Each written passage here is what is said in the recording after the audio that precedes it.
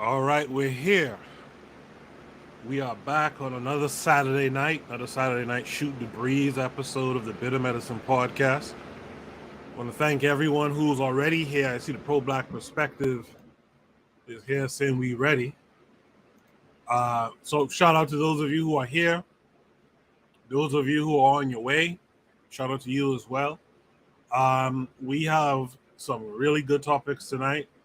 So just to give you guys a preview, we're going to be talking about fascist dictatorships. We were supposed to do this last week, but we didn't get to it. We were supposed to do this one last week too, and I think it's important that we do it, even though it's belated. Well, happy birthday, Asada Shakur. Happy belated birthday.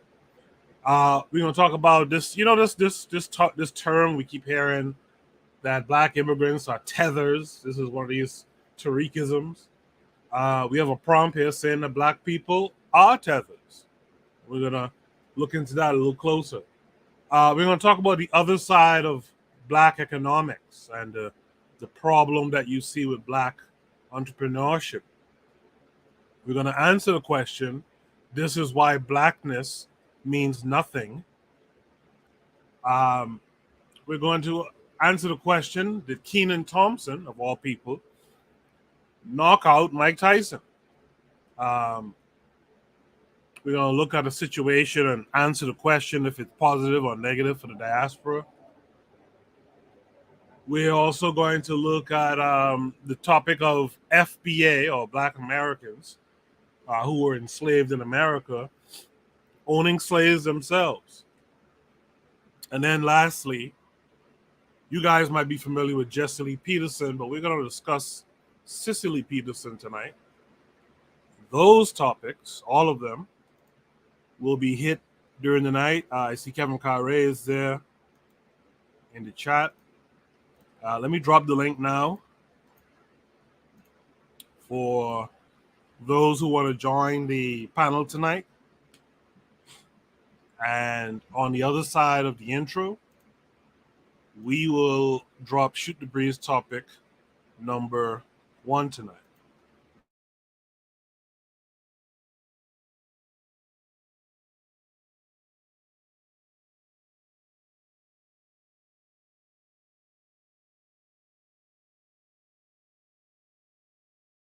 You are listening to the Bitter Medicine Podcast on KWAZ Radio.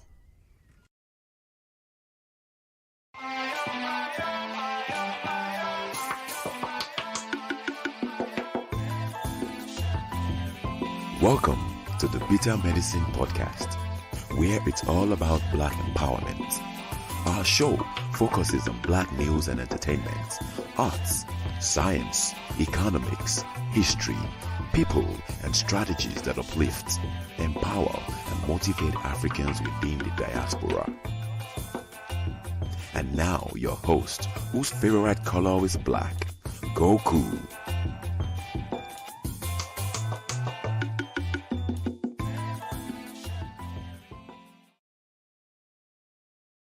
Welcome back to the Bitter Medicine Podcast. I am your host, Koku.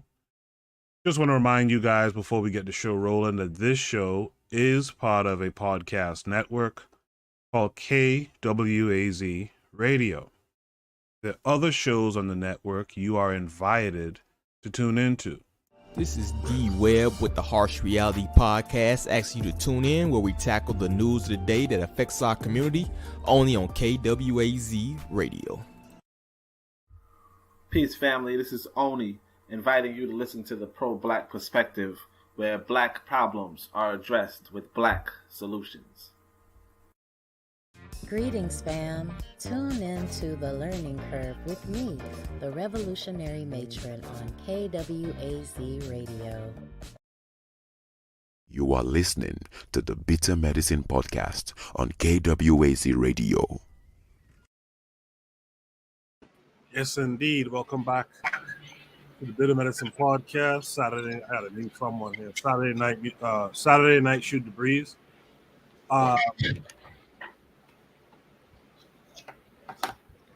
Let me mute because y'all have this noise coming through. Yeah, we are here again, and we have some good topics to discuss. Let me welcome some of the panelists tonight. Kevin Carre, how are you this week? Sorry, I'm very well, very well. Just finished doing my garden. Oh, okay. Good to hear from you. Mr. Untouchable, how are you this week, my friend? I'm great, good brothers, man. How you all doing? I'm good. Good to hear from you. By the way, you guys check out the community tab for the Bitter Medicine podcast. You know, Mr. Untouchable responded to a question I asked earlier. I'd like to hear from you guys. If you scroll through, there's some interesting stuff I try to put up on the community tab. You guys make sure interact with those things too, you know. Also, let's welcome in Oni this week. Oni, how are you? Yeah, I'm cool. Mr. Untouchable said we're gonna do some capitalist show, so I'm waiting for that. Well, we're going to start with a topic you put forward, and you actually spoke about Oni on your broadcast on, last Sunday. Shoot the Breeze topic number 1 is, and by the way, shout out to Jay, the Learning Curve, and everyone else who came into the chat. Shoot the Breeze topic number 1 tonight is, are we ready for the fascist dictatorship? This came with a link. Let me share it with you guys.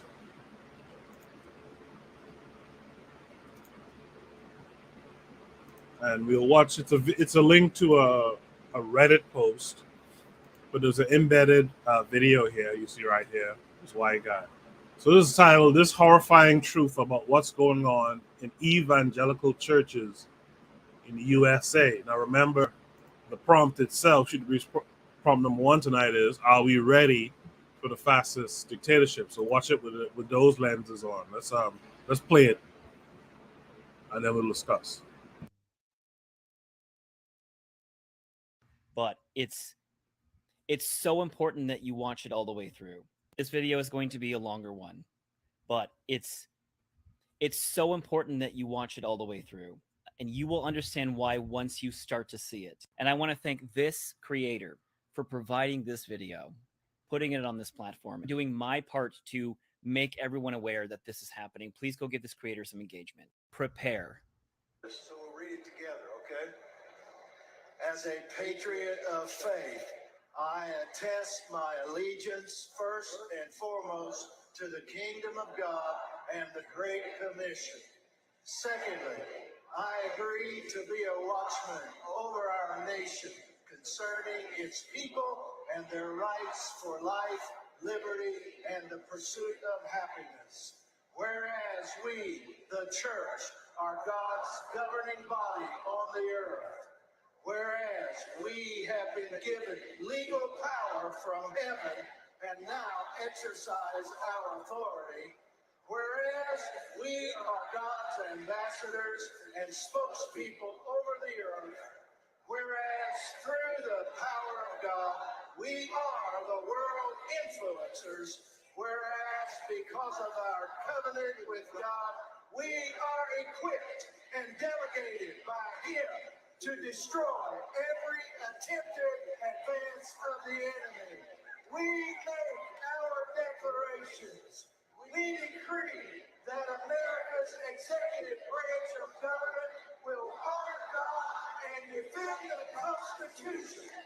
We decree that our legislative branch, Congress, will write only laws that are righteous and constitutional. We decree that our judicial system will issue rulings that are biblical and constitutional. We declare that we stand against wokeness, the occult, and every evil attempt against our nation. We declare and we now take back our God-given freedoms according to our Constitution. We declare that we take back influence at the local level in our communities. We decree that we take back and permanently control positions of influence and leadership in each of the 7 mountains. We decree that the blood of Jesus governs and protects our nation. It protects and separates us from God. We declare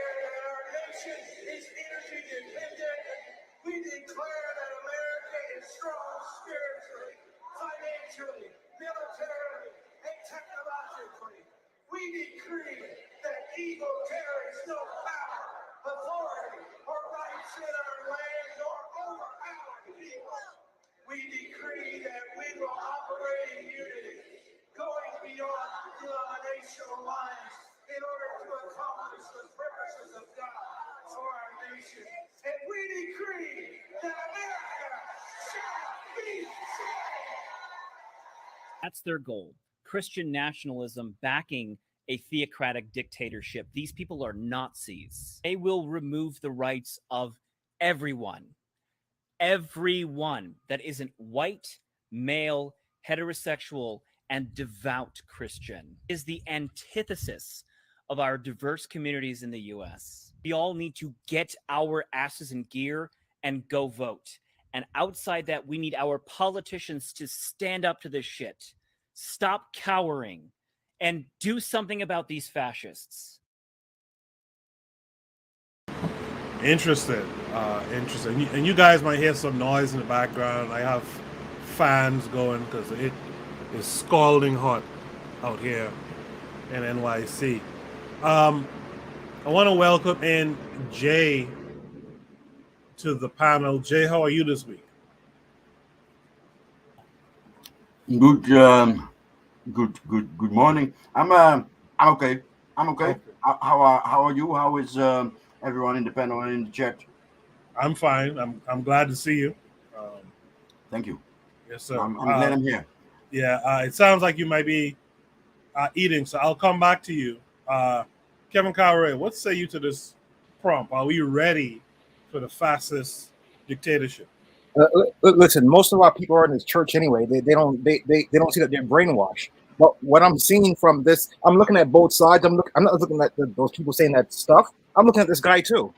But what I'm seeing is utter fear. As I said, it's like, when you hold onto a slippery pole that's greased down, and you're trying to go back up, and you only start flipping it down. That's the way I look at it with the whites in this country. They're losing power, not just in this country, but in the world. And this is just fear. They say, "Oh yeah, we're gonna do this and this." If you had power, you would not be saying these things.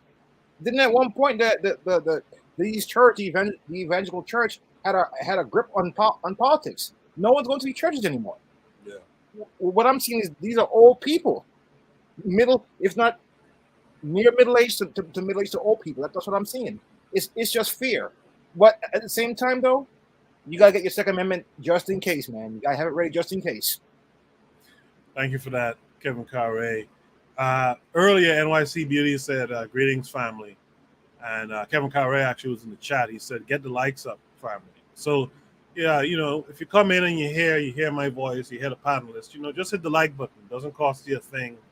Just do that for us. NYC Beauties agrees with Kevin Carre. Says, "All I hear is fear. I see white people are losing power by the day. This is nothing more than an outburst." Lero's here, saying peace, loved ones, as well as the Harsh Reality Podcast. That's D Webb, saying peace to the family. Mr. Untouchable, are we ready for the fascist dictatorship? Well, according to them, first of all, let me say this. This guy who had nail polish on, never trust a man who wear nail polish. That's first and foremost. Needless to say that as far as this war that he's talking about, or the fascist dictatorship, that war has already been won. Trump put in the majority of the Supreme Court right now are filled with ultra conservative people, ultra conservative. You know what I mean? So they're trying to rule a whole lot back in the United States of America. I just waiting for them to roll back slavery, waiting for that one. But as far as these people making their proclamations, their feel-good proclamations, I'm saying that, and also let me also say this too. Many of the federal judges who Trump would have put into office, they are ultra conservative people too. So, despite the fact that who you may vote in power, the laws are going to be tinted towards the favor of these ultra conservative people, especially when they come in to interpreting laws of the country. So the Supreme Court going to interpret their laws, in a very far right, and then the federal judges on the bench will back it up. So I mean, this war has already been won. So for me, this is just a feel-good mission. The other thing too is the hypocrisy sometimes when these people talk about places like Nigeria, Boko Haram, and Al Qaeda with their religious fanaticism, and they don't mention their own religious fanaticism. Because when I see this, I just thinking of Boko Haram in Nigeria. I thinking about those fanatics over there who kill a young woman for saying something against the prophet. Imagine if you say something against George Washington with these fanatics or against white Jesus. They'll do the same thing. You know what I mean? They'll do the same goddamn thing. And these people remind me even not the Saudi Arabians too. You know what I mean? These moral policemen, and they trying to morally police the United States, which the United States is supposed to be a free country. Now that's all gone now. You know, so as far as the fascist dictatorship, this guy is too late to the party.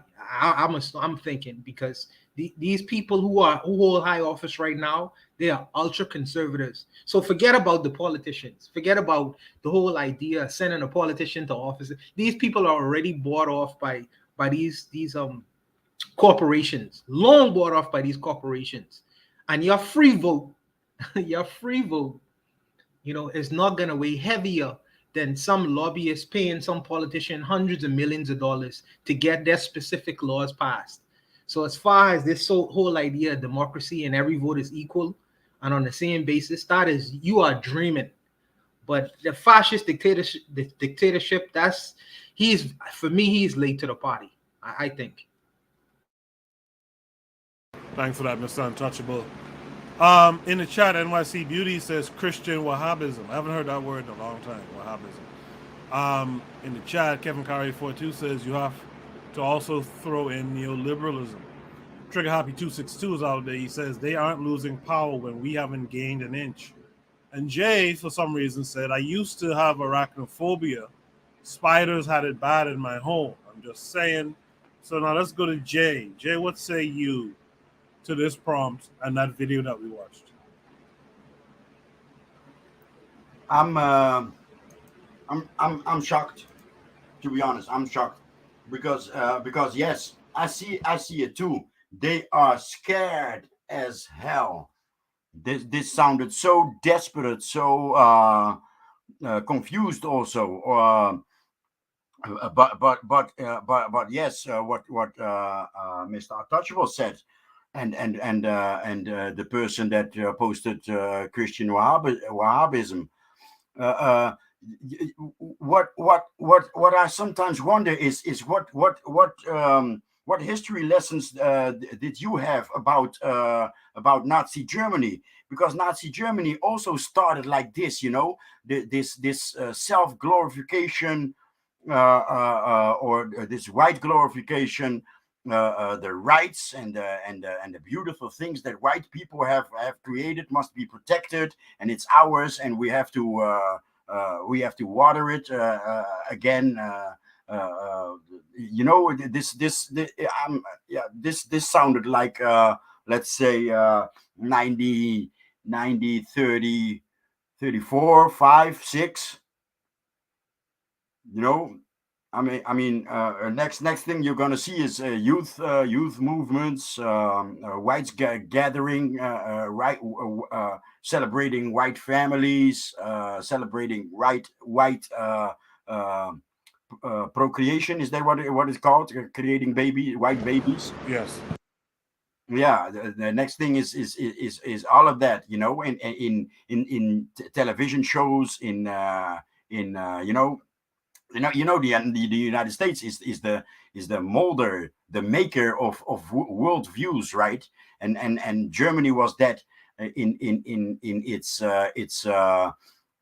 Germany was an industrial wonder on many levels. When we came to the Netherlands, my father was already here, and he got us here in early '72. The charts were still full of German songs, German disco, German Schlager, as they call it, German traditional music, and the United States has taken the place of the industrial marvel, and it's not only industrial marvel as we they tend to hide the media impact that Germany had. If it's still in the early 70s till late 70s still ringing in pop music and such, and even school. If you wanted to do something technical, if you wanted to follow some technical route after grammar school, you had to choose German in your packet. And nowadays that's English. So math and geometry and those type of stuff is now in English for some strange reason. And I see the Nazification, but this time with the United States as gun and ammo. Interesting, man. Thank you for that. Interesting. Yeah, I think I think there is truth to what you're saying, and that I think the Nazis learned from America, and then America learned back from them. And I think we do see a lot of Nazism in what's called Americanism. You know. With that said, let's go to Oni. Oni, what say you? Well, first I gotta say you must be making a lot of money because all I hear is OnlyFans. Nah, you burning up in that, bro. Anyway, but so this video, I want to say, like, I could see what everybody else was saying, especially Jose, with the Nazi connection. I want to say though, what I like about what I notice about this video is that it shows you how you can have a political education for your people. These white people are, because like whether they're old, whether they're young, like whatever age they are, it really doesn't matter. The fact that they can fill a room of, I don't know, let's pretend, I want to say like 5,000 people. No, maybe not. Maybe, how many people y'all think that is? How much is that? Maybe like 1,000, 2,000? Yeah, maybe like 2,000 people. That could be towards 4,000 or 5,000. Yeah. Oh, 4,000 or 5,000. Yeah, okay. You get a room full of 4,000 to 5,000 people to say, look, this is how we're going to be politically. They might smile in your face when they see you, but behind closed doors, because you're not in this church, right? Behind closed doors, this is what they're embracing. That's really critical because we don't have that. I've been saying, one of the things I like about the church, I don't like the church, but one thing I like about the church and that I can respect about the church is that you meet every week to discuss something. Now what we do in our churches, like our churches don't look like this. You know what I mean? I don't go to our churches, but I know our churches don't look like this. When we go to our churches, there's a bunch of performances. The pastor's dancing, he's funny, he's comical. You get there, you laugh, you cry, you sing, you dance, right? That's what you're doing at your church. This is what these white folk are doing at their church. They're saying, look, we pretty much about to declare war on the other white folk and these black folks especially. And then and then you got to peep what the other white folk are doing, right? The other white folk are like, let's just vote them out. You understand? Now, when these white folk, this is 5,000 white boys armed, not only with a political education, but armed with weapons, right? And the other white boy listening to this is, blah, blah, I'm gonna, we got to vote them against, call up your politician, right? Now, that's one part of it. Now, here's this. Now, this is the part that I want to focus on. So I sent this to my cousin, because my cousin sometimes talks political. And so I said, let me send it to her, right? And then she responds first off with, "Oh, I'm a Christian." In fact, I could probably read it because she messaged me, but it was like, she said, "First of all, I believe in God and Jesus, and love, not hate. Secondly, this man is wearing nail polish, right? I didn't notice he was wearing nail polish. I'm surprised Mr. Untouchable noticed, but two things I want to say about that, right? One was, like I don't really listen to Amos Wilson too much, but one time I did. And he said something about the Prime Minister of Japan. And the Prime Minister of Japan was clowning Americans. And the reason why he was clowning Americans, he was like, y'all give blacks too much stuff, and y'all also be giving women too much, And then so to further clown women, I don't remember what he said about blacks, but he said something about women where he was like, women don't pay attention to what nobody's saying. They just pay attention to what they was wearing. You know what I mean? So like, he's like, I can do a big speech on economics, and the woman would say, oh man, his suit is not even, whatever, or his suit look good, whatever, right? Now, I didn't notice the man's nail. Apparently, a lot of people do notice his nails. It probably was up in people's faces, whatever. But the thing about it is, why is it that you look at this presentation of pretty much we finna go lynch these N-words. And then a black woman, right? My cousin's a black woman, right? Not even an African American, right? Because, we're not African Americans, right?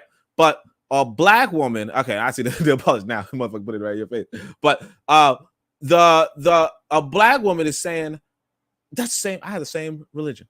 I don't see a problem with this. More or less saying, I don't see a problem with this. And I more see a problem with this dude because he has nail polish. Now, I'm not really, I'm not for people with nail polish, obviously. But you understand that when the war come, right, you got to pick a side. Or you could stay neutral, right? But if this white boy is going to get run over, right, he pretty much the one, basically it's like Civil War II, right? In the Civil War, you had the Union and the Confederacy, right? And if the Union were soft and surrendered, your black ass was going to get cut. So what happened was that black folk actually joined with the Union, all right? But now what you're seeing is maybe some first off, the Union, right? Union version 2 is looking soft, okay? Nail polish soft, right? Then the Confederacy 2 is looking prim and proper. You feel me? I mean, by prim and proper, I'm trying to say they bulky. I don't know. They got it, right? But then the black folk, who they gonna join? Because most of us gonna be like, I'll sit it out. You're gonna sit it out and watch these motherfuckers. Watch you become strange fruit. That's all I gotta say. In the chat, Kevin Carre 42 mentioned the Inquisitions, the Salem witch hunts. And he said, no way the whites are getting together again. Too many X factors, abortion, opioid, plague, men and women at each other's throats, etc., etc. They're going to destroy one another in the end. Let's stay out of their fights. Sister Raw is here. Raw, Vital, Vegetarian is here. Greetings to you, Sister Raw. Yeah, so you guys heard what Oni had to say. Does anyone want to add to what was said there? Yeah, I picked something up just now. Oni alluded to it. But I have to credit Oni with this. So the question is about, are you ready for the fascist dictatorship? So these guys are professing fascism, and this guy's saying, "Oh, go out and vote," so they can make more fascists all to stop these. So you see, it's like a never-ending one up. You know what the term? Am I saying up? One uppins? Yeah, one up. All it is. Yeah. The only person that's going to suffer is us. But I digress. Yeah, I would like to say something. Go ahead. I like the page where Oni is on for 3 weeks on a row now, and that's a presentation and the use of media and crowd control via media, the how-tos and the do's and the don'ts. I like it, Oni. I like it. All right. Appreciate it, bro. There's nothing else left there. Let's go to Shoot the Breeze topic number 2 tonight. Shoot the Breeze topic number 2 is belated birthday, Assata Shakur. And this came with a link. Let's play it. And then we'll discuss.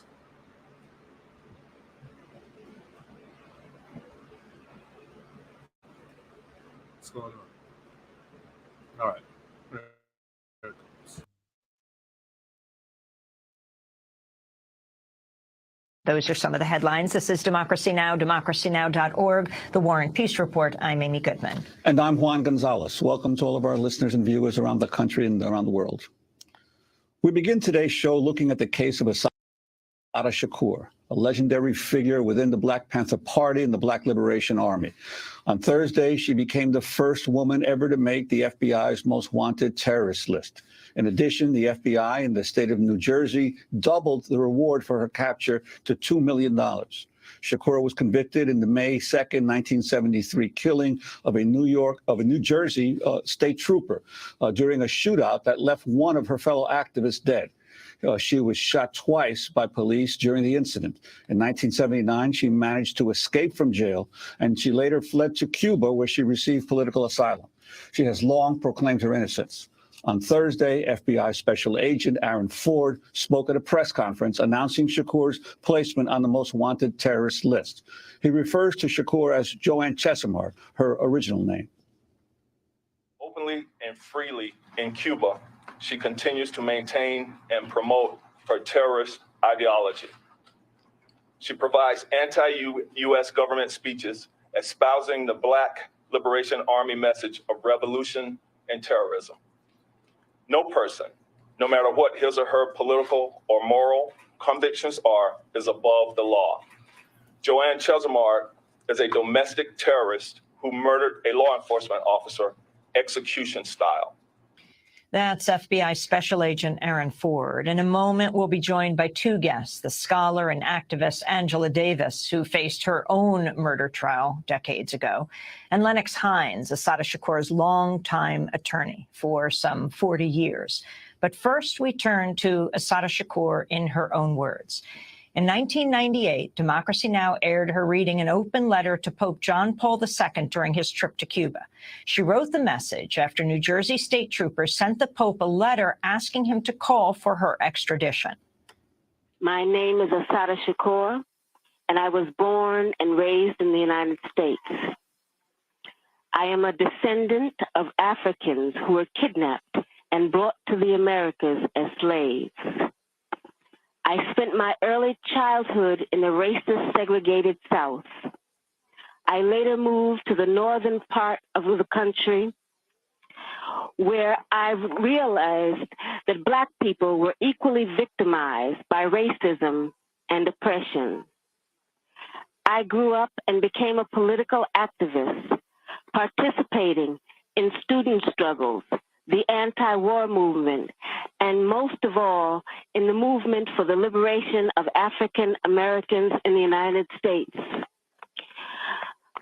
I later joined the Black Panther Party, an organization that was targeted by the COINTELPRO program, a program that was set up by the Federal Bureau of Investigation to eliminate all political opposition to the U.S. government's policies, to destroy the Black liberation movement in the United States, to discredit activists, and to eliminate potential leaders. Under the COINTELPRO program, many political activists were harassed, imprisoned, murdered, or otherwise neutralized. As a result of being targeted by COINTELPRO, I, like many other young people, was faced with the threat of prison, underground, exile, or death. The FBI, with the help of local police agencies, systematically fed false accusations and fake news articles to the press, accusing me and other activists of crimes we did not commit. Although in my case, the charges were eventually dropped or I was eventually acquitted, the national and local police agencies created a situation where, based on their false accusations against me, any police officer could shoot me on sight. It was not until the Freedom of Information Act was passed in the mid-'70s that we began to see the scope of the United States government's persecution of political activists. At this point, I think that it is important to make one thing very clear. I have advocated, and I still advocate, revolutionary changes in the structure and in the principles that govern the United States. I advocate self-determination for my people and for all oppressed people inside the United States. I advocate an end to capitalist exploitation, the abolition of racist policies, the eradication of sexism, and the elimination of political repression. If that is a crime, then I am totally guilty. To make a long story short, I was captured in New Jersey in 1973 after being shot with both arms held in the air and then shot again from the back. I was left on the ground to die, and when I did not, I was taken to a local hospital where I was threatened, beaten, and tortured. In 1977, I was convicted in a trial that can only be described as a legal lynching. In 1979, I was able to escape with the aid of some of my fellow comrades. I saw this as a necessary step, not only because I was innocent of the charges against me, but because I knew that the racist legal system in the United States, I would receive no justice. I was also afraid that I would be murdered in prison. I later arrived in Cuba, where I am currently living in exile as a political refugee. The New Jersey State Police and other law enforcement officials say they want to see me brought to justice. But I would like to know what they mean by justice. Is torture justice? I was kept in solitary confinement for more than 2 years, mostly in men's prisons. Is that justice? My lawyers were threatened with imprisonment and imprisoned. Is that justice? I was tried by an all-white jury without even the pretext of impartiality and then sentenced to life in prison plus 33 years. Is that justice? Let me emphasize that justice for me is not the issue I am addressing here. It is justice for my people that is at stake. When my people receive justice, I am sure that I will receive it too. That is an excerpt of a letter Assata Shakur read, an open letter to Pope John Paul II during his trip to Cuba in 1998. When we come back from break, we'll be joined by Assata Shakur's longtime attorney, Lennox Hines, and the scholar and activist, Angela Davis. Stay with us. Thanks so much for watching this report. Yes. So, this is a belated topic because I ended the show a little bit early last week and we didn't get to it. It was planned for last week when it was actually Assata Shakur's birthday. Kevin Carre, what were you aware of with regards to Assata Shakur, and what's your feelings towards her? Well, I heard about her. I didn't know about anything about her when I was a little kid. It was not until I got to college that I learned about her. As with my feelings towards her, I'm on her side. We live in a very racist society. They make the rules, and that rule book is still in play today. Like everything she said is, I believe her. This is what this government has done since we've been on this rock. The rules is tilted in their favor. No matter what we do, we're always going to get hemmed up in their system. But the other thing you see right there, that's scene, you see the guy reading right in the red tie, right? Yeah. Look at the guy right next to him. Isn't it? It's like he's like the marionette. He's making sure this guy's on. He stays on script and just keep going, man. But it's funny how they use a black agent to put it out there, like I mean, but I digress. Jay, in your neck of the woods, what does Assata Shakur mean to you guys out there? Assata Shakur is I don't know. You're also not an African American, so you must also understand when I speak of how African American icons are the banners of our struggle outside of the United States. Right. So it had, as I said, quote unquote, just a banner, and this open letter was very revealing to me. Finally, her voice, for one. Finally, some deeper understanding of what happened and where she stands. And another thing, I believe 0.0 has changed since their struggle, since the struggle of her generation, and nowadays, as she mentioned, anti-sexist, as she mentioned, to be anti-sexist. And I want to make a side note. Angela Davis is touring the world with her white wife sitting beside her on stage, which somewhere irritates me. But anyway, yeah, the feminist movement was already strong in those days. I wonder what be the difference between then and now. That's all. Thank you for that, Jay. Thank you for that. Mr. Untouchable, what say you? There are several things that's going on here.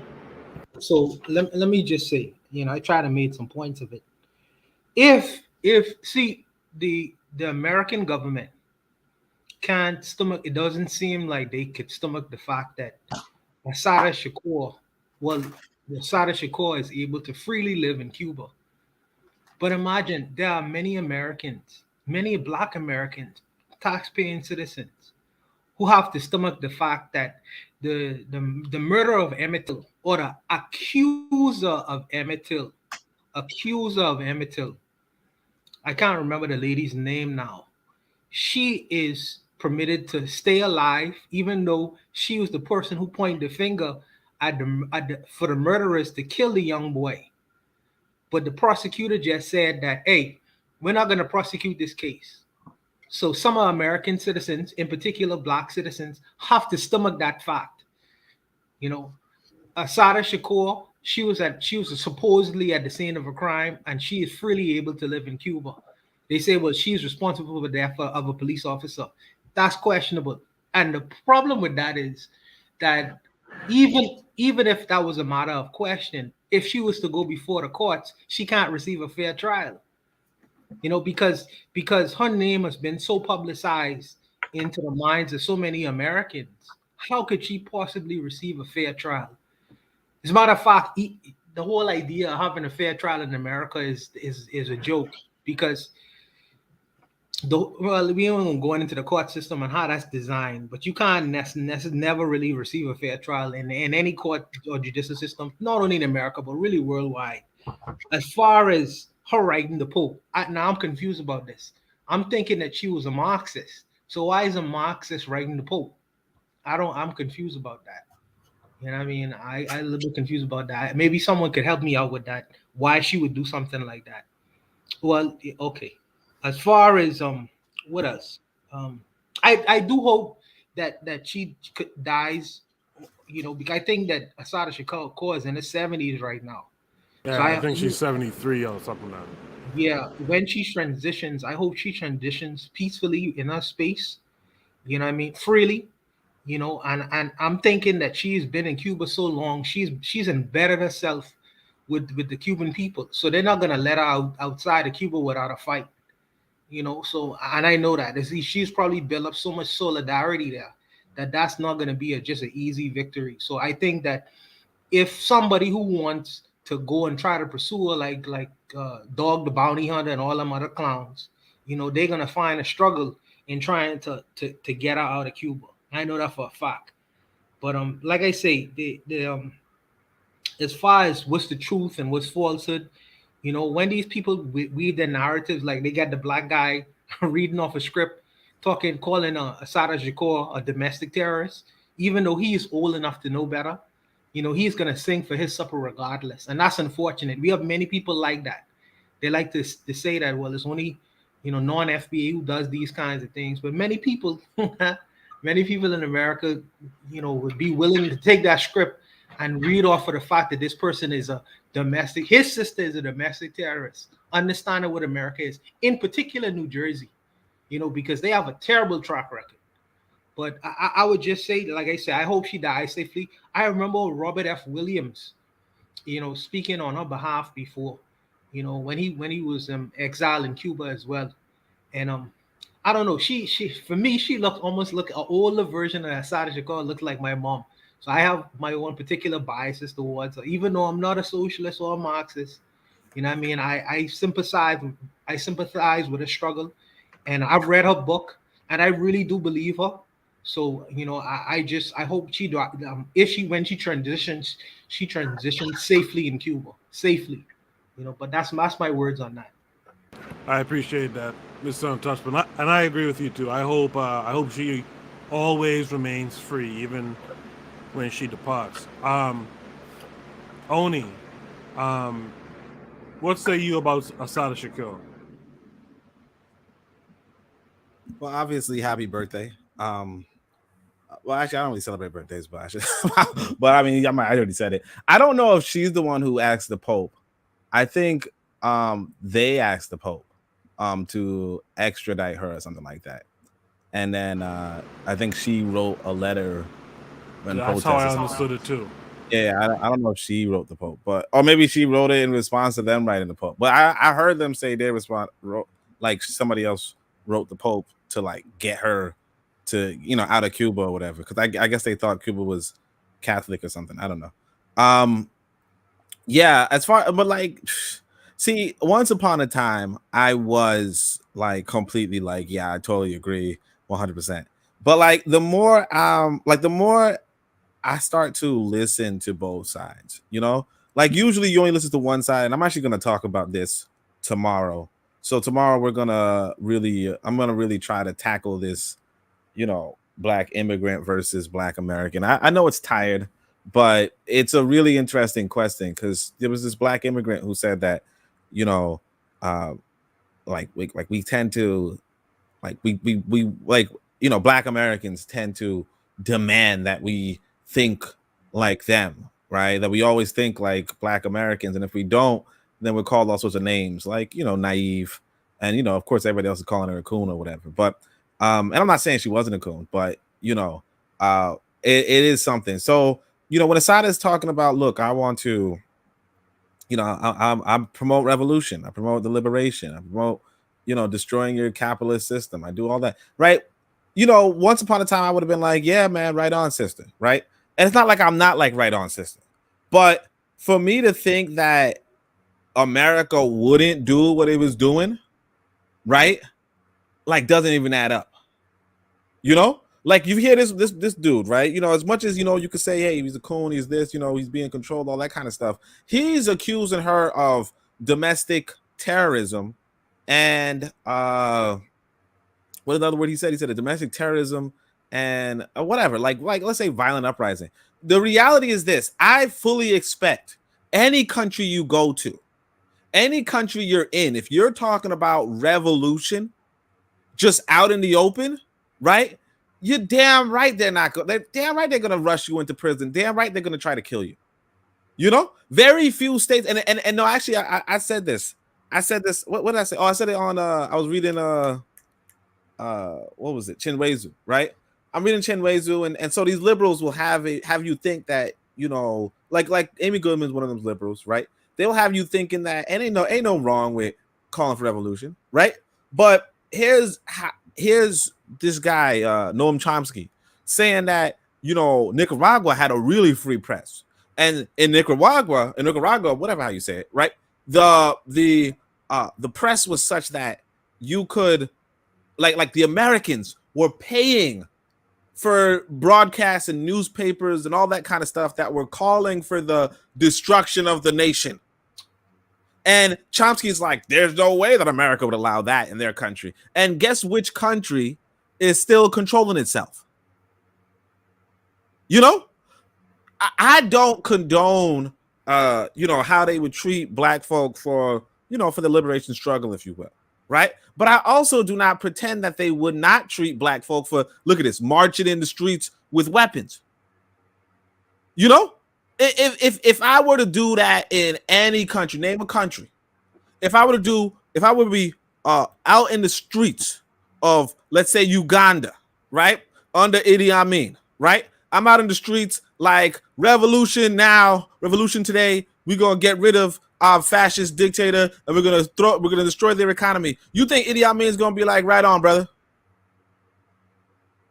You know, and so what? Like, we have this impression because, you know, like Jose was saying, you know, this is the image of what it means to be a revolutionary around the world, and not revolutionary, but, you know, it's a good, positive image, and we all kind of buy it into it. But first off, you're showing your cards, and two, it's like, if you really understand that you in somebody else's nation, right? Realistically, the reason why Assata Shakur is free and alive today is because she left America.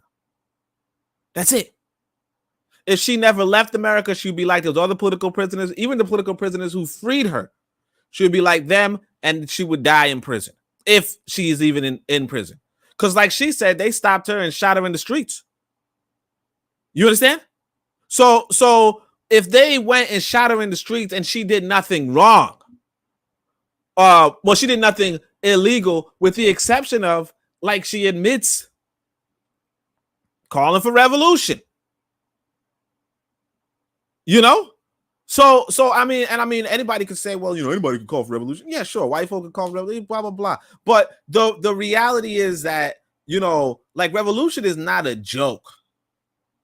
And when you go about, you know, when you go about saying, you know, you want a revolution, that's fine. But understand, these white boys, like, nobody plays with revolution around the world. Nobody plays with that, because what revolution does, you guys saw what Sri Lanka had. You know, I never saw the story, but I heard somebody say that big group of people who went into that guy's mansion. First off, they took his mansion, but I heard that they also killed like 200 something, you know, politicians.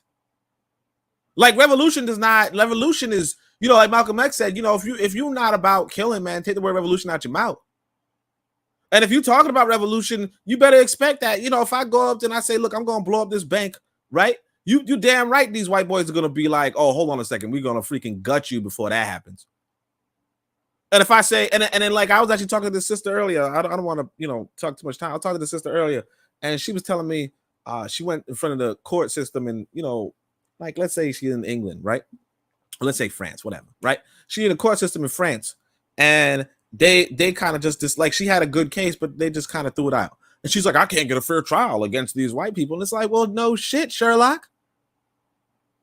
You know, they set up this the first rule of revolution, right? Maurice Bishop said it. The first rule of revolution is the revolution has to survive. America is the product of a revolution from way back, and it's fighting to survive. And if you trying to threaten its survival, guess what? They're going to threaten you, because it's not a game. And I mean, props to Assata. I mean, you know, I think she's brave. I like her book. She's amazing. But, like, I'm not going to pretend to be surprised anymore. I'm not going to pretend to be outraged anymore. I'm going to say, yeah, you know, if you want to mess with America, you probably go to thing. And if you want to be free, you probably need to leave America. That's what it is. Because you see her happy, jolly. That's the life of somebody who decided to divest from America. You see? That's the life of somebody who decided to divest from America. And until we all say to ourselves, look, let's divest from the colonial project, yeah, we're going to be complaining, but the reality is they set it up for them to win. You're supposed to set up games for you to win. You're supposed to. And if I go into another African, if I go into an African country, I plan on setting up shit for me to win. That's what I plan on doing it. And no white person's going to complain. If they do complain, that sucks for them, because I'm still going to win. That's the goal. That's the plan. That's the purpose. That's it. I like that. If anyone wants to respond, you guys could have a free-fall conversation on what everyone just said to that prompt. Yeah, I just wanted to possibly just add to what Oni said. Most revolutionaries know that the whole concept and idea of freedom or death or death is a real thing. You know, Assata Shakur is an exception to the rule, because usually that doesn't happen. You know what I mean? Usually all revolutionaries, if they don't take power, you know what I mean, the state will have to kill them. They're not going to become old men. You know what I mean? And I think that the founding fathers in the United States, who were revolutionaries, by the way, and breaking away from England and establishing independent country for themselves, they were terrorists. They were international and domestic terrorists the King of England perspective. They were terrorists, you know what I mean? And if they did not win the Revolutionary War against England, they would have been lined off, and all of them knew this. As rich as they were, they would have been lined off and shot to death, and you would never know about them. I think a person was interviewing Fidel Castro one time, and he said, and they asked him, well, what would have happened if you are not successful in overthrowing Batista? Would you be on the streets of Colombia as an old man still preaching about revolutionary acts and trying to change Cuba? He said, no, I would be dead. You know what I mean? So I think that most revolutionaries understand this principle. The people who are able to survive, you know, like I said, the Assata Shakors, you know, and who didn't take power but had to leave, you know, they are not as fortunate. So like Oni was saying, the whole idea of this, if you're a real revolutionary now, not a cartoon or an internet one, a real revolutionary, they understand that if they are not victorious, they are enemies and domestic terrorists, and they either go put you in a cage forever where no one could ever see you ever again in life, or you're going to be lined off against the wall. Back in the day, they used to do this. Lined off against the wall and shot to death. Now they put you in ADX prison, where they, you know, lock you in a dark hole where you are not seen forever. Because the United States like to have this idea of we live in a free state and we don't have any political prisoners. But, you know, any right-thinking person know that that's not necessarily true. So I think revolutionaries, the people who are real revolutionaries in the world know this. And like Oni was saying, the whole idea of being a revolutionary is an extremely serious thing, you know. And the people who are out here who are so able to espouse their views over the internet and nothing happened to them, you have to question, you really have to question who these people are, you know. But the idea of revolution is a very serious thing. I agree. In the chat, Lero says, facts. All nations are supposed to be counter-revolutionary. Trigger Happy 262 says, yeah, caring about political theater as opposed to political power. This is why North Korea is still around. And even though I'm not fond of Cuba, Cuba's still around. The learning curve is here. She said earlier, they have no business pleading to a pope to have a political prisoner sent to America. The world is not ruled by the Vatican. If there's no other responses to that prompt, let's go to Shoot the Breeze prompt number 3. I thank you all who are tuned in. Make sure to hit the like button if you're here. Make sure to drop some comments if you're here live. Drop some comments in the chat so we can interact with those as well. Let me drop the invite link in case any of you want to hop on the panel and have your views heard. Should be topic number 3 is black people are tethers. First tethering to whites who enslaved them, then to Indians who enslaved them, fighting proudly to be amongst people who show nothing but contempt. I think this came with a link too. No, wait.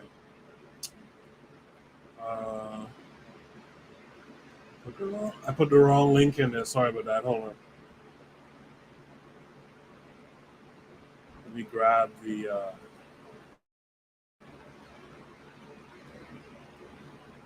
Sorry about that. Let me grab the link again. The link is going to take us to a magazine article, actually. So let me share that with you guys.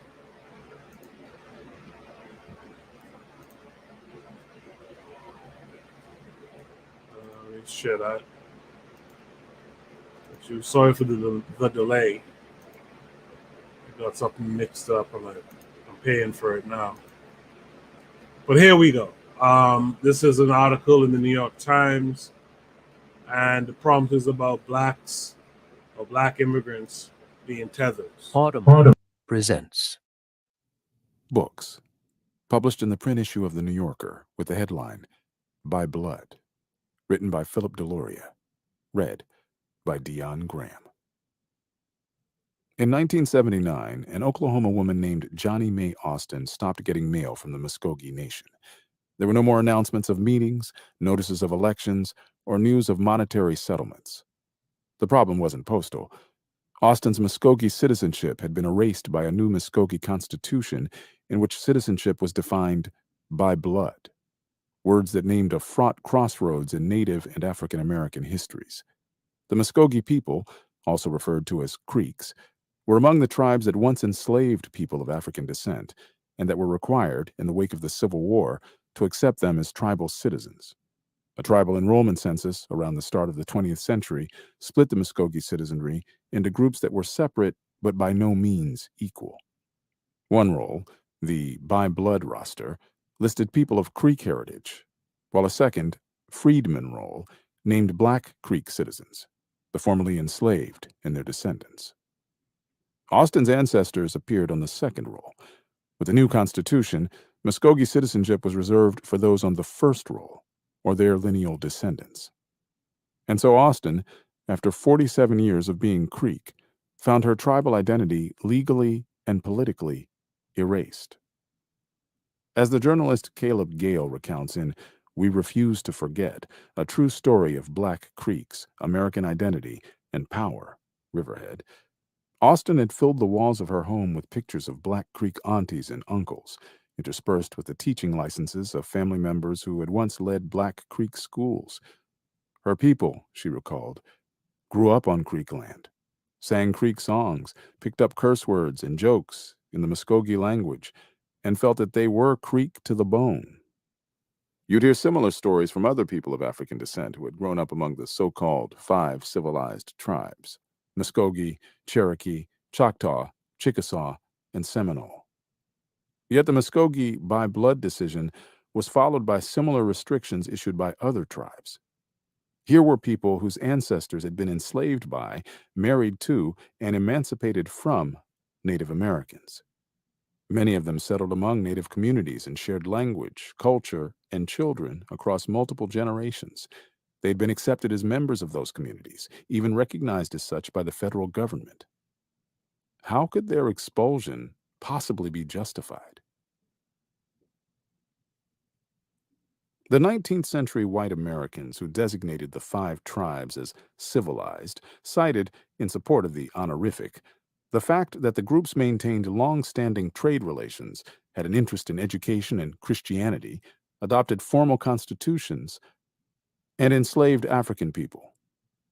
The tribes, which came from the southeast, had long occupied a realm of warfare and captivity, exacerbated by English settlers' encouragement of an intertribal raid-and-trade slave economy that hurled indigenous bodies into the world of Atlantic slavery. When Africans were dragged into the picture, the English paid Indians to hunt those who escaped. Sometimes black fugitives sought to go native, with varying results. Tribes incorporated some, killed or enslaved others. Born out of existing practice and new colonial impositions, slaveholding among the 5 tribes developed hybrid forms. Though the familiar southern plantation was surely part of the picture, enslavement typically operated at a smaller and more intimate scale. In the terse summary of Buddy Cox, a 21st century Creek and the nephew of an influential chief, we owned some, we were some, and we slept with some. Black people could be chattel, socially integrated kin, marriage partners, or participants in emerging native groups such as the Seminole. Being deemed civilized didn't protect the 5 tribes from forced displacement. As American planters sought to expand their empire of unfreedom across the South, the 5 tribes stood in the way, and the United States embarked on a devastating series of land clearances. The tribes were forced to swap extensive areas in the Southeast for newer and smaller parcels in what was later called Indian Territory, today's Oklahoma. With the passage of the Indian Removal Act of 1830, tribes were driven west to Indian Territory on the deadly journeys now commonly referred to as the Trail of Tears.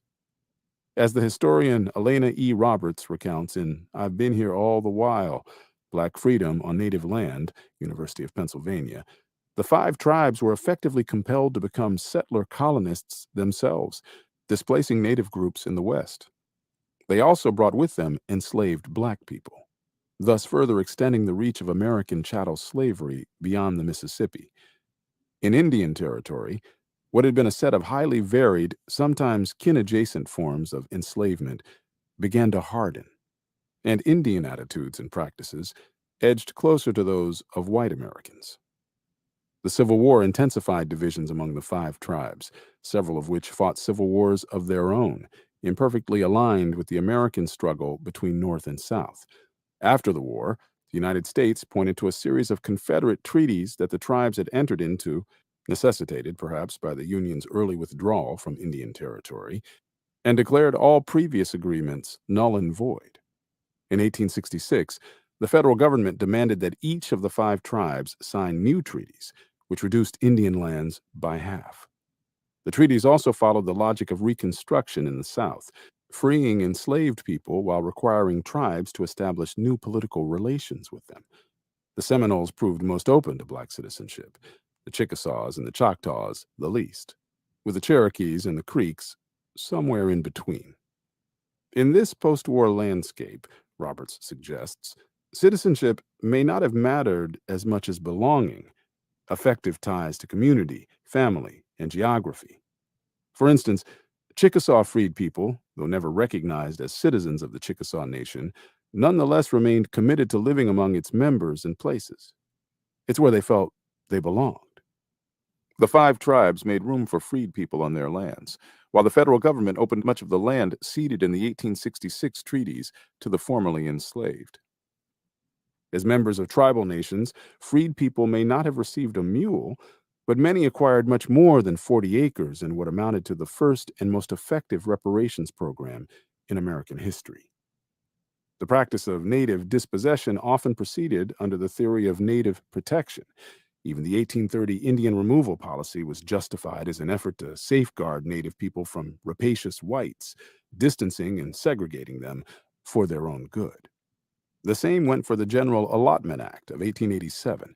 Humanitarians, such as its author, Senator Henry Dawes, believed that they could save Indians by making them assimilate into American society as Jeffersonian yeoman farmers, working their own patch of ground.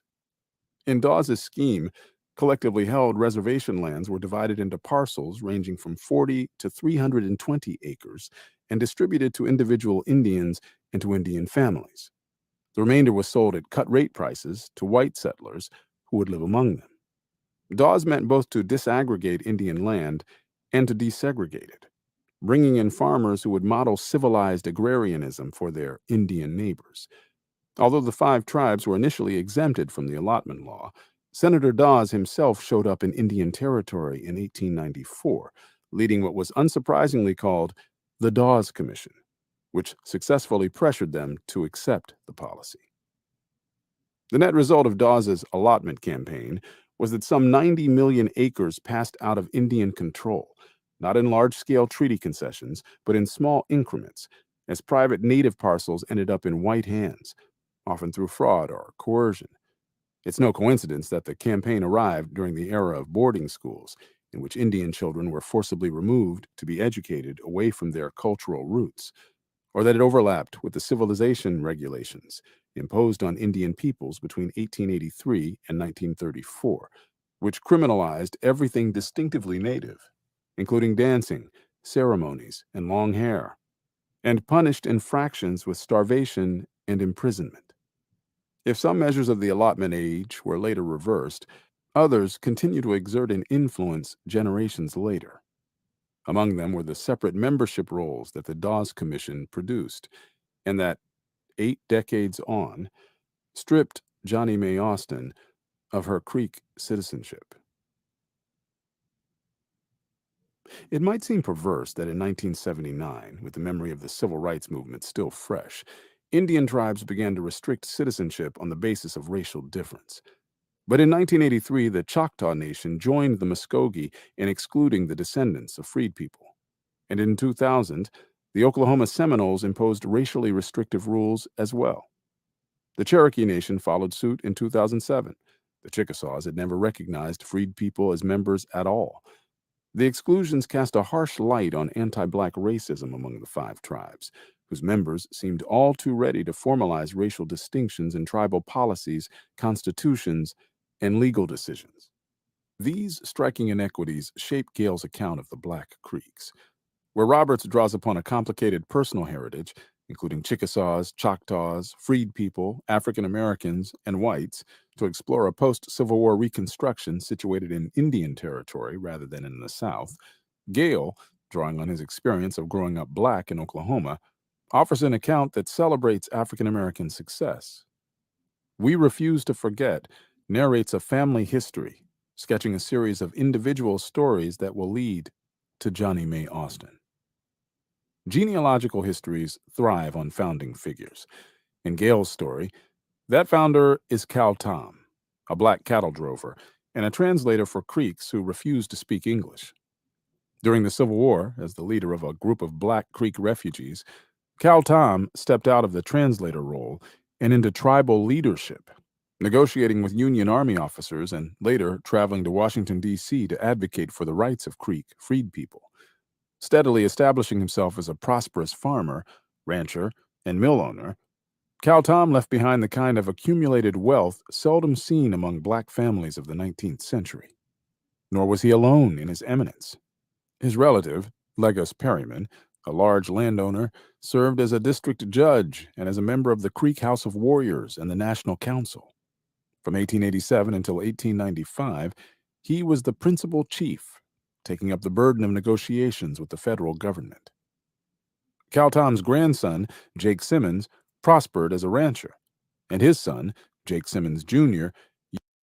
All right, I think we could kind of get the idea. I want to play, as much of that as I could, so everyone could kind of understand the energy of the prompt. Black people are tethers, first tethering to whites who enslaved them, then to Indians who enslaved them, fighting proudly to be amongst people who showed nothing but contempt.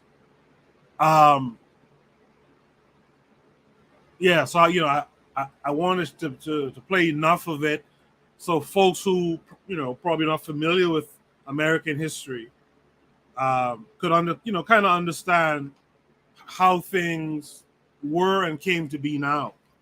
And now we're in a climate where you have a lot of Black Americans claiming to be the original Native Americans and whatnot. So we're it's a way for you to get a little bit of that backstory. Kevin Carre, do you agree with the prompt and that story that you heard? By the way, have you heard that story before? Sorry about that. No, I have. I know that Oklahoma is Indian territory in the Trail of Tears, but I've never heard the story. This is the first time I'm hearing it. Okay, so how do you feel? Since you have some background, do you understand the energy of the prompt, or do you disagree with it completely? I have to agree with it. As I said, when you say the tethering, even today, look at the community. You see all of our brothers just hanging out in front of them Arab stores. They care about them instead of caring about their own community. But yeah, as I said, it just reminded me of that prompt you had about 2 shows ago with the Seminoles. You let yourself be used, and then in the end, you get kicked out. All that time you were fighting for someone else, you could be fighting for your own people and building, for yourself. I'm in admiration with the what's his name, Tao, so they call him. How he left behind generational wealth. Yeah, that's cool and all, but when you have gotten to that point, you should have moved on from that nation, and build your own. But I'll pass the mic. Thank you for that. Jay, what say you? Did this story, from what you heard of this history of the relationship between Seminoles and Africans in America, do you think this prompt is right on or completely off? I guess I stand where I guessed them up who posted this stance, and that's yeah. I think it's sarcasm to call it tethering, but to speak of us all as tethers, in here, Moroccans and Turks. Turks are one generation ahead of Moroccans. You know what? I don't think Moroccans are heading that direction. Turks nowadays have one or two children, but in my generation, people had 6 or 7 brothers and sisters, right? And by doing so, they now dominate the working class, for example, just because they had more children, they had more people, and also same goes for the street, right? And we, for some strange reason, we claim the streets. We keep claiming the streets, and now nowadays Moroccans are dominating the streets. They are more present. You got Moroccan mafia, and the Dutch even making movies about them as dominating the drug traffic, etc. And I'm seeing our people tethering to them. So Suriname used to be the quote unquote street language, right? Slang. So Suriname words, one of the ex-colonies of the Netherlands, and now it's Moroccan, and you see our people, Cape Verdean, Suriname, Antillean, Caribbean, Dutch Caribbean. You, you see us speak, you use their expressions, so yeah, sarcasm or serious. Yeah, we some tethers, man. We some tethers. Thank you for that, Jay. In the chat, the learning curve says, fun fact, Oklahoma didn't become a state until 1907. Trigger Happy 262 Plus says, this is a condition of being stateless and not having a culture that is conscious of itself. That's why this is a repeated thing among our people. We just heard from Jay. Let's hear from, let's switch it up. Let's hear from Oni on this one. You're muted if you're speaking. Yeah, so shit.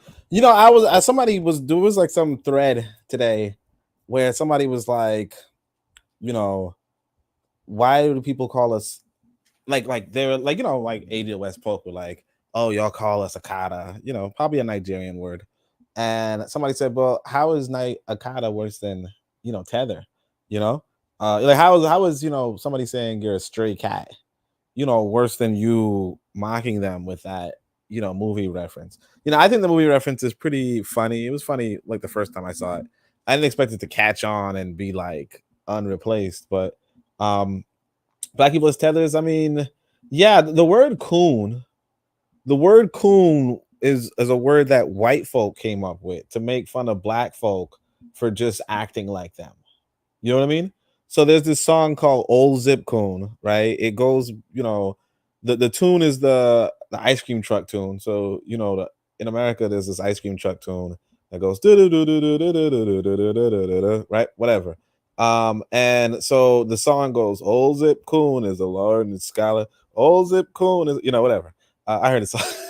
But the thing is that, yeah, it's this joke. It's this joke that white folk made up to say, damn, these black folk bite us all the damn time, right? And like realistically, when you look at black folk, particularly black Americans, though not exclusively black Americans. Well, not even, I shouldn't even say that, honestly, because even when you go to Africa, you're gonna see them putting on those white wigs when they're the judge and stuff. But one thing that was popular in America at one point was black men straightening their hair and black women straightening their hair. And of course, it's still popular for black men and black women to bleach their skin.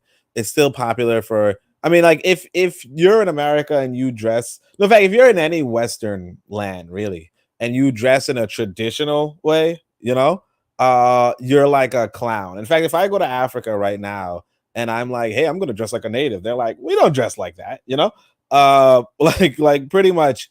So yeah, we are obviously copying them. I thought from this Indian story, which was, you know, really long, but from this Indian story, I was thinking, like I didn't notice when they said, hey, when we had these slaves, we would also fuck them. You know what I mean? Like they were ours to own and so on and so forth. And then it's just kind of embarrassing that black people today it's like fail to realize, because you know, the lady who was like the protagonist in this story, she was like, or not the protagonist, the focus or whatever, the first Cree lady or whatever, she was like, oh, I have these pictures of black Cree people, black people, and like I'm noticing that those are probably the pictures that we see, you know, these days, where somebody's like, look, you see, we're Native Americans, look at this person in traditional Native American outfit, and it's like, yeah, that's a tether, you know. Like that's a black tether for these Native Americans. So I mean, I could see it. Like, yeah, I mean, I know Gas 'em Up was you know, low-key trolling, but you know, there's a great point to realistically, to a large degree, black folk are biting the culture of white folk and just ignoring that. You know, somebody had a picture earlier, they were like, black girls with ginger hair are killing it. And somebody asked them, how is this different from a white girl with locks, you know, or a white girl with braids? I saw Why that, is is that, like, why is it okay for you to, you know, be a black woman and then just straighten your hair and color it into a traditionally white color, right? And there's like nobody bats an eye. Nobody thinks that's awkward, you know? I really appreciate this artist, not artist, this athlete. I think it's like Sharika Jackson. No, it's not Sharika Jackson. It's Shelly Ann Frazier. Really appreciate her, but she's always inside of some goofy wig, you know? Like at some point we have to ask ourselves, you know, to what extent are we like just, you know, kind of like what they call it, cultural something appropriation. Yeah, cultural appropriation. To what extent are we culturally appropriating these white folk? You know, to what extent are we going above and beyond just appreciating the technology in a sense and just actually trying to be them? You know, because there's no reason for us to straighten our hair and bleach our skin. Like there's absolutely no like there's, you know, sure, you could wear, you know, you could wear a winter coat in the winter. That's reasonable. You know, you could wear denim jeans. Why not? Sure. You know, it's not Africa. It's not super hot. You know, you could dress like them. Sure. But you know, and you're going to talk their language because you're in their country. Makes a little sense. But then you're also destroying your skin. You're mutilating your skin. You're mutilating your hair. You're praying to their God. Like, at what point is it that you are really just like, at what point are you taking their culture and then acting like? And then here's the thing with black folk, it's like, especially African Americans at this point, but it's like they're like, hey, you know, we inspire the whole world, we're the leading cultural figures. Like, clearly it's the freaking white American, you know.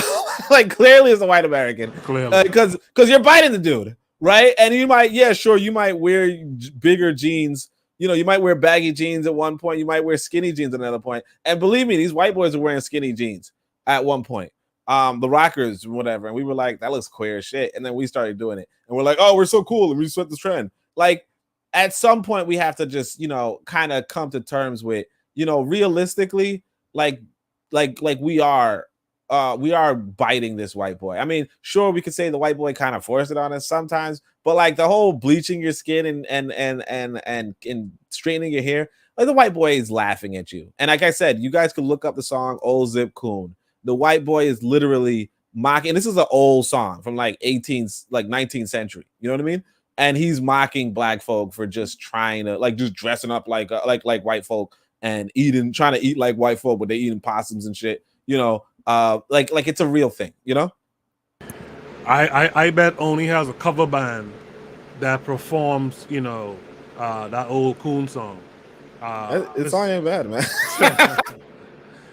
Mr. Untouchable, what say you? I think that the whole word tether needs to be properly defined, because when I hear it, it has different meanings. The first person, who was talking about tethers and stuff like that, he was relating that to land. So I had a whole series of things that I could say on that. Then now I'm hearing tethering has to do with culture, which is a completely different subject. Because if we talk about as far as tethering to land and things of that nature, I have an issue with that, because I don't restrict myself to a particular geographical landmass. I respect all the so-called nativists out there, but I have a globalist perspective. Where I was born was an accident of birth. I had no control over it. I could have been born in the Bahamas, just as I could have been very well born in the United States, just as I very well could have been born in Pakistan. So this whole nationalistic fervor, for me to be, it's a joke, because you really had no control over it. The only control, I would say this, if I was tethered to anything as it relates to land, I'm tethered to planet Earth. And the reason why I say that is, if they say that the black men of this planet was the first human beings that ever existed, and we ventured out all around the world, then the whole world is I have a rightful claim to it, to possess the mineral resources from it, and all the wealth that I could extract from it to use for my own purposes. So you're not going to restrict me to a specific landmass. Let people who want to fight over a specific geographical location, will allow them to. Earlier this week, we had a discussion on Liberia, and the whole people running on about how these group of people was able to develop Liberia in a specific way. Africa is my landmass, not the small geographical location called Liberia. Come on, man. Yeah, it's for me, it's just, to me, I see it as a limited way of looking at the world, in particular when it has to do with landmass, especially when I didn't create these so-called artificial boundaries. Someone else created these boundaries and then forced me to exist within it, and say, well, the only way I could get from one boundary to another is we have these papers called passports. So the only way you could get on this particular landmass is you have to have a valid traveling papers for you to be able to transgress into that's friggin' slavery, man. I didn't create that. You know what I mean? My ancestors didn't create that. So I'm not, I understand that we living in the so-called real world. We have to work within that whole idea or reference, but I'm imagining something else. You know what I mean? And if we are the men who are supposedly to come first in this planet, I'm tethered to planet Earth. The Earth is mine. In particular, Africa, which is my home. That's why I reference, that's why I'll end on that as far as tethering is concerned. When we talk about tethering as it relates to culture, which is something completely different. And this is where I partially agree with Oni. Of course, we tether to different fashions and different people's culture, as well as they tether to ours. The same white men who laugh at us for bleaching our faces, their wives are in talent salons getting bronzes and getting the butt lifts and all man and lip what do you call it? Lip injections to make their lips bigger. So if we tethering as far as culture is concerned, it's a whole big exchange is going on, and I think that that's a global thing around the human race. You know what I mean? Because we bite off of different people, just like different people bite off of us. You know what I mean? Is it right? No, I don't think it's so right. But that's what people do. That's the human race. That's what the human race does. But you're not gonna restrict me with this word. Try to use this word game to restrict me to one geographical landmass. In particular, when I know that where I was born is an accident of birth. My mother could have very well hopped on a plane to Singapore, and I'd have been a Singaporean. And then fighting, but talking about my family been here forever. It's nonsense, I think. But I the next time we have these kinds of prompts, I would really hope that the person who created these prompts is here to kind of explain, to make it a little bit clearer, so we could possibly move the discussion from there. But that's where I left. Yeah, I was hoping by now gas would have come through. but he didn't come through in time. So that's why we didn't get to hear his what really was pushing him in sending this out. In the chat, Trigger Happy 262 says, I'm sorry. Yeah, he says this is a condition of being stateless and not having a culture that is conscious of itself.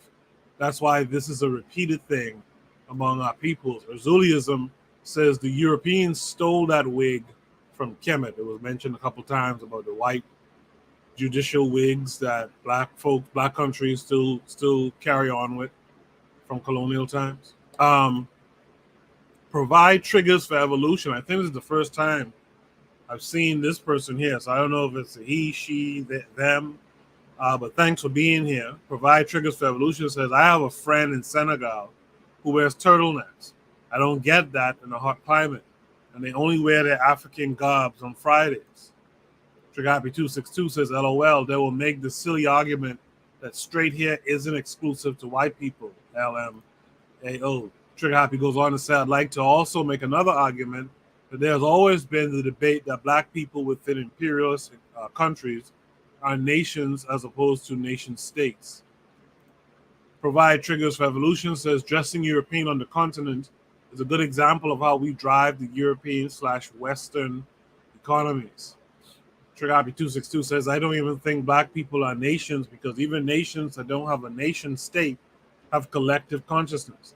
They have a general consensus of their culture and who they are. Trigger Happy then says, and in some sense, when they gain militancy and when they gain strength, little by little, they push for separation against the nation that has oppressed them.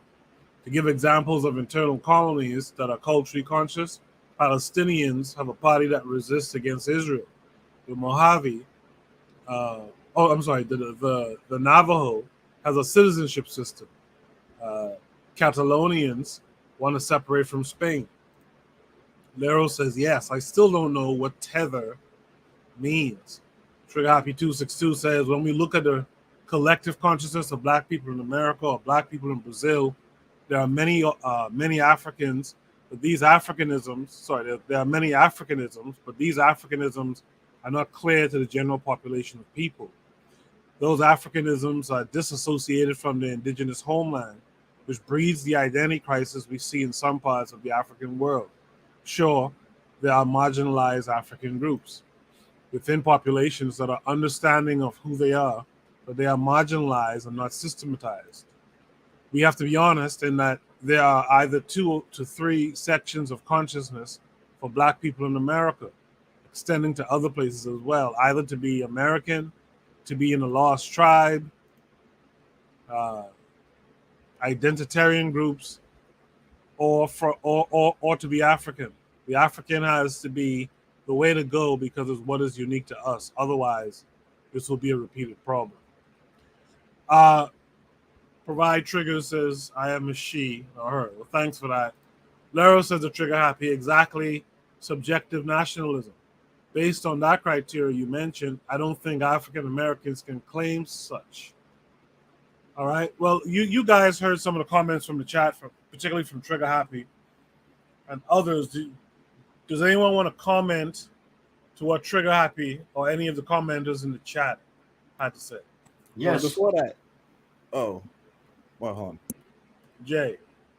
I wanted to react on the clothes. I often wear clothes that I bought in Senegal, here in the Netherlands, and you get various reactions. People associated with Islam clothes, but to be clear, those clothes are in the root of Western clothes and in the root of Indian clothes. So the what I wear is Western African, and we are the fathers of the modern blouse, right? to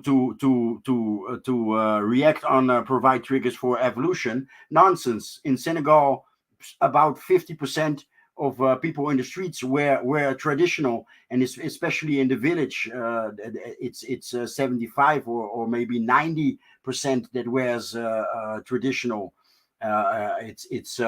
It's indeed the feathers that the rappers and those kind of people that wanna wear jeans and sagging pants and stuff like that. But we must not forget Dutch people. Where jeans is not Dutch, jeans is not German, jeans is not Spanish, jeans is not Italian.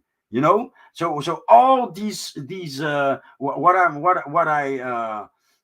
I try to make clear is that or what I try to share with people is my view on the United States, is that the United States is a shop. The rest of the world is window shopping. The United States is a quote unquote nation. If it's not a corporation, let me just call it a corporation. The United States is a corporation selling a lifestyle, making everybody equal so they can sell a lot. So everybody has to buy jeans. Everybody has to. It's a commercial thing. So Dutch people tether to the United States. They tether the whites in Europe tether to whites in the United States. Asians in Asia, even China, or probably also even North Korea, tether to Asians in the United States. So Africans, blacks, be it immigrants here in Europe or in South America, or at home on the continent, we quote unquote tether to Black Americans. And Leslie, I wanna share a joke about the word tether. It took maybe a year for me to understand what was meant with the word tether. Why? Because the first time that I heard the word tether was about unidentified flying objects. The I don't know who, maybe NASA was doing a test about gathering energy or creating energy, electricity, by a tether, a mile long tether, and it was just bimetal, two metals in and let loose in space, just like when you lower two metals stuck together, two metals, a line of two metals in salt water, in seawater, and the difference in temperature creates electrical current. So they were doing a test like that, and there were many things gathering around this tether, because the test was too successful. So there was a small explosion, and the tether, the line that they kept calling tether, broke loose, and a lot of things gathered around this tether, this line. So it took me more than a year to understand that tether is something that sticks to something else. But anyway, that was funny, I guess. Thank you for that, Jay. I think Oni wanted to add something quickly. Yeah, so I thought that it was a little awkward that Mr. Untouchable said that he agreed with me, and I realized that it was because Mr. Untouchable didn't kind of was just saying something that I definitely wasn't saying. But no, so what I noticed when Mr. Untouchable was talking, I probably should have interrupted him, honestly, but I just didn't. But was that like what Lero said in the chat, where she's like, I don't even know what a tether is. So I mentioned earlier that a tether joke was actually hilarious. Okay. So Lero says, I still don't know what tether means. It's actually a really creative joke, and when I found out what it meant, I was laughing. But so basically, there's this Jordan Poole movie called Us, I think, right? Is it Us or Them? It Oh was yeah, Us. Yeah. So in the Us movie, so anybody who hasn't watched it, it's probably going to be a little bit of a spoiler. Does anybody care? Anybody object? Okay, but basically the word tether comes from, in that movie, there's this underground world, right? Where the people kind of like zombies mimic the activities of the people overground, right? Eventually, of course, they break out and attack. And so in the movie, you kind of see somebody who, you see that they're being attacked. Like from the trailer, you can tell they're being attacked by people that look like them, but aren't them. But at the same time, these people, while they don't look like them, they're trying to copy them, but can't really copy them, So the tether joke in that sense is really funny. And it's not really like, as Mr. Untouchable was saying about tether to the nation and tether so on and so forth. It's really just trying to say that Black immigrants are not the originals like Black Americans. They're trying to take Black American culture. They're trying to be Black Americans, but they can't really. They're just copying us, and they're probably going to attack us or something. But they're just like that's pretty much the humor. Oh, and of course the tethers are trying to replace the original the humans, I guess, right? And so for me, it's it's pretty funny. It's pretty witty. I didn't expect it to catch on like this deeply, but it is a thing. So like just expanding on that, I wanted to expand on that, but it kind of comes back to the whole question of, well, even if people don't, Nigerians don't necessarily frequently call people Akata. Maybe they do in private, but that's very unlikely that they'll call you Akata to your face. But seeing how people are calling Nigerians or even Jamaicans and what have you tethers openly into their face, how is that not how's that not worse or not as bad as if people were saying, oh, well, you're an Akata, as to say Akata means, you're a stray cat and you you were just pretty much you were abandoned cat kind of, right? And that's a tragic kind of life, but it's also, acknowledging that, oh yes, you are from African stock, but you might have been removed from your culture. You might have been removed from your upbringing, and it's not really like an insult as much as it's just a realistic summary. And so tether, on the other hand, is actually an insult if you watch the movie Us, but it's also it's also a summary for the replacement theory worldview, but so my question, of course, to anybody really is, how is it that calling somebody a tether isn't that bad? And also I kind of want to ask Mr. Untouchable personally if he watched the Jordan Poole movie Us. No, I watched it. I did watch it, but I have a question for you. See, I'm confused, and maybe the brothers on the panel could give me some clarity on this particular topic. When they say immigrants come or migrate, if they do, to the Western world for opportunity, okay? Now, some people say, when in Rome, do as the Romans.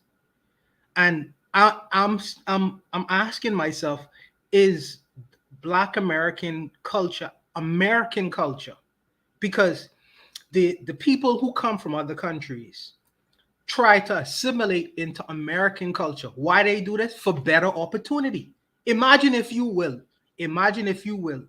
a Nigerian with his Nigerian parlance, with his Nigerian dictation, going on national news and reading the news with his Nigerian parlance.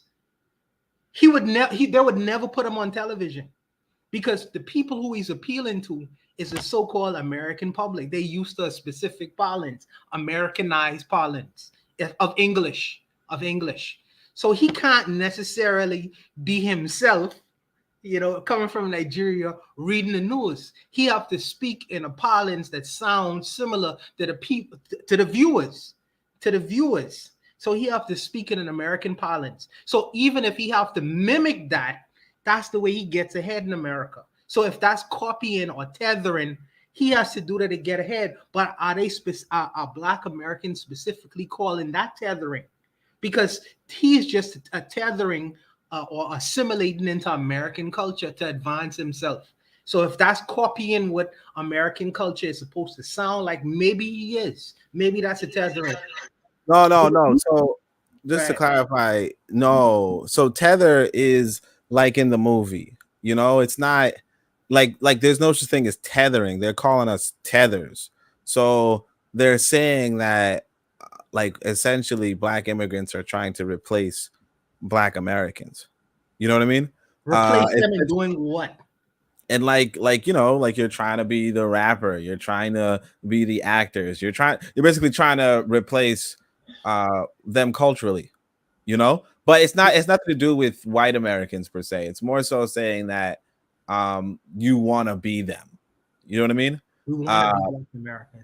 Yeah, you want to be Black Americans. I mean, that's a common thing you'll hear from Black Americans. Like they usually would say it about white people mostly, but essentially because of this movement, they're kind of saying it about other people. Like, in fact, I didn't listen to the whole thing. I kind of said I saw that Tariq Nasheed was trending, and I noticed that there was a video of him like having an interview with these other people, and his whole thing is I think at one point he says, the rappers who are saying a bunch of dumb shit or like a bunch of rapper shit, whatever.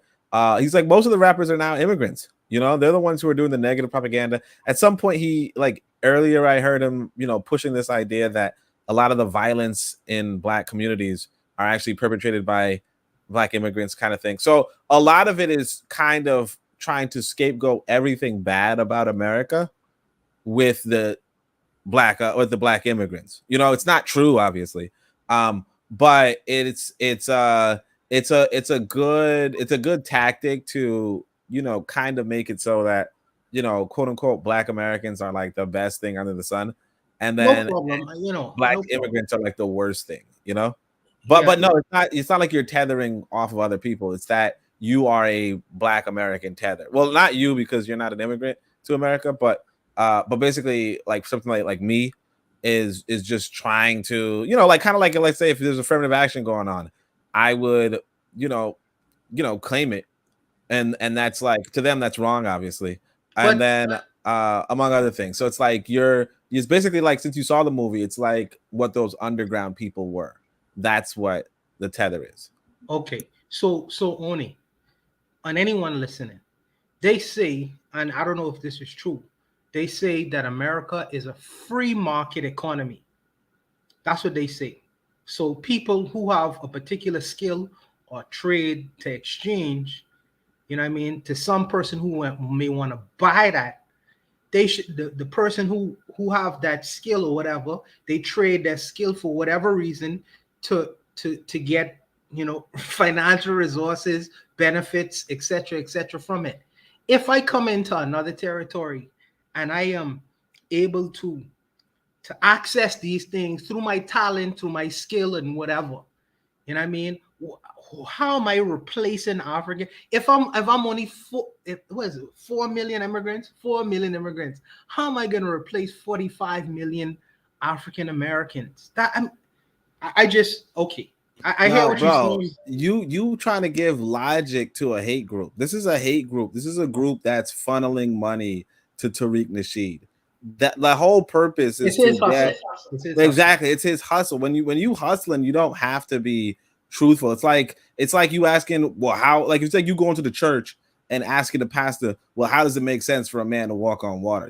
Like it doesn't make any damn sense for no man to walk on water. Doesn't make no sense for no man to split the ocean, split a river to walk through it. None of that makes any sense. But you not like you trying to knock his hustle. I mean, like the whole thing is he's hustling.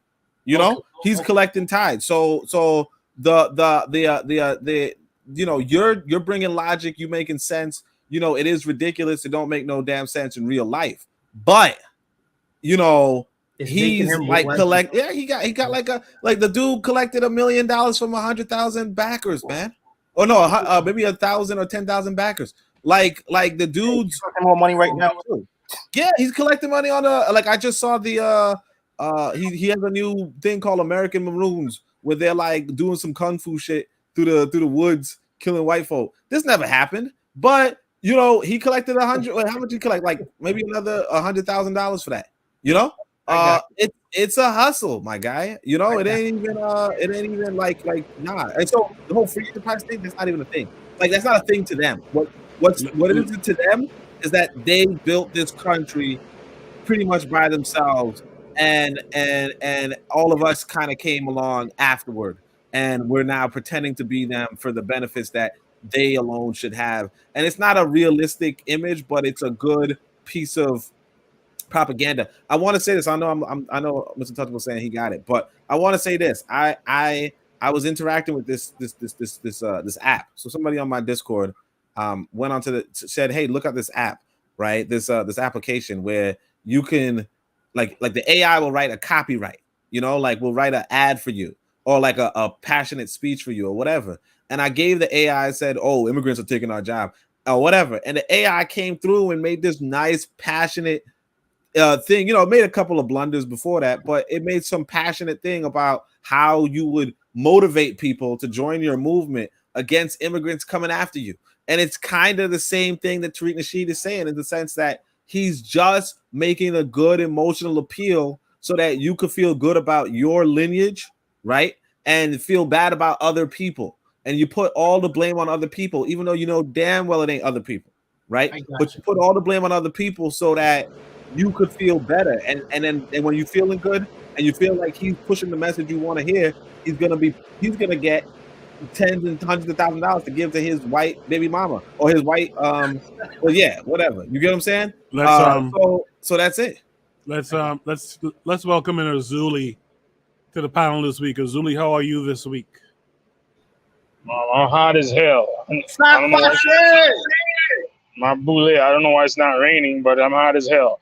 But that's something I want to say.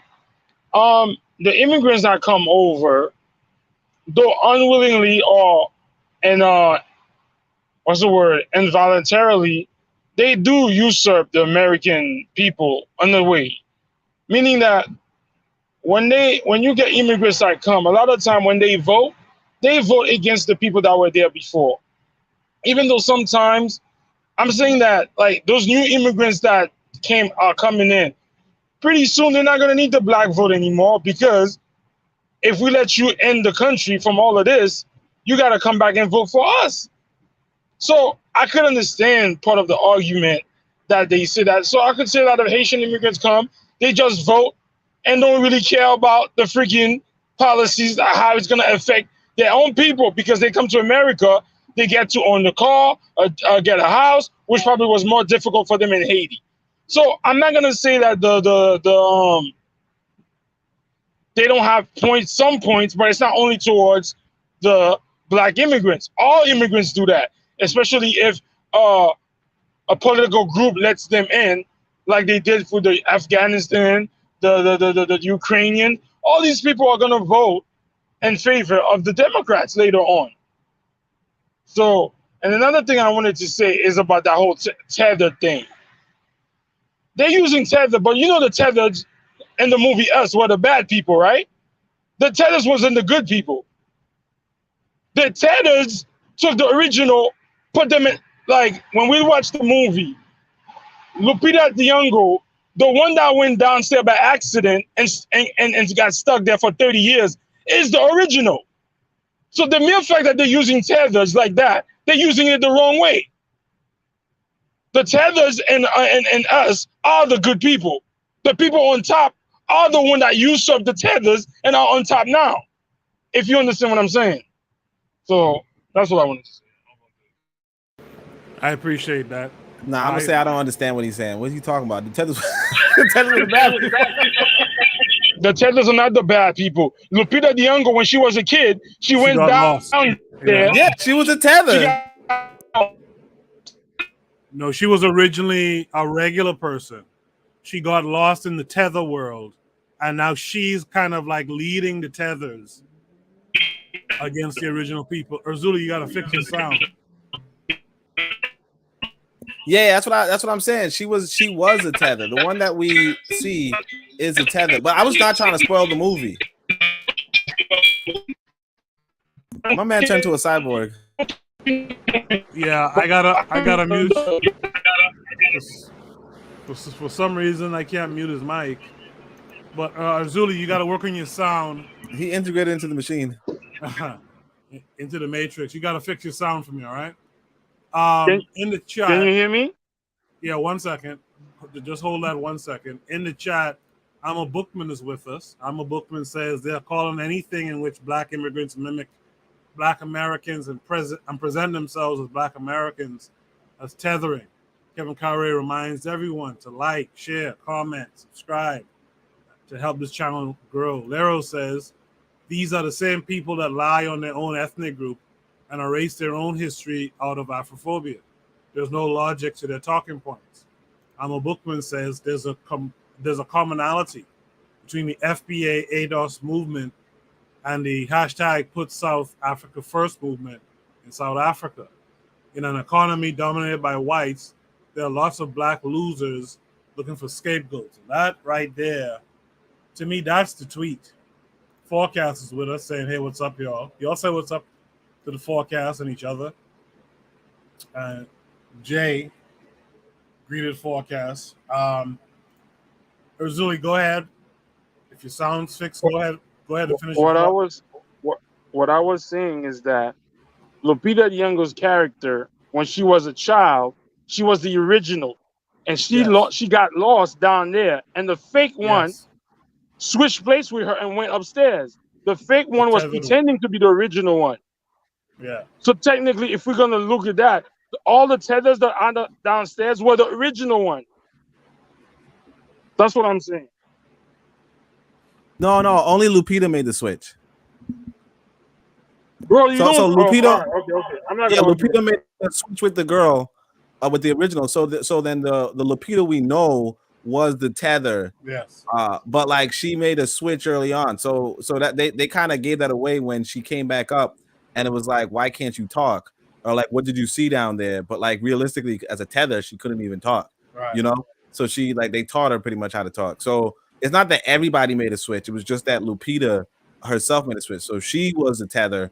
And she was like, but in the end, Lupita Nyong'o, the one that's up there, she's the bad one. The original one is the one that went down on there that doesn't know how to speak anymore. Yeah, that came back to trying to get her place. Yeah, she was a tether. So I'm just saying the word tether is like the FDA, the FBA. They're using it wrong anyway. So at the end of the day, those people are crazy. So. I think Bitter Meds had a what's it question saying he's gonna review some movies. It looks like us might gotta go on that movie. so we could all see when Lupita switches, and then you know that she was a tether from jump. Well, she was a tether. Well, her whole story is that she's a tether. You know what I mean? But anyway, yeah. All right. You know what? That was a good discussion on that topic. Let's go to Should It Breeze topic number 4 tonight. Should It Breeze topic number 4 tonight is the other part of Black economics. Black entrepreneurs always seem to have unusually higher prices. This did come with a link. Let's check it out.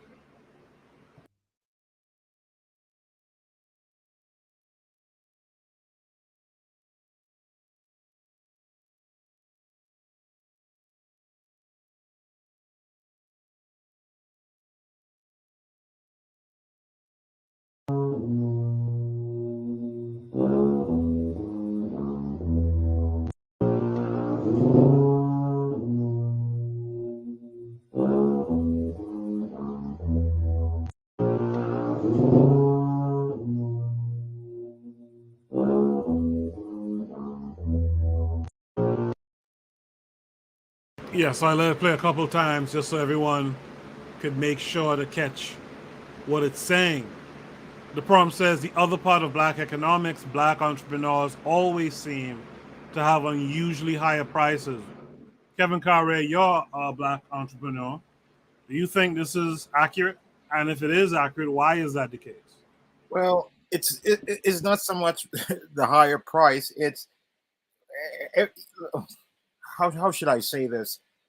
I was talking. There's an old magazine I used to work for back in the early 2000s, and the publisher and I were having a conversation about a lot of the businesses, especially the black-owned restaurants, and how he goes to them and said, "Hey, why don't you guys just come together, go to the market together, and buy everything wholesale and split it amongst you?"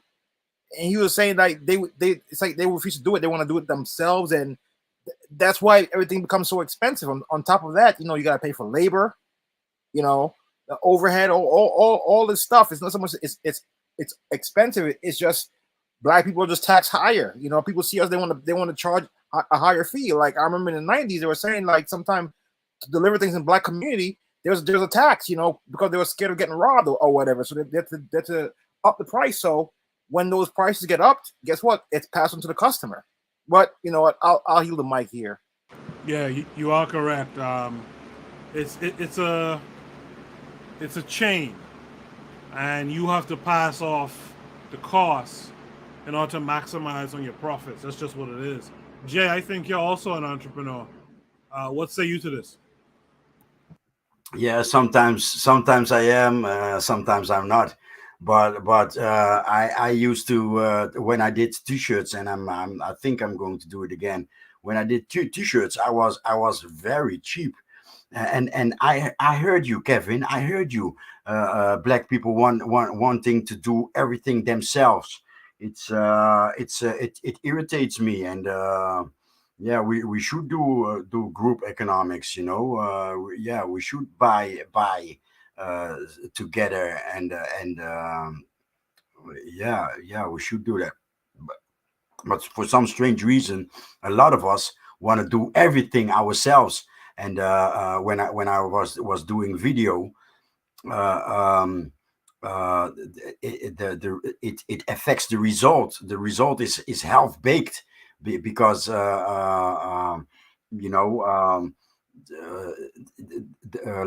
like they say here in the Netherlands, the dots on the I were missing because you're a videographer, and some yeah, that's what you do, and other things you should leave them to a bookkeeper or whatever, so you can focus on the core business. But yeah, I pass the mic. There's something that we're doing something wrong, but I haven't put my finger on it yet. Yeah, I get you on that. Yeah, and you're right. Like in America, what you notice with black entrepreneurs is that they're really solopreneurs. They're really, they don't hire anyone, so they're not creating jobs. Yeah, good one. Solopreneurs. Yes. That's yeah, good description. Yes. So, that is very true. So let's hear from Oni next on this topic. What I could say is, I mean, I think a part of it is, of course, black folk are a little more expensive. They have to, whatever. But I also think it's part of it is, comparing apples and oranges. Well, one is this. Oh, by the way, I should say peace to Forecast because you said that. And of course, peace to the whole, everybody. Lero, I'm a bookman. Well, it's really in, Kevin Carre is already here, but Provide Trigger, Trigger Happy, a lot of triggers, so that's good, right? But what I'm saying is that there's a peace to everybody, of course. But what I'm saying is that one, we're comparing apples and oranges, right? And by that I mean that realistically, there's like some premium stores. Sometimes black folk are giving you the premium experience. The premium store. Now, I mean, this skit is kind of saying, "Oh, it's some cheap shit that we getting," but like, you gotta know, we gotta realize that cheap shit, right? Realistically, ain't cheap unless you're some industrial machine.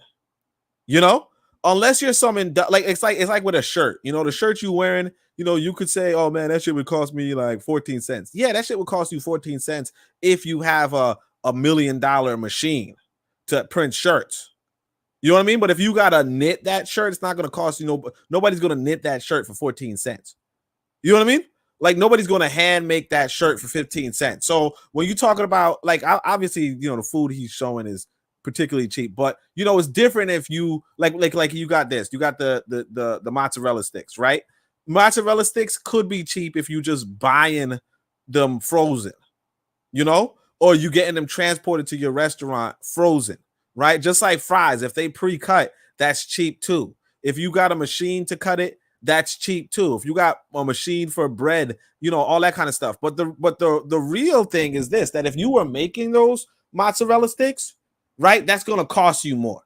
If you were cutting the fries, obviously fries are still gonna be cheap. But if you were baking the bread for this, I guess, grilled cheese sandwich, and you were growing the cheese or something, or you were making the cheese at home or whatever, right? Like homemade cheese, that's gonna be expensive. So there's a lot of, and I'm not saying that black folk are doing this, right? But we also have to realize that they're not doing the same thing as the cheap places are doing.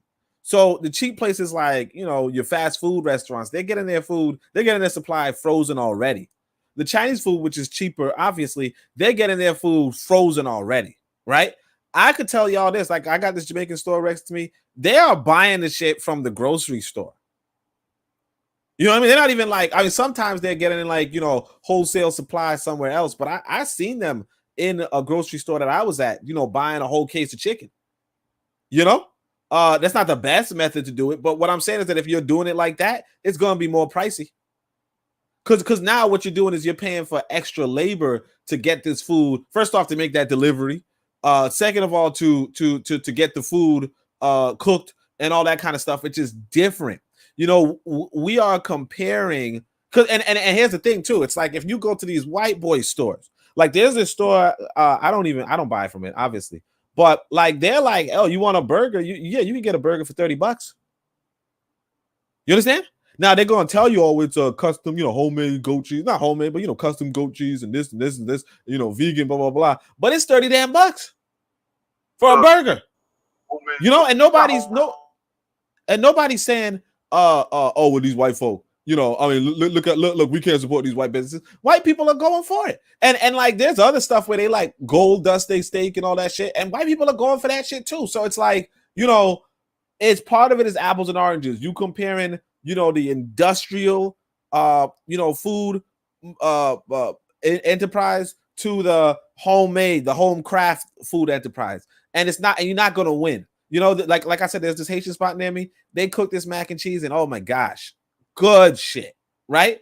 And they charge you a pretty penny for it. And if you taste it, you're like, yeah, I could see why they cost this much. And just like that, there's another Haitian spot near me. It's a $20 plate, but they give you like a whole ass whatever, and it's like, yeah, it can feed me and my son for the day, But they making it homemade. So like, yeah, if you comparing, this to what the Chinese are doing, or this to what Burger King is doing, and this, then sure, like you look at, it looks kind of goofy.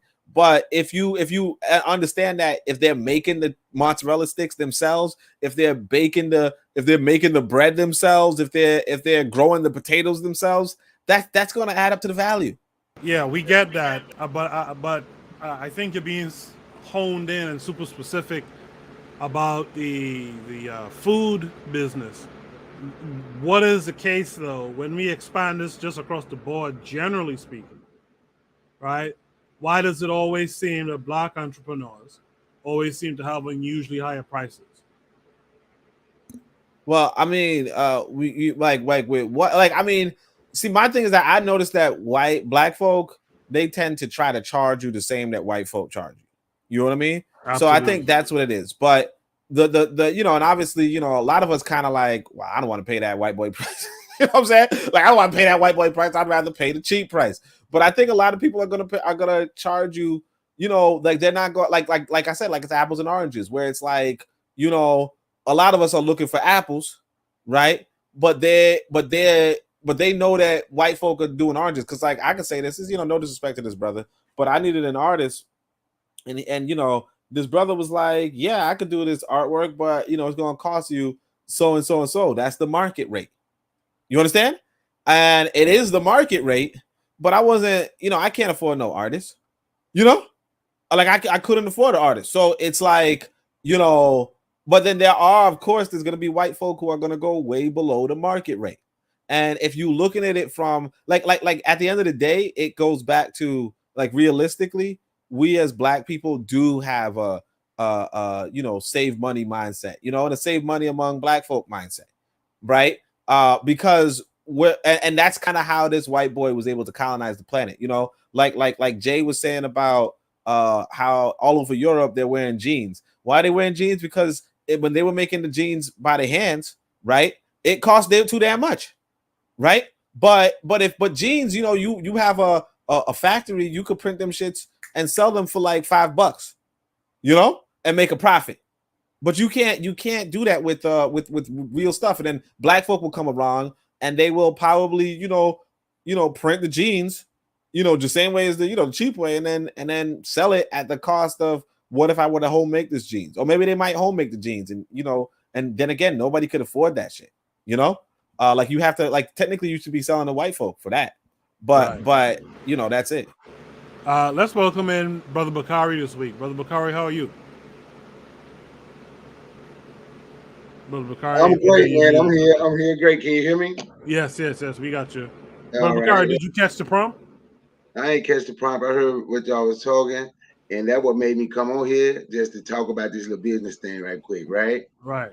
Peace to everybody on here, by the way. On it, my boy, Mr. Untouchable, Jose, everybody that's on here. Peace, bro.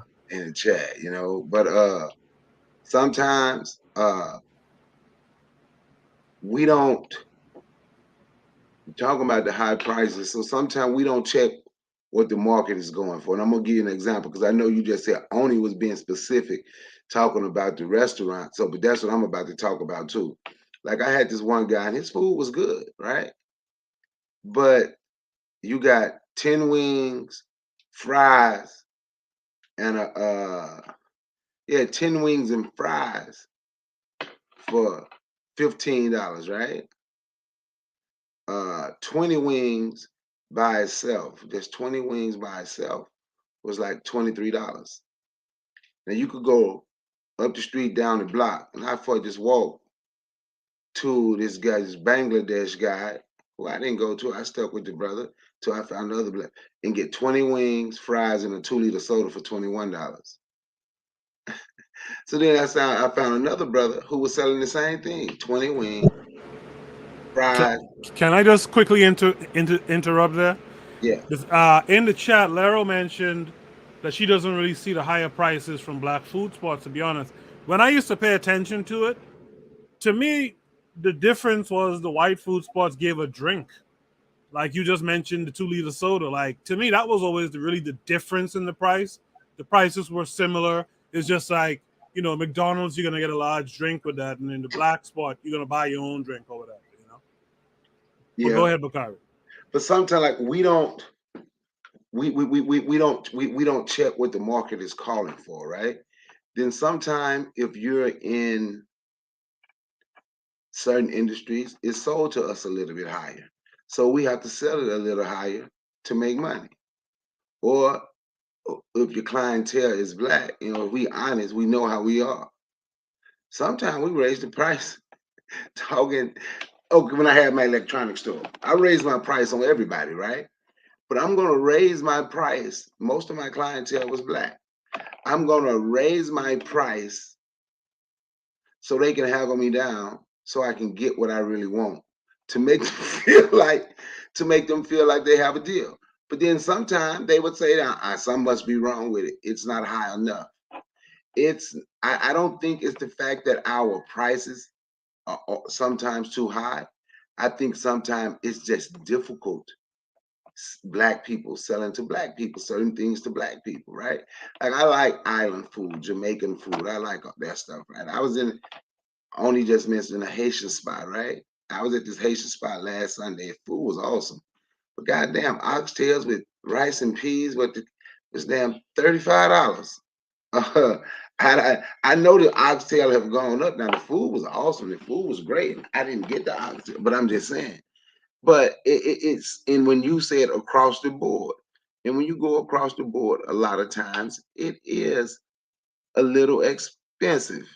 But I think sometimes they might leave room to haggle, or they don't care, especially the ones that's arrogant and they have a.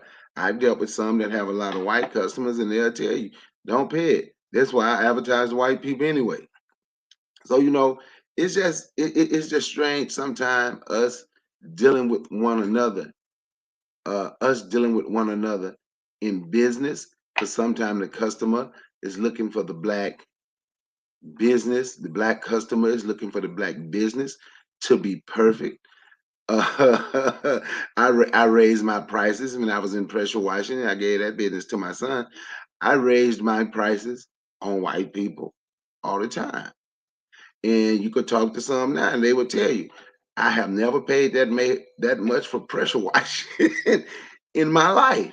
But the job was good, so they would keep calling me back all the time. They were like, "You at least $65 higher than the other person that did it a few years ago." I'm like, "Yeah, but my work is good. I don't cut no, whatever." But I raise my prices on them, and they think I might be a little high, but I think sometimes when we look at the prices, we're expecting a deal from one another. It's not always like Leroy said, and it's not always the fact that the prices are high. I think sometimes we expect we expect deals from someone because they're black. That's just my take on that, and I'm going to listen and see if anybody got to say something before I listen offline again. Yes, sir. Thank you for that, Brother Bakari. I just want to point out earlier Tanzania entered the chat saying peace, Coco, and all, coming late, catching up. Lero said black people see entrepreneurship as them, quote unquote, defying the odds, along with the aspect of flex culture. That being said, black folks aren't captains of industry, folks taking control of what they can. Uwa Bantum entered the chat saying respect, right? So let's go to Mr. Untouchable. Mr. Untouchable, what say you to this? Yeah. First, let me start with saying this. You know why they sell oxtail and rice, peas and rice, to to people for $35? Because they're in America. No, Because they can. know. No, because they're in America too. Because they know no Jamaican person paying $35 in Jamaica for some oxtail and rice. First of all, when I see this video, and let me tell you what my tether mind thinking. Tell. I thinking, hey, this thing costs $15 and $35. I get into Walmart to go buy a bag of potato, or even cut potato for $3. Then I get the bread and the hamburger meat is what, $2, $2. That's how I thinking, because I can make this shit myself, and I'll probably be more food than what these people offering. So what am I paying for? I'll do the labor. I have no problem doing the labor, especially when I know how to make the food.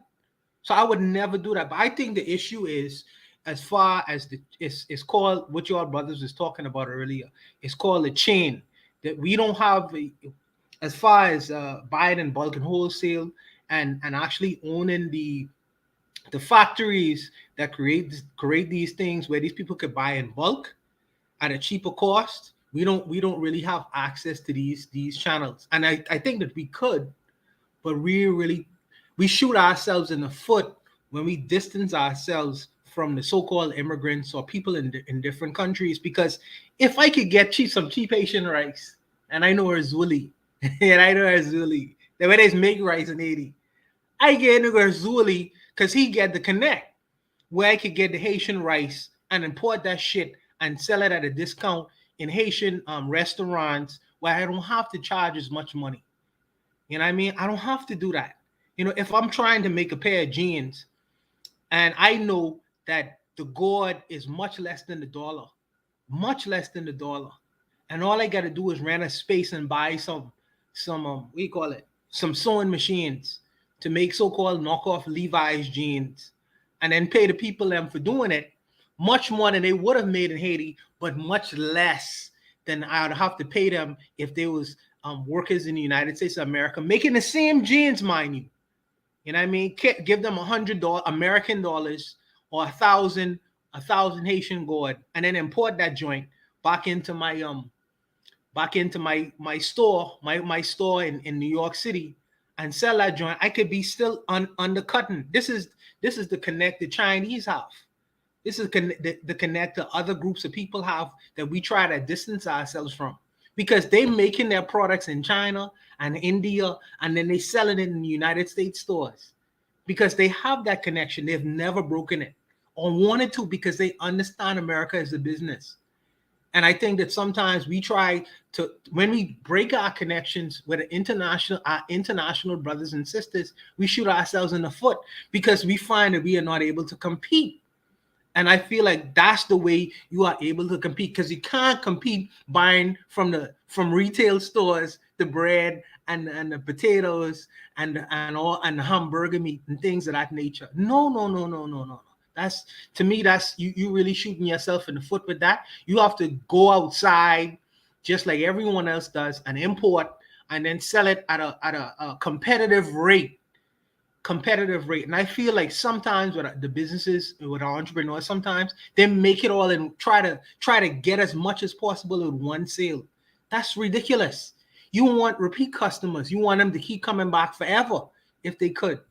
You know what I mean? So you want to be as efficient as possible, and have whatever product you selling is, you are able to compete with anyone else selling that same product in the marketplace. But I believe that sometimes you have to look without. You can't do it just buying retail. You gotta come outside your so-called comfort zone. And I think that everyone on the panel knows and understand this, and expand your chain.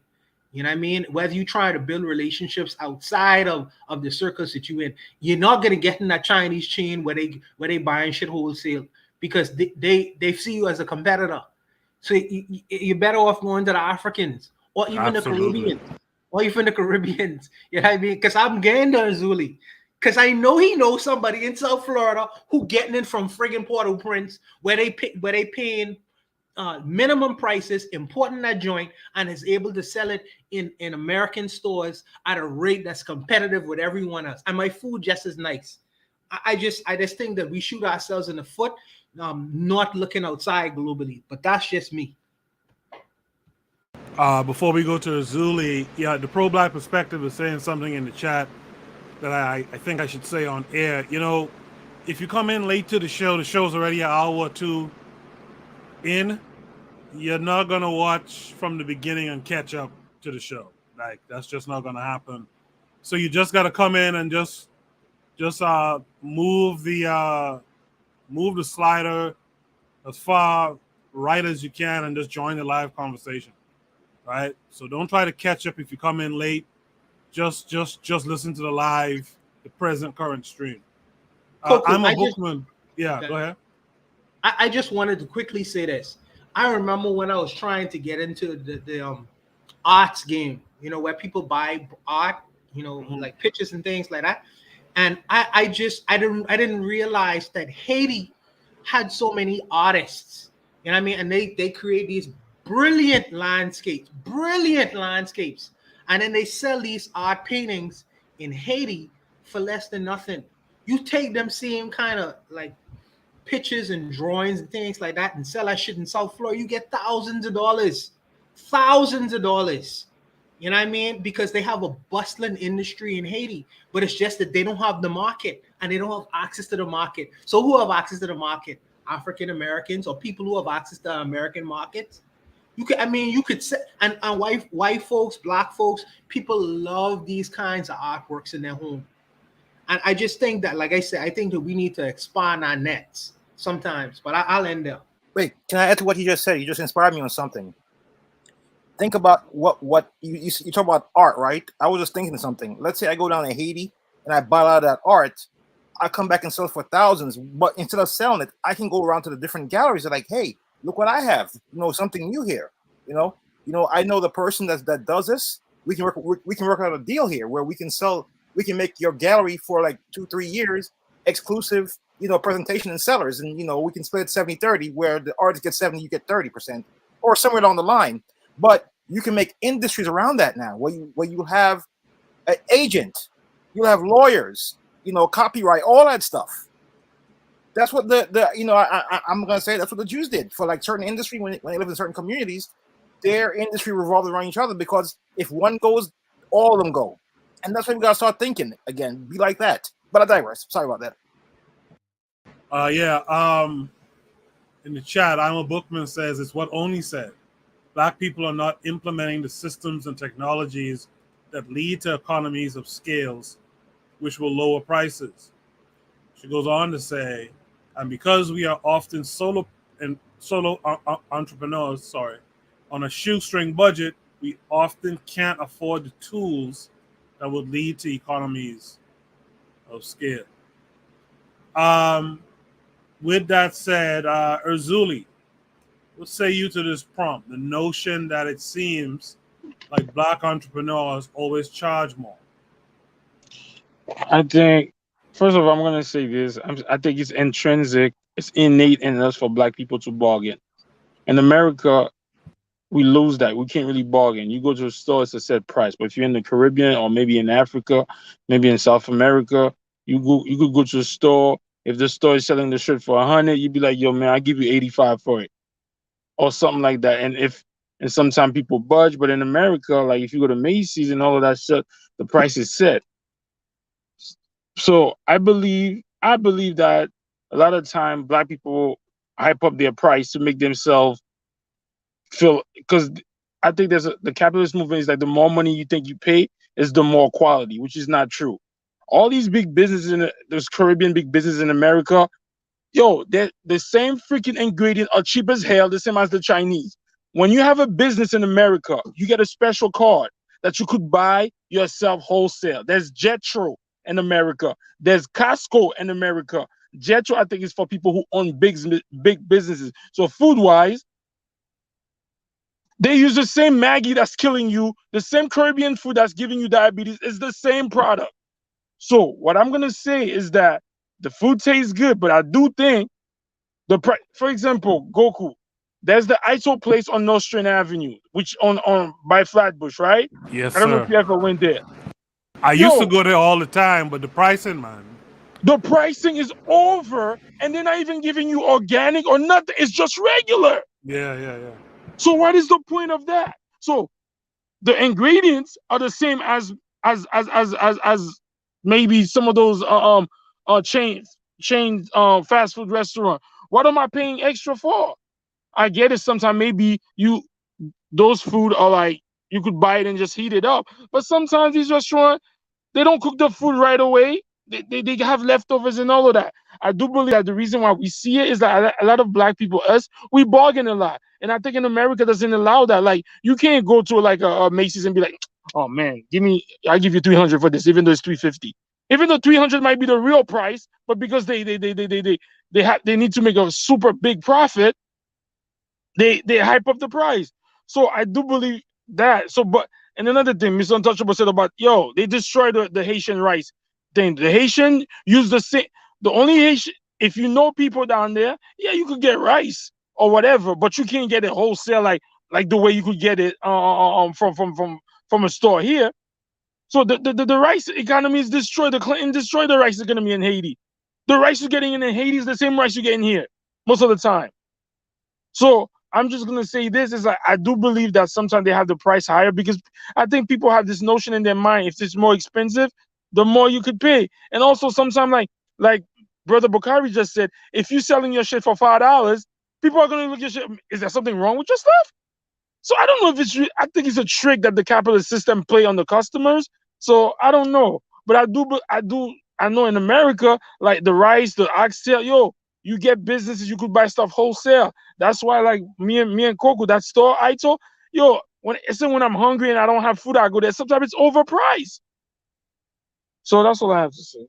Yeah, I agree. I think O'Neal might probably know that store as well. I used to go there all the time. And by the way, for those who don't know, Ito just means vegan, essentially. It's like the Caribbean for vegan. And Goku, they charge you more for vegan food, which is the easiest to cook, then this is the thing, like especially when you go to this Whole Foods stuff. Oh, it's a freaking game they're playing with it. Even Whole Foods sometimes you go to Whole Foods. Okay, okay. Goku, you know La Bay Market? Yeah. So La Bay Market is a market that is run, to me, the true Caribbean fashion. I went there one time. The guy said, "All right, man, give me $3 for that." You understand what I'm saying? They give you a little bargain here and there. Sometimes they might say, "No, I'm not gonna give you this." But in La Bay Market on North Strand, there's sometimes the owner there, one time he said, "Yo, you ever had this?" I said, "No." He said, "You'll take that one for free. So next time, if you want, you could do it." You can't do that at Seatown. You can't do that at Whole Foods. Wait, is that the one on Sterling Street? It's on North Strand between Maple and I don't know what's after Maple, Midwood or something like that. I don't know, but it's like Bay Market. It's like a Caribbean market. But I really like that owner because he actually runs the store like we used to do back in the days, like in the Caribbean and in Africa. You understand what I'm saying? Right. For most of the time, I see. So most of the time. Right. Does anyone else have any comment to anything anyone else said? Yeah, real quick. The wholesale. Remember, if you look around New York City, especially more Queens, Brooklyn, that area, there's always these people selling these plants, and they sell. And we spoke about it before, Koku. They sell them very expensive, but when you find the source, you can get those plants for cheap. But you know what I'm talking about, right? The over in Canarsie. Yeah. So right there, man, there is no excuse. You know what it is too? It's like we're looking for a super profit real quick. But in the meantime, you're destroying your business. The term is called barnstorming. It's an old term from back in the Negro League baseball, when the promoters used to like hype up the game, get as much money, and just sink the team. Nah, but like I would say this. Well, first off, I know that store, and once upon a time I would just walk in and walk back out because I couldn't afford nothing. but yeah, first I want to mention that Soup Man, Mr. Untouchable, was gonna make his own food. Who's surprised there? But I also realized that like what Mr. Zulu was saying, and Brother Bakari was saying was, sometimes black folk, like we do, like you're supposed to inflate your prices with black folk, because it's like there's this video actually circulating on Twitter where this dude is dressed in like this green shirt, like his green sweater looks like it's like look like grass or something. And some dude comes over to him and clowns him, and the dude's like, "Nah, it's his name brand. It costs $700." And the dude's like, "Nah, that's like get a lawnmower and take that shit off," right?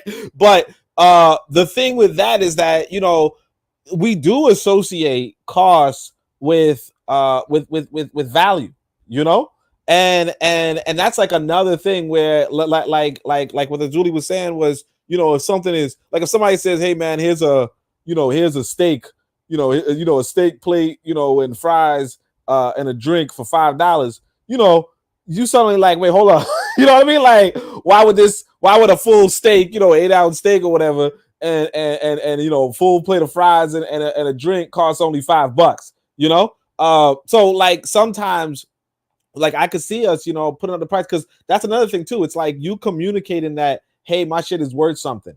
And sometimes, there are examples, I don't agree with them all the time, but there are examples of black folk, making these giant paintings and saying, "Oh, I'm selling this thing for $50 or something," or "I'm selling this thing for, $100 or whatever." And it's like the cost of the material, more or less, right? With a little bit of labor, maybe, right? And people are always like, "Yo, nah, man, that shit's worth $1,000. Nah, that shit's worth $10,000 or some shit." You don't. I mean, obviously, you never agree with that kind of thing, but that the reality is that we do associate costs with price. And I mean, I agree with what Amma was saying about the more or less the economy of scale and the reality. And like Malcolm X was actually talking about that while he was alive, about how we tend to resell the retail while these white folk are selling wholesale.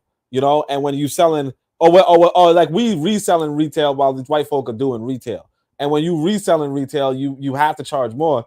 And that's like us being goofy. But I would also just say that Mr. Untouchable was, on the money when he said we realistically have to, if you're talking about the African American situation, we realistically have to connect with the African world at large and the other African diasporas and really sell what they're selling, because one, we're gonna have exclusive markets in that sense. And two, we all profit because we're gonna, particularly, those of us in America, we're gonna profit the most because we get to sell the things that people want from other countries. So like for instance, them drinks, the drinks that, like, if you go to the Jamaican restaurant, you go to the Haitian restaurant, you're gonna notice that they're actually selling drinks from Jamaica and Haiti and Trinidad and all them stuff, but they're selling them for way more, than you would buy if you were in thing. And people are actually purchasing because, like, if you are Jamaican here, you wanna drink the drink that you was drinking back home, and there's only one place selling it, because the white boys ain't selling it. So I mean, there's a lot to it. And other thing I would say is that I don't know why Brother Bakari looking at oxtail in America now, because that thing is too pricey. And another thing, let me say this real quick, right? Okay, go ahead. I'm gonna give an example. When I had my me and my wife, we had our electronics store, right? I had a contract with Samsung and Toshiba, working on my contract with Sony, right? Now people would talk about my price. I was sold refurbished. We was getting our store to get into refurbishing and have some new, right? But you would go to Walmart and someone would say, "Look, man, your TV is the same or more than Walmart." But since I can't afford to buy as many as Walmart, or yours right at Walmart price, since I couldn't afford to buy as many, I was paying more for my TV. Now I'm going to tell you what I know for a fact. Samsung, Toshiba, when they were making TVs, and Sony, places like Walmart, Target, Best Buy, Brand did not pay over $100 for a TV. Don't care how big it was. The biggest TV then. So think about it. They paying $100 for a 65-inch TV because they're buying so many, right? So since we can't afford to buy in bulk like that, they just paid $100 for a TV. I might have to pay $1,500 for. You understand what I'm saying? So then the price go up a little bit because I can't afford to get what they get. Just like the one sister, I think that was the sister said, was in the chat, said there's sometime we on our budget is way different and we don't have that team concept set up where we are going in and doing it together. Everybody is just hustling against one another. So I couldn't afford to sell them as cheap because I couldn't buy. I was not buying 2,000 TVs today. You understand what I'm saying?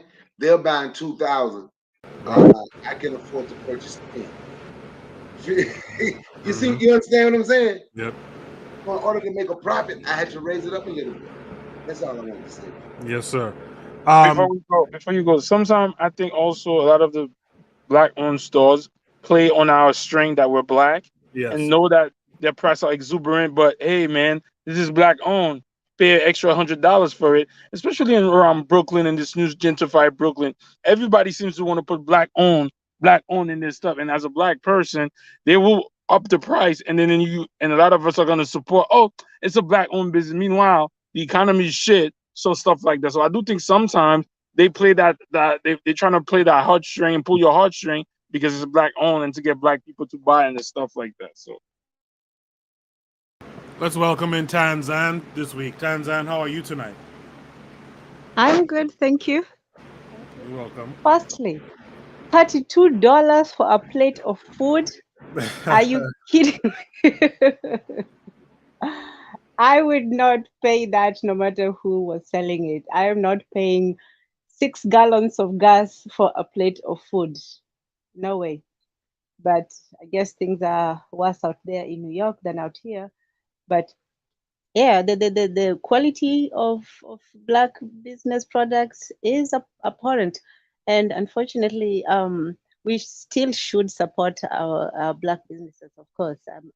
But I also think that it's a two-way street. They should firstly be, more $32, that's ridiculous. They should try to first of all gain the trust of the community by offering good, good food, good products, and then at a reasonable price. We know it's not going to be as cheap as the rest, and most people who do shop black, I understand that you're going to pay more just for that, but it shouldn't be something that you're taking advantage of the fellow feeling of your people, that you're going to overcharge them. Just that's stealing, that's being exploited. And if I'm going to be exploited, I mean, I guess it's better to be exploited by your own, but still, it's not good to be exploited by your own people. So I think that if they would do want support from the community, they also have to support the community. And also, they should also put back something, even if it's just sponsoring a local basketball team or sponsoring, I don't know. There has to be something that we ask for from them, as well as they,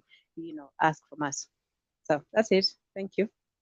I appreciate that, Tan. Yeah, if you look at you scroll through the comments, a lot of the comments are really negative toward black businesses and their pricing. You know, but interestingly enough, no one really explains. Like anyone on the panel has tried to explain the reason for a lot of this stuff. If there's no last words on that, No, it is a last word. One last thing I think that is missing from this discussion is two things. And the reason why people are able to get away with what they can get away with is there is a psychology that comes with selling, and there is also a psychology that comes with presentation. And what I mean by that, what is Popeyes? What is a Popeyes chicken sandwich or Kentucky Fried Chicken? It's only butter, eggs, club soda, flour with seasoning in it, flour, whatever. That's all what a Popeyes chicken and Kentucky Fried Chicken is. That's all what it is. But the reason why these people are able to have customers keep coming back is because of psychology. Give me 3 good salesmen, and I could sell you dog shit. Forgive me, Tanzan. I'll sell you dog shit for $1,000 if you give me 3 good salesmen who understand the psychology of selling and how to present it well. And I'll keep them coming back to buy that $1,000 plate of dog shit. You know what I mean? And I think that this is what our competitors sometimes they have over us, because Kentucky Fried Chicken is just as simple things as, like I say, club soda, seasoning flour and eggs mixed together, and then you put the butter and deep fry. That's all what that is. What Popeye's chicken is? It's the same concept. What they call it? What, I forget the name of the bread what they use, but it's just they use the art of presentation, put it in a nice box, colorful box. You know what I mean? And then wrap it. But Mr. Untouchable, how does that compare to Caribbean? Caribbean people don't put no freaking shit on it, and they still sell their shit mad expensive, and they're rude when you go buy the shit. Because you know why the Caribbean sell what they sell? Because they have the exclusivity of the exotic food that people are eating. They Not in Brooklyn. Hear me out, brother. You hear me out. Just hear me out. There is a restaurant in South Florida called Bahama Mamas or something like that. Bahama Mamas. I forget the name of it. Bahama something. Yeah, Bahama Mama. Bahama Mama. The place is not even owned by Bahamians. Most people who patronize this place is a bunch of white folks who think they're eating authentic Bahamian food. Like they even have a drink called Bahama Mama, where most Bahamians haven't even drink that nonsense. You know what I mean? They don't even drink that. But they package it and present it, and people think that they're getting the authenticity, the exclusivity, that exotic food that they eat. People want to taste. Oh, I'm in Jamaica because I'm eating oxtails. You know what I mean? I'm in the Bahamas because I'm drinking a Bahama Mama. You know what I mean? This is presentation. It's a psychology of Bahama Breeze. That's the name of it. It's a psychology. Oh yeah. Bahama Breeze. Yeah, you're right. It's a psychology of sales and the psychology of presentation. I feel that's lacking from us from time to time. And yes, you are right. In Brooklyn, where there is larger immigrant communities and things of that nature, more or less, you have the Caribbean people patronize it, but a whole lot of white folks can patronize the $34-$5 oxtail, as opposed to some Caribbean or Jamaican person. But I don't see it. Maybe it exists, but I don't see a Jamaican old woman buying a $35 plate of oxtail. You wouldn't see it. I don't believe it. I have to see that to believe that. No, but Brother Bakari is not from New York, so it's another place. Maybe that's probably the reason, because ain't nobody paying no $35 for no plate of oxtail in Brooklyn. For what? So maybe it's the scarcity in the area. I don't know where he lives to be exact, but I don't think in Brooklyn people are paying $35 for no oxtail plate. How large is that plate? Is it a medium? Is it an extra large? What are you? So You know, Brother Bakari, he like the food. You know what I mean? He say he like Caribbean food, but what I'm Caribbean saying people is, wouldn't pay that shit. But let me say this: there are people, white folks and black folks. You know what I mean? Who would patronize and eat with a hog moss and chitlins and shit like that just to get the Black American experience, and they'll overprice sell them. You know what I mean? but what I'm saying is, are they talking about? I don't know if this prompt is talking about when Caribbeans shop with Caribbean or when foreigners go with Caribbean. What I'm saying is, Brother Bakari, maybe I don't know where he lives. Maybe they don't get Caribbean food like that, so maybe they get away with it like that. But in Brooklyn, you're not selling no freaking large for 35. That's like 7 plates for It'll never $35. happen. Never happen. So, but one more thing. Hold on, one more thing I want to say. Mr. Untouchable, how you curse and you apologize to Tenzin and they got, are you sipping right now? Cupcaking, totally cupcaking. Thank you, Tenzin. He is cupcaking. Language. I speak in foul language in front of a woman. Yeah, I mean, I'm old school. Sorry, my fault. Chocolate cupcaking. In the chat, daily affirmation by Pauline. She's the one who remembered it. Bahama Breeze. Actually, podcast says Bahama Breeze is the equivalent of Taco Bell when it comes to ethnic food. I don't think anybody thinks they're getting an authentic experience there. I do believe some people think they're getting, if not the equivalent, but a close experience. I do think people think that. You know what's also a fun story, Mr. Untouchable? So when I was a kid in Nassau, they used to sell these drinks called Radler. And I remember one of the Radler, it was Radler? I think it was Radler. One of the flavors anyway was this Bahama Mama drink. And they used to push that heavy in the stores, Super Value and the little tuck shops and stuff like that. And I always thought it was so odd that we was drinking this drink that's supposed to somehow represent who we are, and it doesn't. But we just go and buy this stuff over and over. It was always strange to me. Daily Affirmation by Pauline says, I live near and I've patronized Bahama Breeze, and there's not one authentic Bahamian dish there. I believe they serve their take on Bahamian cuisine. Yeah, I've seen the but that's her. But do you think that the average Caucasian or know if there's a difference? That's what I'm saying, right? There's people who just wouldn't know, and they think, just like a lot of people think they hear a Jamaican accent, they think they hear a Caribbean accent, Bahamian or Antiguan or something. They think, oh, you must be Jamaican. Like that's the only point of reference a lot of these people have, and so when they go to a place called Bahama Breeze, selling what people equate to Caribbean cuisine, a lot of folks think they're getting, if not the exact experience, it's like close facsimile. It's like when for a while, most black people thought Chinese food was like authentic Chinese food until we realized, no, this is not authentic Chinese food. So, you know what I mean? Yeah, I would just add, like for instance, my mother would not buy from the Jamaican restaurants near me because she would be like, she pull a Mr. Untouchable and be like, I could cook that shit myself, Right. But at the same time, it's like I personally I think that Caribbean people, like if you consider me Caribbean, right? We would buy, them expensive dishes if we got the money. Like when you got the money, or if you want to treat yourself, you might, overpay. You're probably not gonna do that every day. And you're not really like looking for the Caribbean experience. But like I know a lot of Caribbean people who would not patronize other Caribbean people just off of that principle. Just like a lot of black folk, like Black Americans, would not patronize. Like they would be like, I can make mac and cheese myself. I can make soul food myself. I wouldn't if I want to go to a restaurant, I'm not going to eat my own food. Now, I kind of link that, like sometimes I link that to self-hate, sometimes I link that to, the resourcefulness that Mr. Untouchable was talking about. But so yeah, I mean, I'm of the opinion that people do pay, like they would pay for like $35 for the oxtail, if they have it like that. If they don't have it like that, then they're not going to. If they want to treat themselves, if they want to treat their family, if they want to, splurge a little, then they would. But also, I also know that a lot of people don't. But it is like you guys were saying, there's a niche, like sometimes you want to, eat, you want to play the mac. Like there's this restaurant here in America called like Mac and Cheese or whatever, something like that.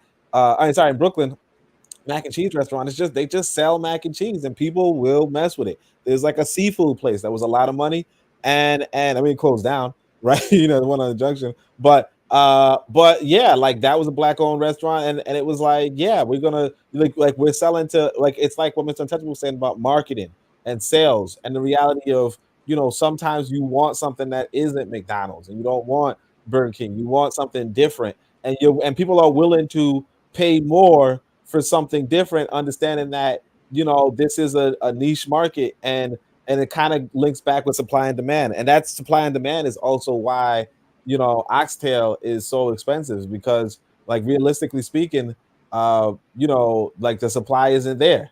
It's not the same supply as chicken. It's the tail of a cow. It's not even like you already, cows are already these massive animals and they just have they have these little tails, and those little tails are now in high demand because everybody's like, yo, this thing slams. And so yeah, it's gonna be more costly. Let's go to Shoot the Breeze topic number 5 tonight. Shoot the Breeze topic number 5 says, this is why blackness means nothing. It came with a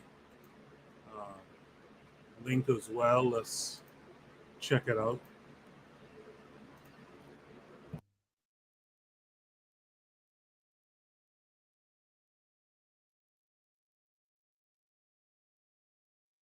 How well do white people know black people? Okay, so question: what is a do-rag? Put on your head. Put on your head? Yeah, it's for waves. It's for waves. Okay, my boys, 1 for 1. What are retros? Talking about shoes? Shoes? What kind of shoes? Like Jordans? Jordans? Yes, sir. All right, finish this lyric. I'm on hypnotic, exotic, and polo on my body, on a bag, on my sabi, All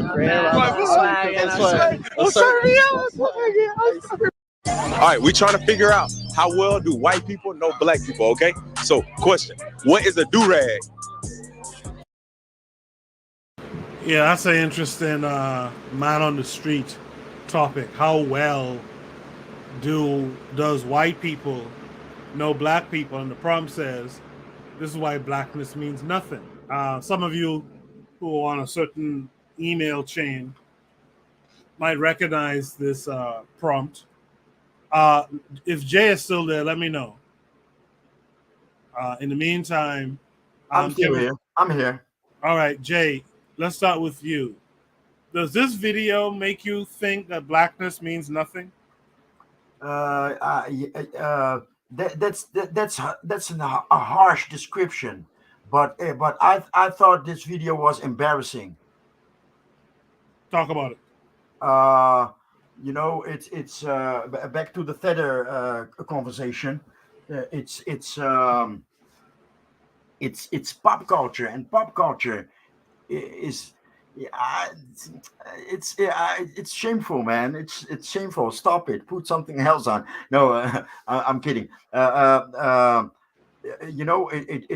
don't know if it was on the on your blog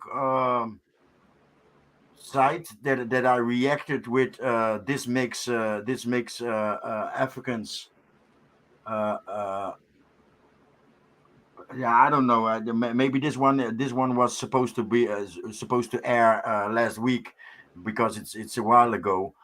But this is maybe we touched this with the Tether subject. So if I talk a certain way, if I know some African American expressions, if I know how some dressing styles are called, then I know black people. Come on, man. No, this is commerce.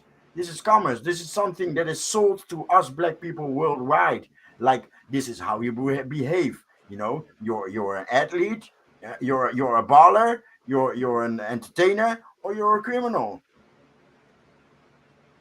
Thank you for that, Jay.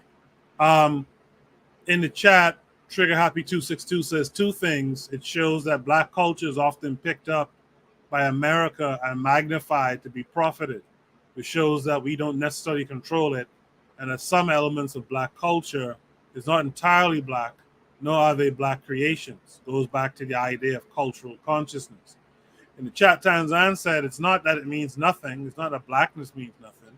It's just that it's cheap and can be given to anyone who saunters in and offered to those who don't. And I don't think the thought was finished, but we have Tanzan here. Tan, finish telling us what you wanted to express then. Yeah, so as Jose said, just knowing a few facts about something does not necessarily, make you a part of that, because I wouldn't have qualified, I wouldn't have known the answers to those questions. But it's not so much that it means nothing. It still does. It means something. That's why we still say, oh, well, what does it mean to be black? Even asking those people who have no business answering that question, but there's still something to it. Our problem is we don't have exclusivity. We don't hold things dear to us until somebody tells us that, yes, those things are worth something. And then we say, oh, okay, well, then I guess we are.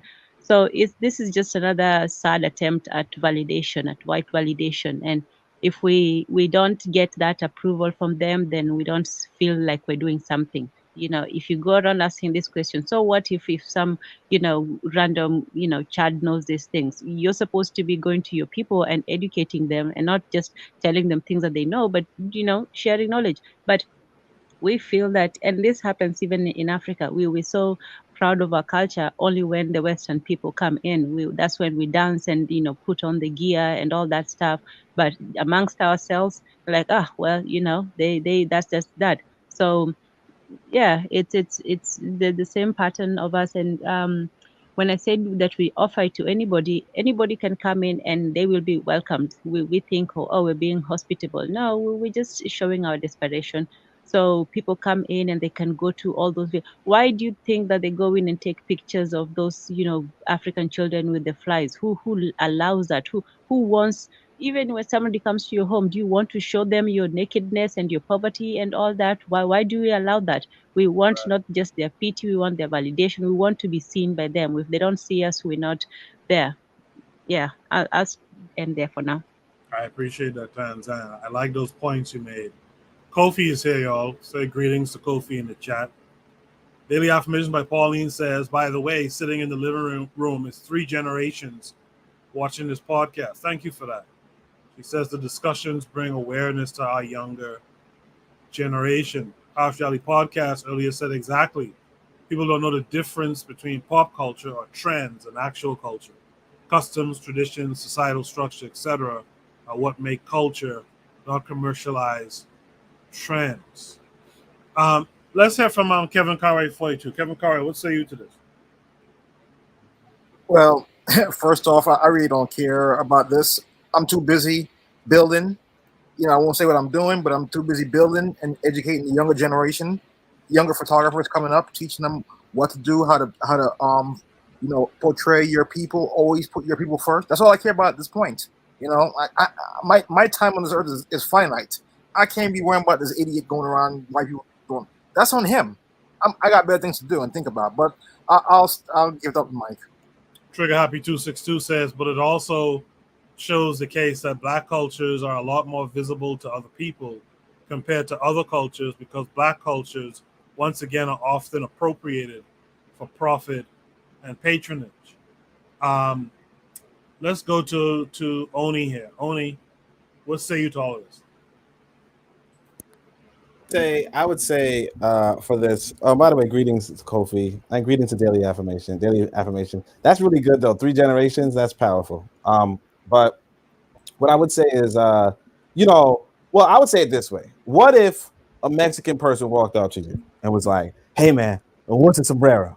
And you like, "Oh, it's one of them hats." And they're like, "Ah, yeah, okay, all right. Next question. What is a tortilla?" And you're like, tortilla, well, that's blah blah blah. You know what a tortilla is, right? It's like, oh shit, you're amazing. And then it goes, finish this song, I had to write it down. But dale a tu cuerpo alejero Macarena. Finish it. Like everybody knows what it is. And they got hype. Oh, sorry, I forgot she said 3 generations. I'm gonna stop cursing. But the thing is that like we all like why are you like nobody would go up to you. No Mexican person gonna go up to you. No Swedish, Danish person gonna go up to you and be so impressed that you're paying attention to them. Like what? You getting hype over some basic ass white dude? Oh, I thought I was gonna stop cursing, but yeah. But you getting hype over some white dude, right? Being excited. This white dude, just knowing something that's already in pop culture. And if you understand, if you understand what these what pop culture is doing, is that it's realistically being advertised to white folk, and a lot of us, a lot of black folk are actually being exposed to the white sanitized version of black culture too. You know what I mean? Like me personally, I haven't seen nobody wearing baggy jeans in my family until I saw it on the television. Then I started doing it. You know what I'm saying? But basically it was the version of quote unquote black culture that these white boys were propagating for white consumption. You know what I'm saying? So like for instance, I do have a brother who was like wearing do-rags eventually, but a lot of that doesn't come from our upbringing per se. Although he was, in that kind of area, but it doesn't come from our upbringing. If I start wearing a do-rags or what have you, it comes from us mimicking and mocking the television that these white boys set up for themselves, and they put these black performers to perform, quote unquote, in the style that they find would be palatable to these white folk. But then so like this whole thing of being excited over do-rags and retros, and I wouldn't have gotten that song lyric, but whatever song that was, it's just the same as if this is like you never happen where some white person is just approaching you and getting hype that you happen to know something in their popular culture. Oni, before you go, can you answer that question from Daily Affirmation by Pauline? Can you advise what black culture actually is? As we say good night to the sister Marcus Garvey is the way. Oh, well, good night, Marcus Garvey, or do you mean good evening? But yeah, good night. If you're going away, can I advise what black culture actually is? Well, that's what I'm saying. Like it would totally depend on the context. It would totally depend on what is being asked. Because see, I tend to go by culture being what your ancestors were doing before you. Like you doing what your ancestors were doing, that's what it is. But these days, especially like in the modern era where everything is urbanized, we tend to start doing stuff differently from what our ancestors were doing, to the point where, some people would say it's not culture, if you're not doing what your ancestors are doing. But at the same time, it's obviously, you have your own mannerism, your own way of doing stuff. So there is that cultural aspect to it. So it's a really, like, I feel like that's a really complicated question. I probably would be better able to, answer it or take a shot at it if I were, writing down, like if I were doing writing and researching, not so much, on Shoot the Breeze per se. Although I did have that one podcast where we were talking about culture being derived from, politics being derived from economics. So realistically, I would say, culture is, kind of how you secure your political well-being, and the politics would be how you secure your economical well-being. But like, what that necessarily means, we would like to make it palatable, particularly if it's like, let's say if you're saying some younger people are asking, that's not going to make much sense to most people. So I would say, it's like that's a really complicated question to ask at 11 o'clock at night. You know what I'm saying? All right. Provide Triggers for Evolution says, who is defining blackness? What this guy is interviewing these white guys about is African American cultural degeneration, culture in its broadest anthropological sense. Furthermore, would the reverse occur? So this is basically what Oni was talking about. A white boy interviewing black boys about whiteness or white cultural degeneration. No, it wouldn't. Kofi says black culture is content that is produced for black people by black and white people, not really African based. Mr. Untouchable, we'll give you the last word here. For me, this is Sambo white capitalist culture. Black American culture to me is the revolutionary matron reading pre-colonial Black Africa by Shakanta Diop from 8 to 10 o'clock. Black American culture is Brother Bakari saying that, hey, it's 12 o'clock. I need to get up in the morning to go drive this dump truck. I'm out of here. Black American culture is my brother Harsh reality say, I'm on daddy duty tonight. I can't talk tonight. I'm on daddy duty. Black American culture is the forecast asking Brother Bakari, who is the real coon? And asking analytical questions to it. And I take the reason why I take the positive outlook on this nonsense is I know that do-rag wasn't even created by African Americans. So what are we talking about here? That's not black African American culture. It's not even black culture. Black culture to me in the Bahamian sense is my pops going out from 6 o'clock in the morning and coming home at 11 o'clock in the night. Black Bahamian culture is my daddy saying he ain't marrying a woman until he putting a woman in his own house. You know what I mean? So there's so much variances to it, but I absolutely know that this is some backward Sambo white capitalist created nonsense. The same way they do in the Bahamas, with what is a Bahamian and the capitalist implications of what that is supposed to be, where we selling our culture or our ass for a cheap tourist dollar. But this certainly is not what they consider to be. They have nothing to do with blackness. They have nothing to do with culture. It's solely along the lines of what we could sell to put on our head we perceive as blackness, which is a nonsense. So I don't really vest a whole lot of interest in this video. I think it's just a bunch of bullshit, to be honest with you. Yeah, this Can I say something before we close out? Oh yeah, sure. Just give me 1 second. This conversation can help a lot of you. I put up a community tab post earlier today. The question of the day: how do you describe the cultural product of the black community where you are from? And Mr. Untouchable responded similarly to how he responded just now. He said completely compromised, sold out primarily to white tourists as a native event. So you guys, since we're having this conversation now and Shoot the Breeze, after we're done here, go on the community tab and post, your description of the cultural product in the black community in the area that you are. I'm trying to see something here. I'm trying to see how these things align or not. Tanzan, you have the floor.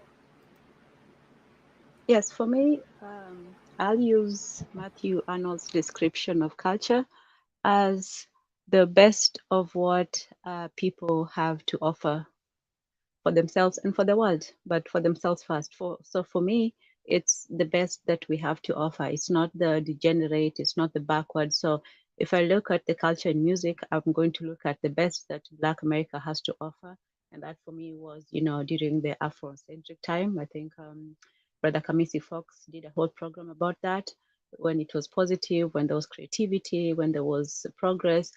The best of African culture is when we lived in peace, when we respected our elders, when we followed our traditions and so on. So culture is the product of wanting, excellence out of our people. So when we speak of Western culture, we don't speak about the brutality, the degeneracy, the deviousness, the list goes on. But we speak of, the science, the mathematics, the inventions, and so on.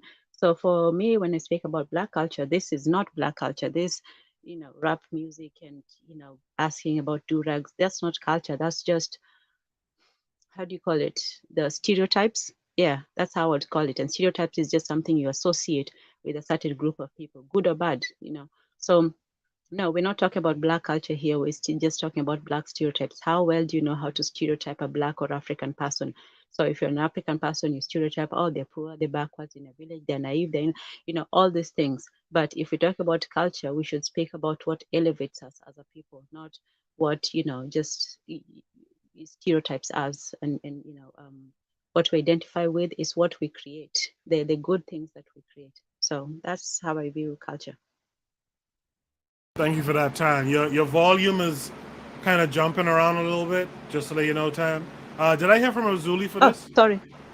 Nah. Go ahead, Ozuli. What I want to say is that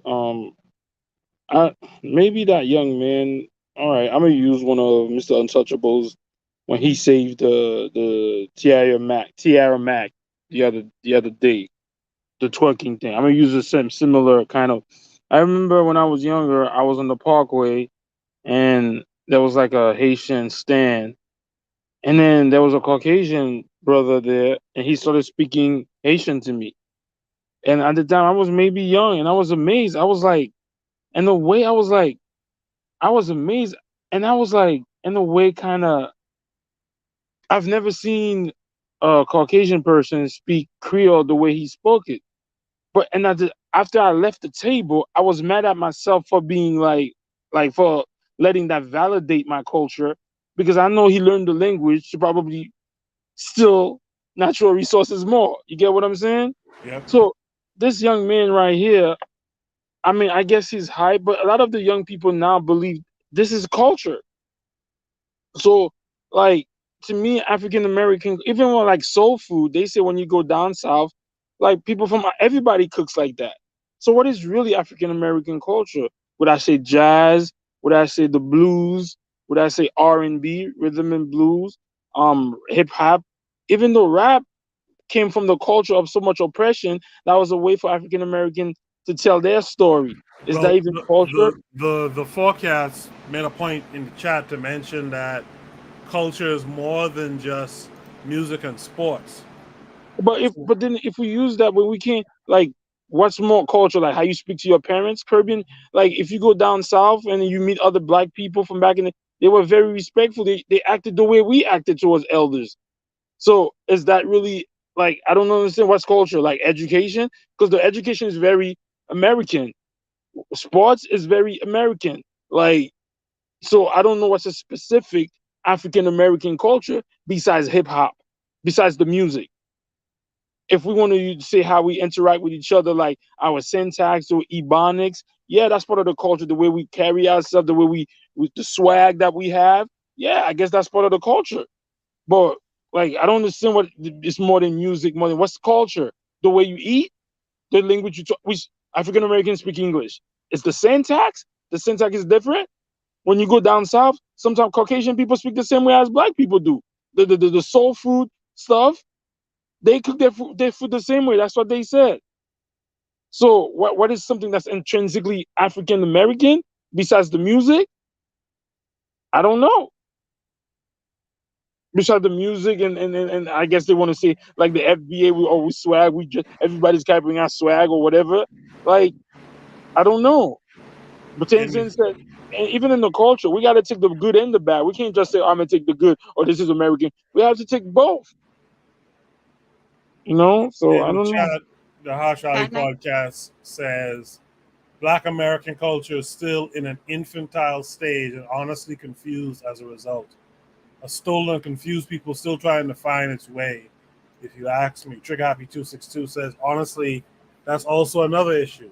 I said in the chat, a problem often is to focus on aesthetics in Black cultures, but no focus on social, economic, or political organization. Trigger Happy goes on to say, like, what are unique African marriage customs that are not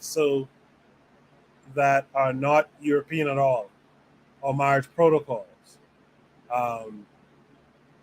Provide Triggers for Evolution says, agree with Tanzan 100%. Kofi says black culture is for black people in the West. African culture is the real culture. West African African culture is the real culture. Trigger Happy 262 says black culture in the West also has Africanisms. It isn't detached from Africa. I think Tanzan wanted to add something. Yes, I will take a crack, and Jose will accuse me, as he's done before, of simping for Black Americans. For me, the difference, the one thing that I would say about Black American culture that is distinct from both, African and, well, no, maybe not distinct, continuation, but they have more put their stamp on it, is the culture of rebellion. We talked about the culture of respect. I think one thing that Africans and Caribbeans have is that culture of respect, respect for the elders and so on. But Black Americans have a culture of rebellion, not just from the experience, I guess maybe from the circumstances here, but when it comes to that identity, that, Black identity, that I'm Black, I'm beautiful, I'm resistant, I'm strong. That to me is a very distinctive part of Black American, specifically Black American culture. Maybe it's a part of the American as well, but I think that's the one thing that I see the difference between Black Americans. I'm not talking about, the FBAs and those other, lost idiots, but the real ones, from the scholars, the writers, the activists, and so on. They do have a distinctive way of addressing things, of being rebellious, and something that I miss in Africans. Africans have a very, well, it's not that they're stupid or backwards. It's just they're very more accommodating. They're hospitable. They're nice. They're all that. But when it comes to taking the bull by the horn, I think I have to give Black Americans that. So yeah. Come at me, Jose, bro. But the reason why, I could understand where you're coming from, Tanzan, but if we look at the Mama soldiers, the Mau soldiers, the dreadlocks, that came from Africa. So the rebellious, we've been I mean, I get, yeah, we could understand the Black Power movement, the I'm Black and I'm proud. Yeah, that's true, but that's not intrinsically to Black Americans. If we use the Mama soldier, the dreadlock rastas from Jamaica, people in the Caribbean who wanted to be who they were, and like the voodoo culture, that's all an act of rebellion. So yes. I come from a region where rebellion is also a culture by various ethnicities, the Jola, the Balanta,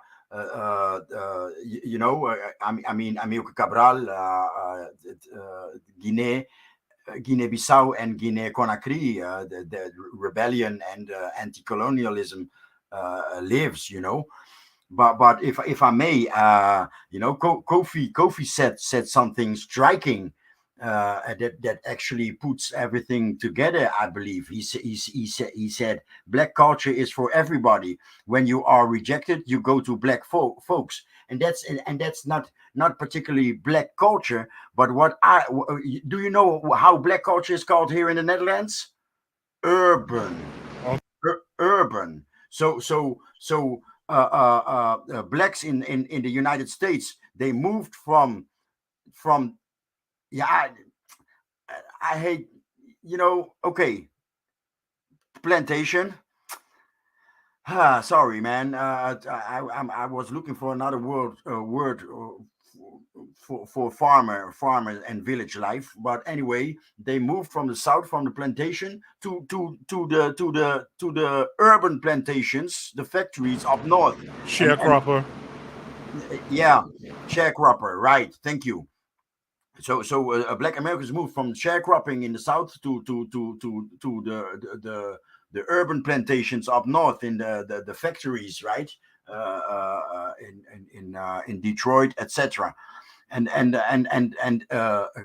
urban life became the culture. While what our Haitian brother, sorry, your name is Arzuli. Azuli mentioned it. In the South, the same African traits, what Tanzan just called African, are also in the South, and this, rebellion is not particularly African American, because the dude in the movie, that's not quite rebellious, right? Looking for confirmation from whites, but the umbrella of what I'm trying to say is, it's what is called black culture is actually urban culture, individualism, right? Individualism. Yeah, that's it. Individualism and anonymous. You're anonymous. You don't have no name. You are nobody.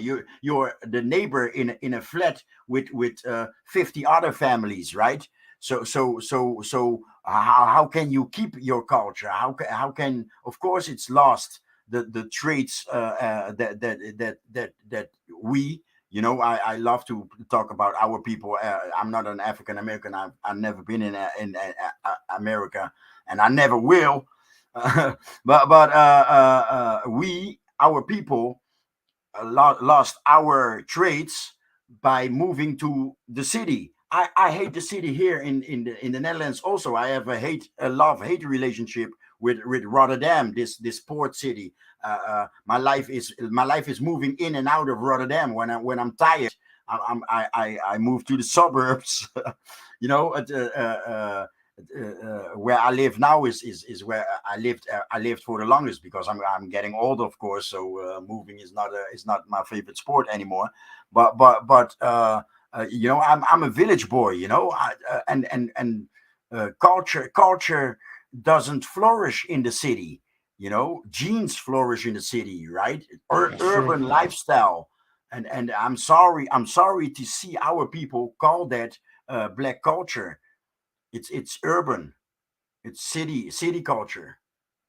That's true. That's true. Thank you for that, Jay. In the chat, Provide Triggers for Evolution said culture is functional and ensures a group's intergenerational survival legacy. Daily Affirmation by Pauline says, so if we don't even know or have differing views on what our culture is, then how can we come together like, I guess, other ethnicities? Marcus Garvey is the way he says, our folks been rebellious. Sometimes the anger is misdirected inwardly. She says, FBA knows the European best, and I've honestly chosen to roll over. Keter is here. Keter says, greetings, family. Just tuning in. Y'all say what's up to Keter. Afro Native World is here. Says, unfortunately, Black Western cultures are usually anti-African. Kofi says, yeah, Africanisms, but it's white overall as well. We have to define in terms of West Africa. I feel like I missed a matron comment or something. Trigger Happy says, I think that's more interpersonal at the moment, but in the post, that was much more true. At the moment, I'd say besides the organization that are pursuing it, there's no Black people who are pursuing any forms of nationalism or liberation, if we're being honest. Kofi says, we have to define it in terms of how close it is to the West African culture. Marcus Garvey is the way he says the rainbow culture and this acceptance here in America is proof the rebellion here is lost. Oh yeah, there's the learning curve. She says it's rural. Black culture, I guess she's saying is rural or supposed to be, as opposed to the city culture that it more so is. I'm not sure what she meant there. Trigger says to Kofi, I don't disagree with that, but everywhere in the Black world there is a degree of cultural erasure. He says I should have said Black group or ethnic group, not Black people as an individuals, just to clarify. The forecast says, but just from what Tanzan said, why count rebellion as part of African culture, but it doesn't count as culture for Black people in America? Provide Triggers for Evolution says the Haitian Revolution in 1804 was rebellious. Does anyone have any last comments for this prompt here? This is why Blackness means nothing. All right, here's what we're going to do. We're going to take a station ID break here. What I'm going to do first is I'm going to drop prompt number 6 tonight, so you guys know what's on the other side of the commercial break. Prompt number 6, some of you might have seen this week, is Did Keenan Thompson KO or knockout Iron Mike Tyson? Keenan Thompson KO, that is knockout Iron Mike Tyson. Let's do a quick station ID, and on the other side, we'll discuss Shoot the Breeze topic number 6. You are listening to the Bitter Medicine Podcast on KWAZ Radio. This is D Webb with the Harsh Reality Podcast, asking you to tune in where we tackle the news of the day that affects our community, only on KWAZ Radio. Peace, family. This is Oni, inviting you to listen to the Pro-Black Perspective, where black problems are addressed with black solutions. Greetings, fam. Tune in to The Learning Curve with me, the Revolutionary Matron on KWAZ Radio. You are listening to the Bitter Medicine Podcast on KWAZ Radio. Have you ever considered joining KWAZ Radio? Each of our hosts shares their unique perspective with you. You might have a perspective that needs to be shared. If that's true, hit us up at kwaz.radio@gmail.com.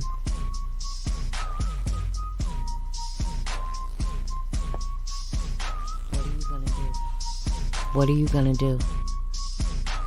What you gonna do?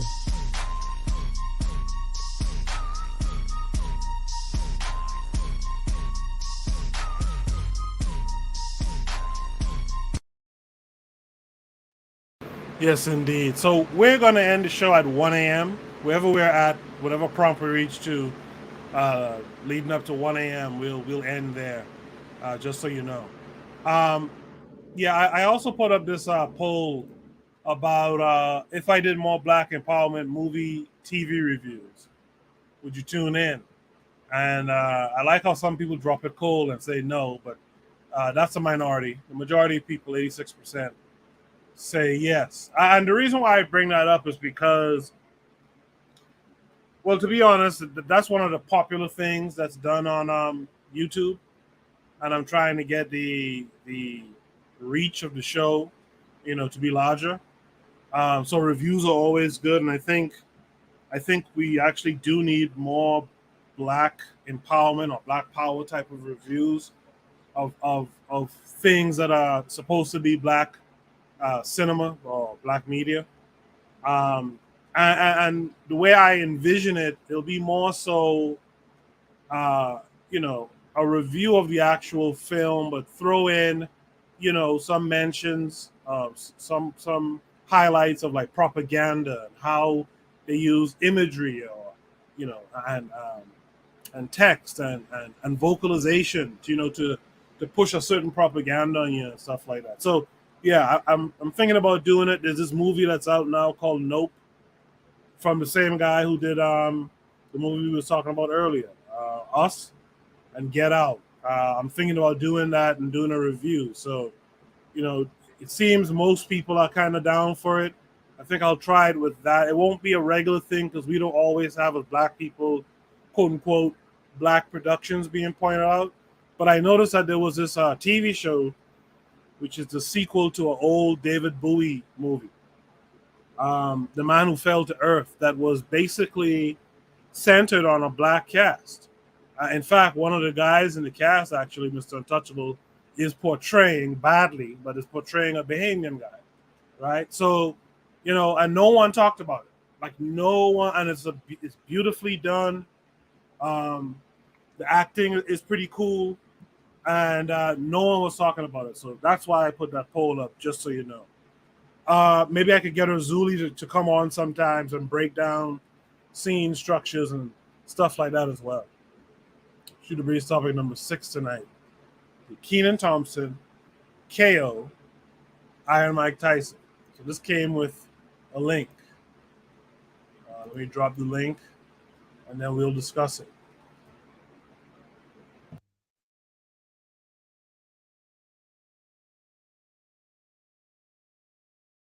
Einstein, me, right, Mike. If I'm not a nigga, I'm nothing. Not true. No, it's true. If I believe it's true. Yeah, but you shouldn't believe that. You can't control the way I fucking think, nigga. I'm not trying to. Then don't talk about it. That's what it is. Nah, if I'm not a nigga, I'm nothing. So don't tell me I'm not. Why would you think you that? Because it is. It's that way. That's where we agree to disagree. I Because agree I with look that at you too. as a king, my brother. You know what I'm saying? I look at you as one of the greatest people that ever walked this planet. The things you have done in your lifetime is so far away from the original connotation of that word. It's crazy. You don't know my shadow. I don't. I know what you've done in My life. shadow it counterproducts everything you say about me, brother. I mean, I My know what shadow's you've what you done in don't the know light, my about me. brother. You can't have a okay. shadow without the light. Yeah, that's a 49-second clip. I'm going to play it again so everyone really catches it, and then we'll have that discussion. It's Einstein, me, right, Mike. If I'm not a nigga, I'm nothing. Not true. No, it's true. If I believe it's true. Yeah, but you shouldn't believe that. You can't control the way I fucking think, nigga. I'm not trying to. Then don't talk about it. That's what it is. Nah, if I'm not a nigga, I'm nothing. So don't tell me I'm not. Why would you think that? Because it is. It's that way. That's where we agree to disagree. I Because agree I with look that at you too. as a king, my brother. You know what I'm saying? I look at you as one of the greatest people that ever walked this planet. The things you have done in your lifetime is so far away from the original connotation of that word. It's crazy. You don't know my shadow. I don't. I know what you've done in My the life. shadow it counterproducts everything you say about me, brother. I mean, I My know what shadow's you've what you done in don't the know light, my about me. brother. You can't have a okay. shadow without the light. All right, so I wanted you guys to get that, how that conversation was going, and it's centered around the so-called N-word. The prompt says, did Kenan Thompson KO Iron Mike Tyson? Because it is to be commended how cool, calm Kenan remains during the conversation. We've seen other people on Tyson's podcast who get completely punked out because, of course, it's Iron Mike Tyson, right? It's the animal. So that's to be commended. So what do you guys think? Let's start with Kevin Carre. Do you think Kenan Thompson KO'd Iron Mike Tyson here? Yo, you have me laughing, man. I'm thinking they had a boxing match and he actually knocked him out. But yeah, he did, man. Like the way he was saying, I'm not gonna say the word, but you get where I'm going. Yeah. Why would you want to limit yourself that word? You know the hit, and this man is he's I would say he's a boomer, baby boomer. He should know better. He grew up around, well, I'll say early Gen X, not baby boomer, but early Gen X. But he should know better that he has been through people calling him that word, you know, when he was, well, I don't think they'll do it in prison, being there with him, but the media, all that stuff. Why would you want to refer to yourself as that word? You and Kenan, he's telling them, listen, you're more than that. But you're like, no, I'm only acknowledging my dark side. Like, no, you got to have the light side too. You got to balance yourself out. But I just think, man, too many punches to the head. That this is what happened years later, man. I was wondering what happened to BB Rodriguez, and here I was just thinking about this like yesterday. Here's BB Rodriguez making an appearance in the chat. She says Kenan displaying obvious Toro energy. Obvious Toro energy. Erzuli, what did you think of that exchange between Kenan and Iron Mike? I didn't really hear it, but were they debating whether they call themselves the N-word or not? Essentially, yeah. I mean, about the N-word, I used to have an issue with it to a certain degree, but then I learned that. Oh, don't come with the negus. No, I'm saying even in my culture, in the Haitian culture, when you say neg. So I don't know if neg is derived from Negro, because neg means man in my culture. Like, sakafet neg. Neg is I don't know if it's more Negro-ish, because it might be derived from Negro word. So I don't know. The N-word is, I guess I understand both sides of the argument. It's like some people say they're trying to turn they're owning the word or whatever. But I'm leaning toward the way to not calling yourself that word specifically, because like they use that same word to talk to describe any people, any race. So I understand both sides of the argument. But I was gonna bring out the niggas word, but you said not to do it, so I'm not even gonna bring it. So I'll pass the mic. Yeah, that Zoe Williams, negus is niggas. That's so weak and pathetic that and people. I saw people, like a long list of people. Maybe it was under the same post, just trying to explain away this N-word shit, and many of them using that negus, the Ethiopian term for king. I mean, come off of that stuff. But hold up, before you pass the mic, I was using one time I was at school, and then this white kid was talking about this white kid, and I mean this Middle Eastern kid was talking about, yo, why can't we use the N word? Why da da da? I said, yo, okay, if you want to use the N word, why don't you use niggas? The white boy, we don't use it because the meaning is different, I guess, from that meaning. If you understand what I'm trying to say, of course it's different, yeah. So I was like, yo, so why would you want to use that word? Why don't you just use? He said, well, use this word, niggas. And he was like, to him, it was like you could see in his eyes he was taken back. I said, it means king. Are you gonna call me king? And then it's like the conversation was dead. But I don't know. So I understand what you're saying. Yeah. Let's go to Tanzan. Tanzan, what say you? Well, I think Keenan had a good point. Unfortunately, it was coming from the wrong person. It would have been good if the words were switched around, because unfortunately he seems like a softer guy. So if he's talking sense, it makes his sense less sensible. I don't know if you understand what I'm saying, because in that conversation, the person you respect more is obviously Mike Tyson. So if Mike Tyson is being upbraided by some comedian on SNL who has some white wife or something, you're going to look at him sideways. I mean, he could have a point, but it's just coming from the wrong person, especially knowing that, Mike Tyson actually and his status. So I'm not for the use of the word, obviously. But I at the same time, I can't tell people what to say. But the one thing I'll definitely say that it's nothing to do with kings and all of that stuff. And even let's just say it did, which it doesn't.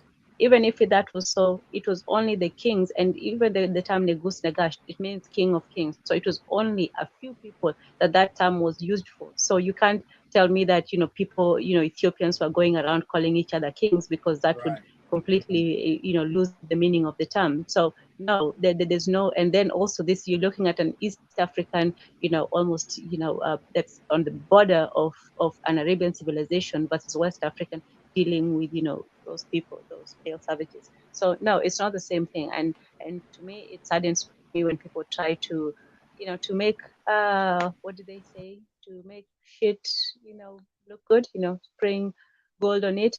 Yeah, it's still the same thing. You're not making it better any more than a woman calling herself the B word is making herself better. No, it still means the same thing. Now you can use it in a different context. I've had Black Americans speak to each other in saying that word in an affectionate tone, but it doesn't still change the meaning of the word, what it came from, what it still is, and what people derive from it is still the same thing. So yeah, Keenan had a point, but no, he didn't. You could never, KO Mike Tyson. Even when he's wrong, he's still Mike Tyson. So yeah. Okay, Jay, what say you to that?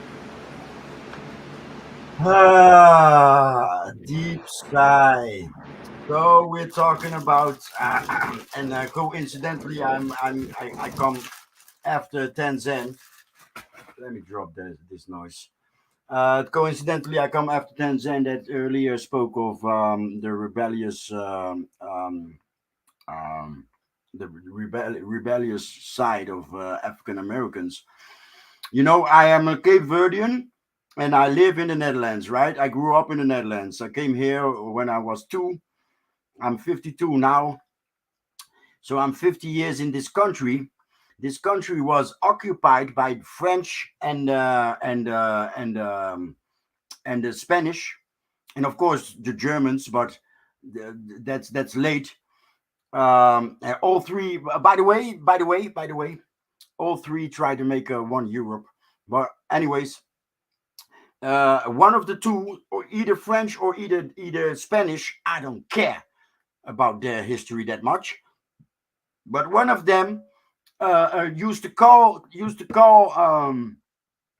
Napoleon used to call this language a throat disease. But anyways, one of those occupiers used to call these people goose in a derogative way. Look at those goose, you know. And till this day, there's a proverb speaking of dumb, gullible, right? A goose being a dumb and gullible people. And the revolutionaries that kicked the oppressor out called themselves goose. Like, yeah, oh, so we're the goose. We're the goose that kicked you out. So I'm a Cape Verdean, right? And in 75, we obtained our independence, and unfortunately, unlike we did fight in Guinea-Bissau, but unlike Guinea-Bissau, our independence didn't come from guns and blood, but from paper and ink. But anyway, we celebrated it with, among other ways, with an LP. And on the back of the LP, there's a whole story about how we used to be called Creole in a derogative way, like bastard, right? And but now, yes, us, the Creole, we are going to Saltan Lumnar, which is actually a Mandinka culture. We are going to do all those things that the colonizer forbid. Yes, we are Creole, right? So I want to call this a little lesson in rebellion, because obliging to the English language is not rebellious. It's not. It's was Martin Luther King called the N-word? Yes. Well, I am Martin Luther King. Was Harriet Tubman called the N-word? Yes. Well, I am Harriet Tubman. Malcolm X? Well, I am Malcolm X. All of those people were called the N-word. Why? Because the enemy called us the N-word. So how are we going to be? How are we rebellious if we oblige to the English dictionary? Thank you. You're welcome there. Let's go to Oni next. Oni, what say you? Yeah, so I heard something different. You know, I think it's different in the sense that so like I couldn't really understand what they were saying, but you know, they have the caption there. And I think what happens is that Mike Tyson said, I'm not an N-word, I'm a nothing, you know, as to say that he's less than an N-word, you know. And then you know, Keenan comes around and says, oh no, I see you as a king, right? Now my thing is this, like realistically, I actually like what Mike Tyson was saying, not like in the sense of, you know, black people should look at themselves as nothing, but the reality that there are black people out there who look at themselves as nothing, you know. And it really comes back to this you know, what Maya Angelou said, right, which was, when a person tells you who they are, believe them the first time. You know, Mike Tyson is sitting here explaining to us, because actually Mike Tyson's like my second favorite actor, you know. He's my second favorite actor, but still, he's sitting there telling you, look, I'm not a good person, I've done terrible things, I'm less than an N-word, I'm less than, you know, for N-word being interchanged with black person, he's like, I'm less than a black person, I'm nothing, and pretty much I will like kill other people. You know, he didn't say he would kill other people, but he pretty much, you know, is letting us know that he has a dark past, you know, and dark not in a good way, you know. And so my thing is that, you know, sitting up there trying to correct him and say, no, man, you a king and you great, you redeemed yourself or something like that. And he knows better than anybody what he is about. You should just believe him. You know, one of the things that we do is we try to transform everybody else, you know. Somebody come to you and tell you, look, man, you know, you shouldn't trust me, or I'm a bad person, I'm nothing, I'm below, whatever. Like, that sucks for them. You don't want them to think that way. But, you know, Mike Tyson's a grown-ass man, you know? And if a grown-ass man is telling you, hey, look, I'm worth nothing, you know, And he's like kind of like acting like he's ready to fight over the idea that he's worth nothing. Like, if that's really the case, like, not saying that you should be punked, but you know, it is Mike Tyson. So, you know, if Mike Tyson's punking you, it's not like anybody's looking at you sideways, like, damn, you let him punk you, right? But like, yeah, like, oh no, I see you as a king. Like, what are you talking about? You know? I mean, it sounds nice, it's good, it's uplifting, you know, it is the better message, I guess. But like, at the end of the day, you know, one, I don't think this whole conversation was about whether the N-word was good or not. So I don't know why we would turn it to that. But, you know, but I would say, you know, both of them are using the N-word like, oh, he should be calling himself an N-word, right?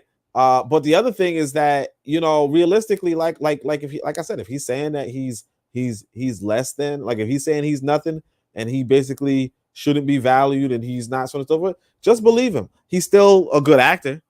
He's very funny.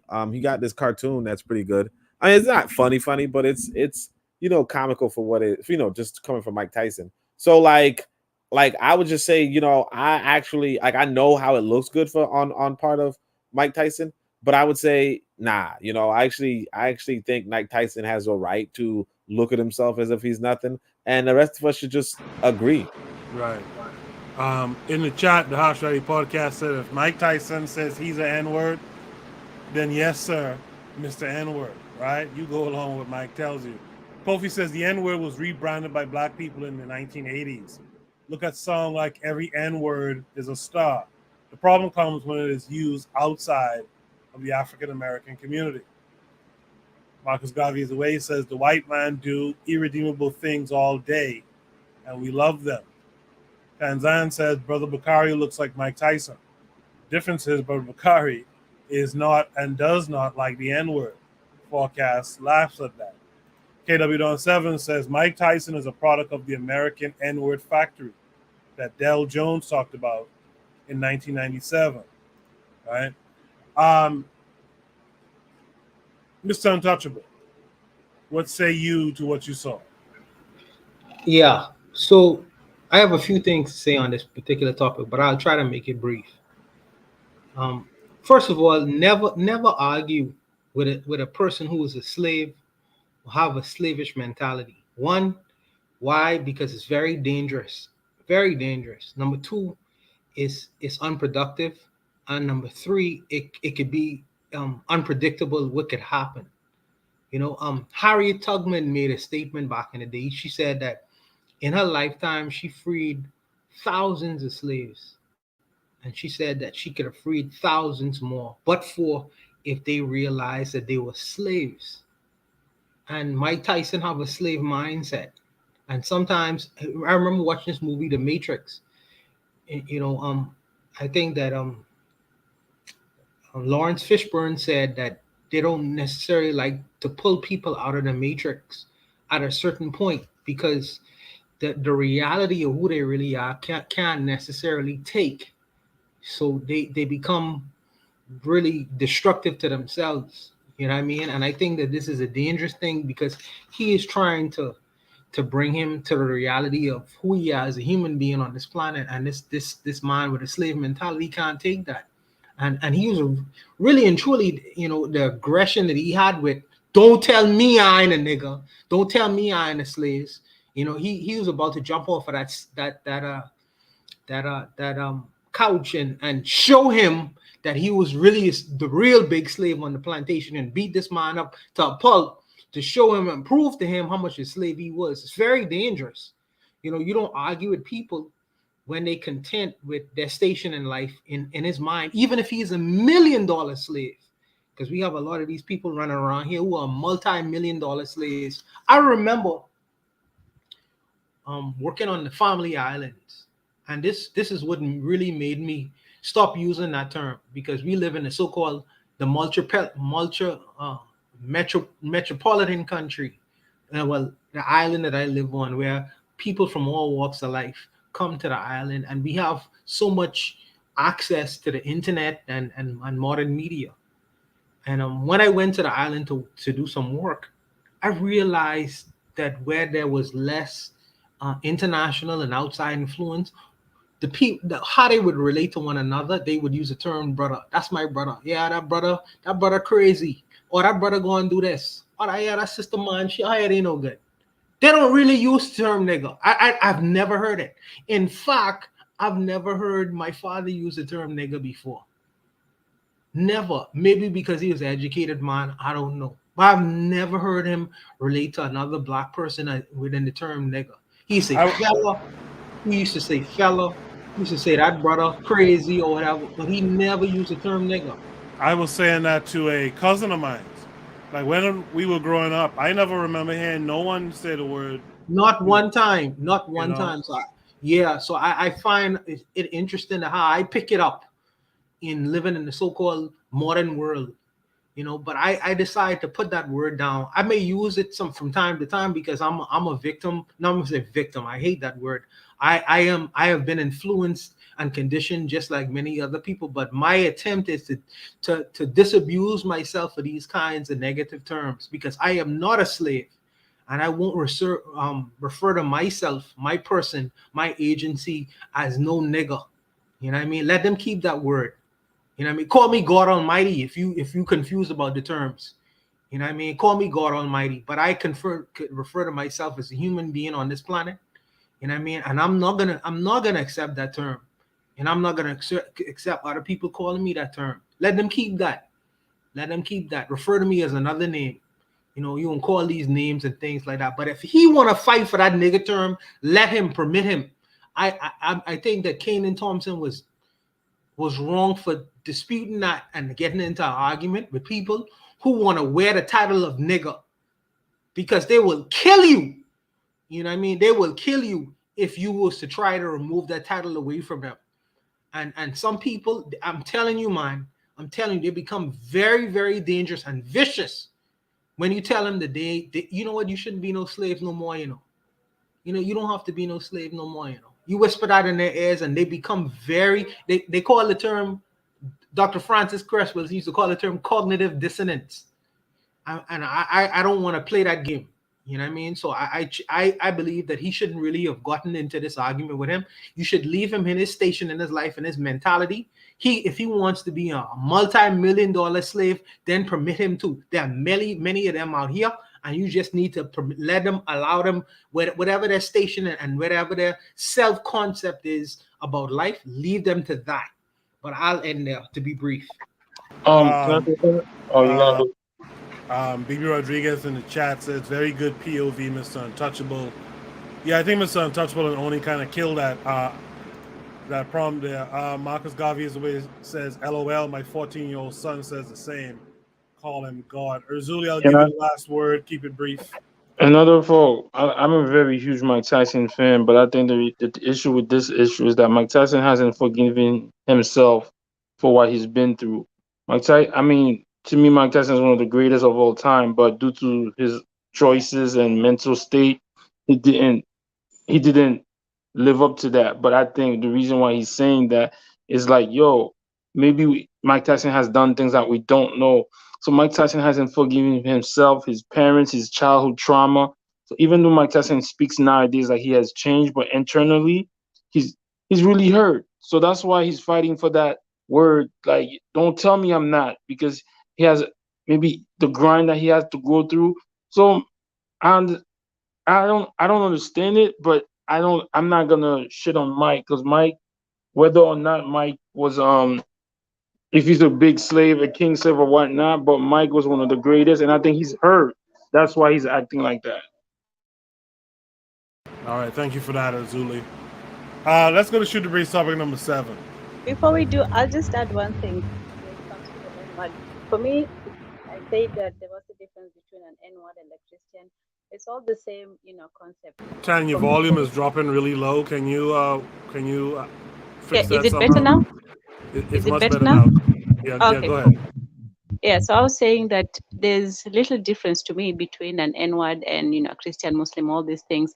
It's just one thing that, it's from the same source. It's from colonization, from that mindset. And so for me, like even people who say they're Indians, whatever identity people choose for themselves, I don't agree with it, but I will respect their right to choose, what they want to be. So if somebody tells me, they're in a religion or in the N-word or whatever, I might not agree with it, but like we said, these are all, just facets of being colonized.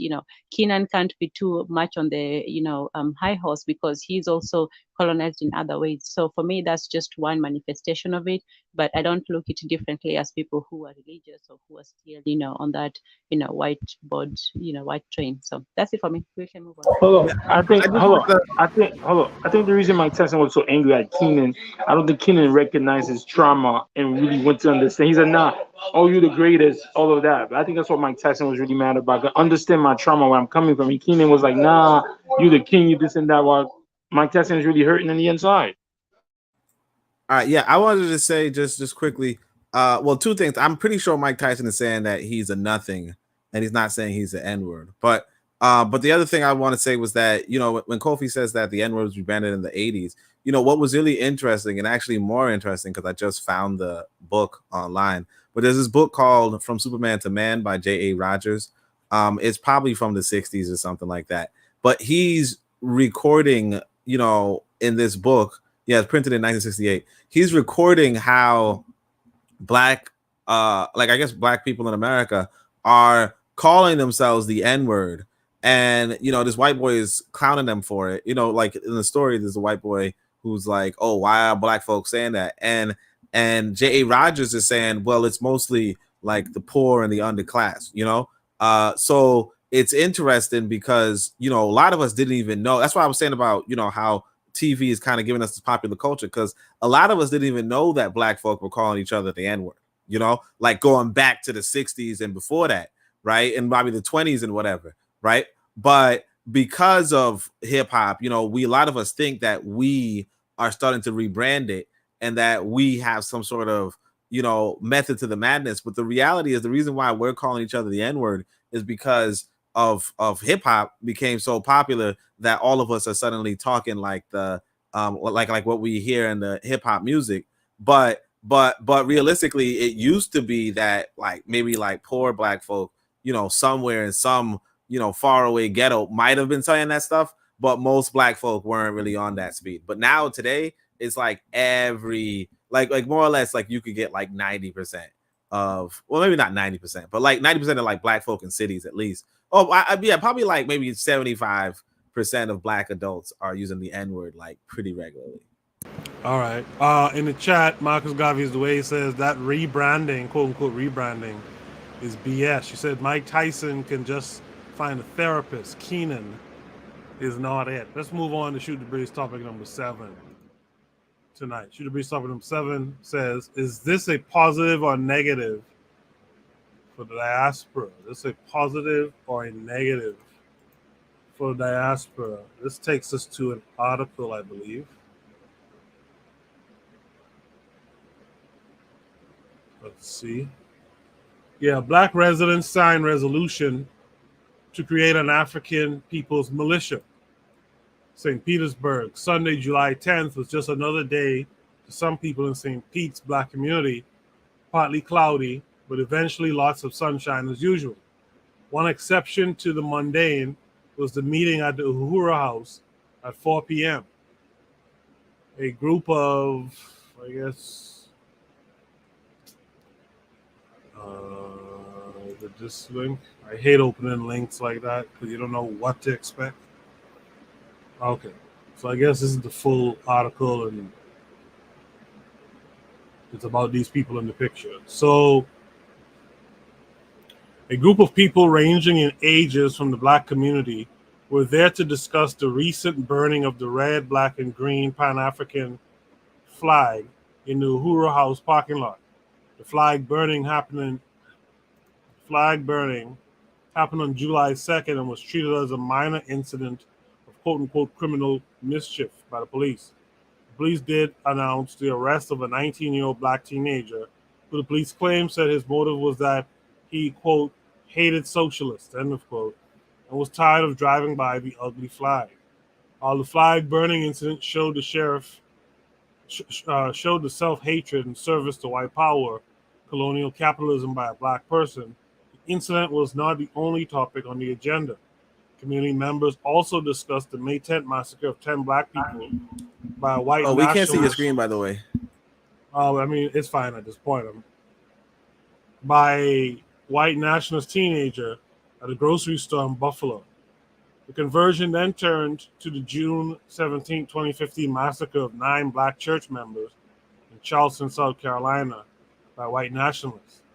Dylan Roof and the police murders of George Floyd, Tyron Lewis, and Breonna Taylor. After receiving a community resolution meeting, participants determined that the African community must build an African people's militia to protect black people from the various security threats in the world. This militia will not be like white militias and serve the interests of white power and the system of colonial capitalism, a system that currently dominates the lives of African people on every level. The African People's Militia will monitor police activity to prevent and protect our people from the threat of white nationalist attacks on the African community, protect our children, and strive to rid our community of social ills such as drugs and alcohol addictions. So that's the, I was in the middle of reading it, so I didn't want to stop reading it midway through. But it should have been shared. I don't know why it wasn't shared. In case for those who want to see something on the screen, here's the. Oh, I see what happened. Oh, I see. Okay. It's when I clicked the link, it took me to another tab. That's the problem. But anyway, it was just this picture with the people that you see here. Anyway, with that said, the prompt says, is this a positive or negative for the diaspora? Kevin Carey 42, do you think this is a positive or a negative? Well, I say it's a positive to form your own defense corps. You need that in these days with all these crazy folks coming and shooting up places. But my problem is, why are you announcing it?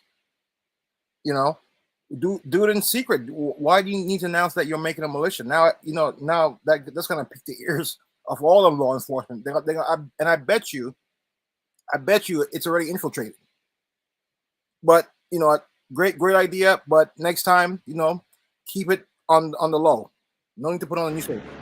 All right, thank you for that, Jay. What say you? Positive or negative?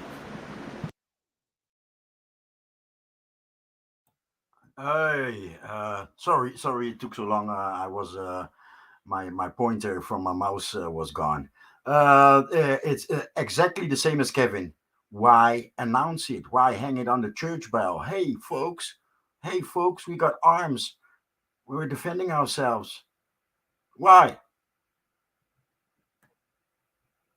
In the chat, the Hot Rally podcast says, just like Farrakhan calling for 10K a few years ago, or the NFAC crew, just more posturing, defend your family and friends, but there's no black militia coming. Is Tanzan still with us? Tanzan may have fallen off. Oh, yeah. Tanzan is here. Tanzan, yeah. What are your thoughts?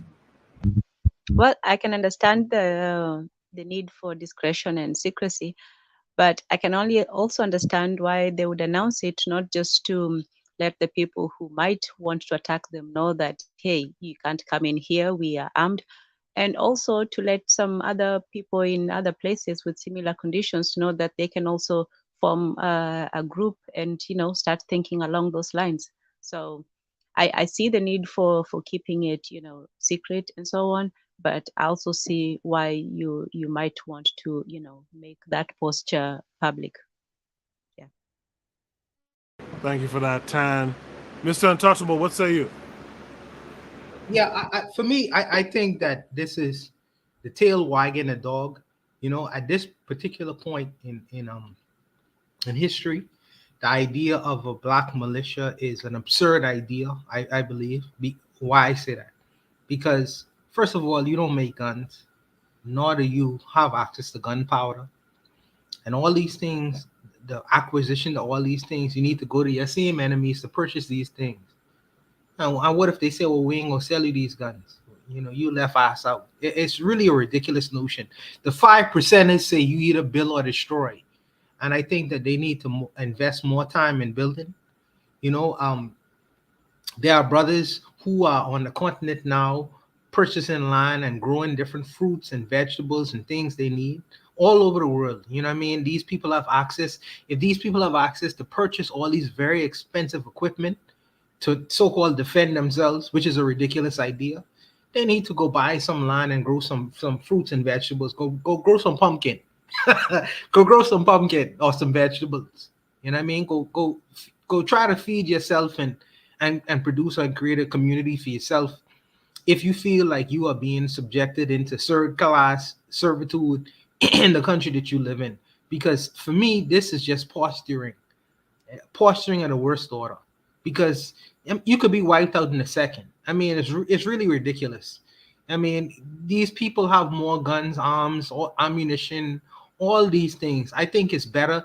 The difficulty, what I find, is with building, organizing to build and produce something that is constructive. And I think that these are more properly planned out things because they more long term.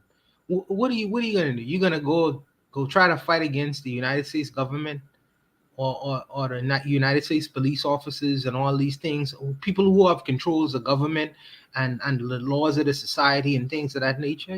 That's not a winnable. I like to fight winnable victories, and I try to choose maybe the more simplistic method, and all this manpower, all this mind power, I think could be more productive in finding other ways to exercise that manpower and that mind power, you know what I mean, in trying to create, in trying to build, rather than this whole thing of scarcity, or we afraid of what these people are gonna do to us or whatever. If you're afraid, you must leave. What you gonna do? Bang out against the United States Army?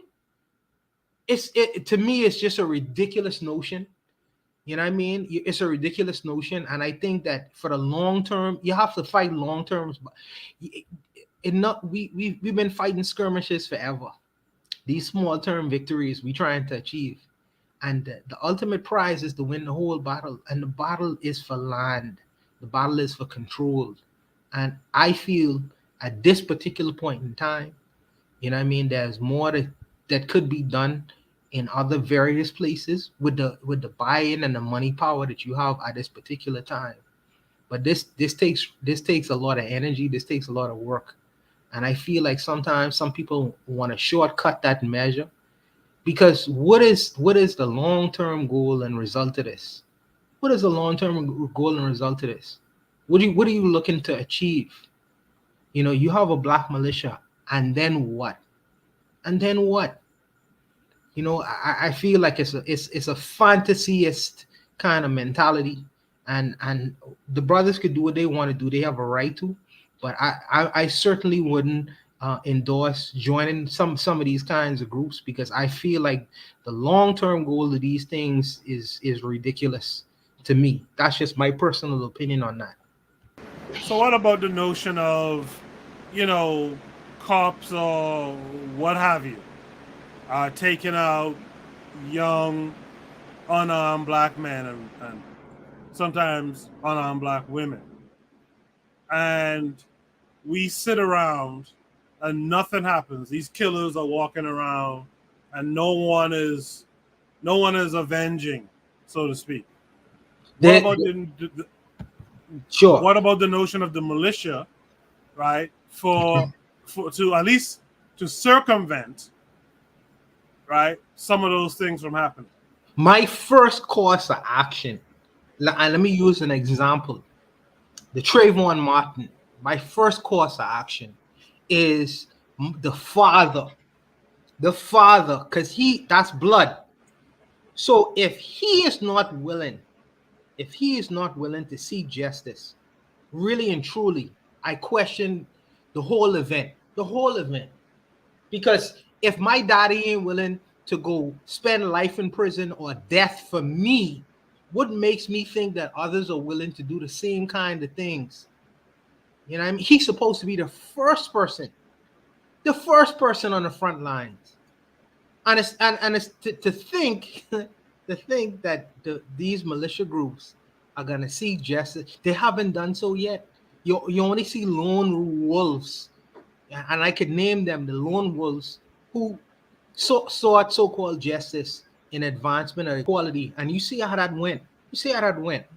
You know what I mean? For me, I feel like the only alternative, because if the blacks who are facing these inequities, not only in America and Brazil and other places, and even in the Bahamas, are not willing to do what is necessary, and we all know what that is, then we all us have to take the alternative road and method, because none of these people who claiming to be militia groups are willing to die or pay the cost of it.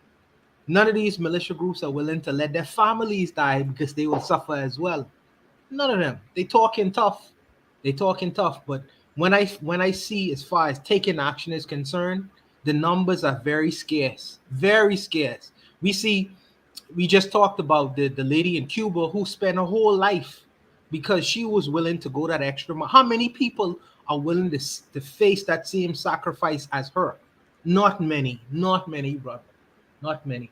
So if you're not gonna go that way, the alternative way of building outside and doing something for self, for me, I feel is more feasible, because all these black people there, they like breathing, they like life, they ain't willing to give up their life. Many of them, they talking tough, they ain't willing to do it.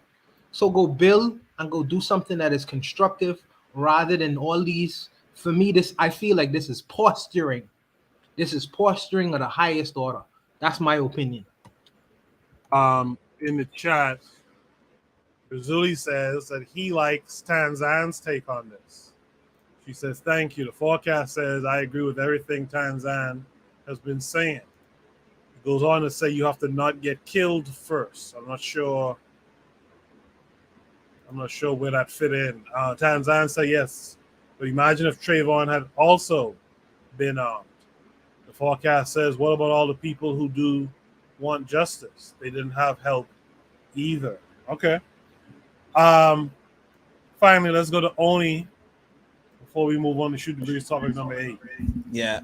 So I would say, like realistically, what they say, the first law of nature was self-preservation. Yeah. I mean, I can't blame folk, because I mean, if you're not going to leave, your best bet is to like die fighting. You know what I mean?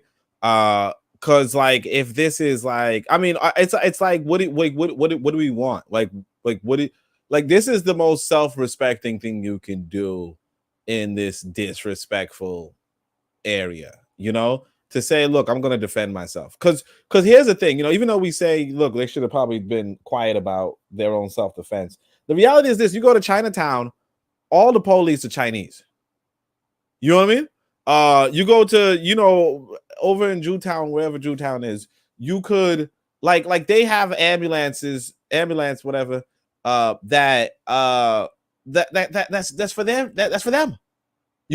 Like everybody is watching their own community, and then we kind of just sitting by. I mean, the Trayvon Martin story, if we being realistic, George Zimmerman was the community watchman.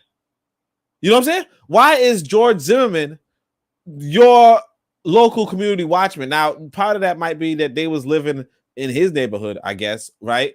But at the end of the day, saying that, look, we feel like we're being killed. We getting red, black, and green flags burned, and what we're gonna do is we're gonna start defending ourselves, right?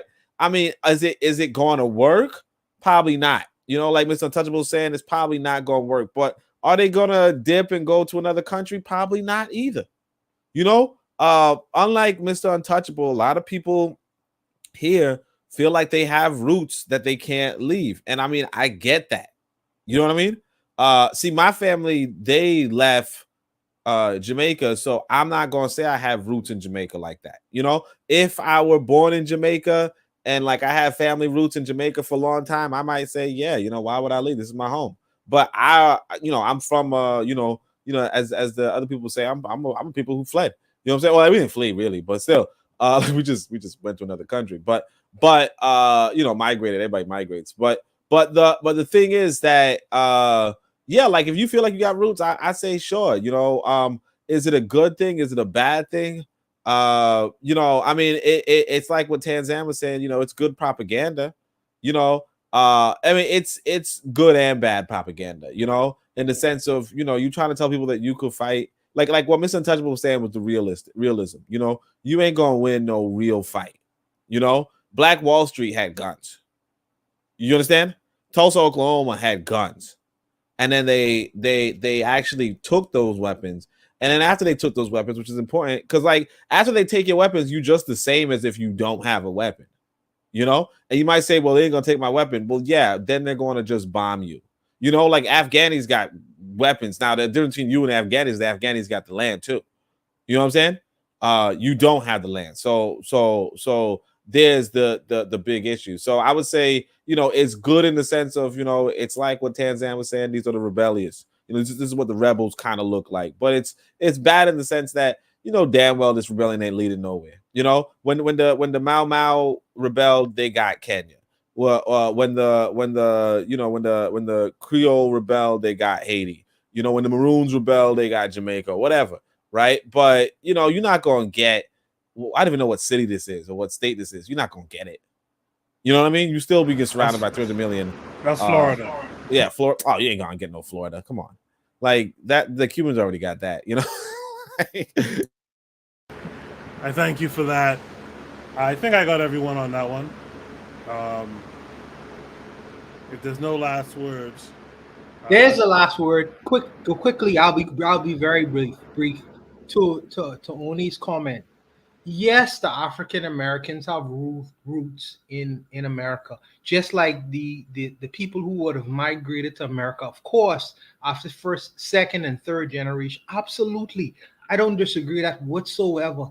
However, if we study history, the Jews had roots in Germany, and they were uprooted, because if they wasn't uprooted and they stayed, they would have ended up in the ovens or Krakow. So they made a decision. They say, look, we need to do something about our situation, because if we don't, we can end up in the ovens. So they created the Israel, and then they many of them moved to America and different parts of the world. So I feel like we are coming ultimately, and when I say we, I include myself with the African American, because they're my brothers. So we need to start, well, eventually, either we're going to go against the wall, or we have to make a dramatic decision on our place and station of where we are, or be hold on, bro. Go the way of the Indians. Yeah, bro, I feel you. That I mean, like that's what I mean. I'm not disagreeing with you, you know. And by the way, the Jews didn't escape the ovens; they went. Like they didn't have Israel till after World War II. So no, some did leave and go to America. Israel didn't exist, you know. Yeah. Like a lot of them, even the boy Einstein, he was up in Germany up until like people were like, "Yo, man, you got to leave," and he was like, "Nah, I'm staying here. I'm German." You know, and he's like, he considered one of the smartest people that there was. Yes, right? Yes. You know, so it's like I'm just saying that, like, when you have these kind of roots, like it's harder psychologically. You have to be like, and most of them like a lot of them went in the ovens. Like this guy, I mean, I don't know the numbers, but they're saying something like, you know, millions were led to the oven. So it's not like, you know, it's not like they like even when it's clearly, yo, this motherfucker's gonna kill y'all, straight up, still gonna just chill. Now, I don't think that's a good thing to just chill, but I also understand that every other group is also just chilling, you know. And the thing is that it's like, where you gonna run? That's the thing. That's the question a lot of black folks saying. That's why I say, as a Pan-African nationalist, we have to build the nations for people to say we're gonna run somewhere, you know, because you know the Native American, like, he had nowhere to run. Yes. That's why he kept fighting till he died, because he had nowhere to run. That he was on his land, right? African Americans, like, technically don't have nowhere to run neither. I disagree with that. Because I'm not saying that. Look, I'm not saying from the real perspective. Okay. I'm saying from their perspective. You know what I'm saying? So these people in front of us that you see, these 1, 2, 3, 6 people, right? They're like, they don't have nowhere to go. Okay. You know what I'm saying? Obviously, like I'm from, like, you know, we both from families that said, oh, look, there's more opportunity somewhere else, and we could just dip whenever. You know what I mean? Like, we know we could just go to another place. We, you know, and in fact, when we read Marcus Garvey, Garvey and Garveyism, they were saying that a lot of the rebellious people, contrary to what Tanzan was saying, well, a lot of rebellious people were the Caribbeans, partly because the Caribbeans, you know, were moving around, you know, and they were cosmopolitan. They were like, you know, they would leave where they at. They consider Caribbeans troublemakers. Yeah, exactly. You know, because like we would like leave, you know. But like if you feel like you rooted and like you like even the Jews who are considered, you know, who I mean, I don't consider them intelligent, but they are widely considered intelligent, and they were just like literally they were the ones led to the oven, like for real, I understand. millions. So I mean, Black Americans, I feel like a lot of people feel like it's going to be an oven situation with them, and I don't know what to do about it. But I would say, hey, look, if that's really what's going to happen, then yeah, arm yourself, you know. But I mean, obviously, you know, if you were saying, hey, what's the best thing to do? Get the fuck out.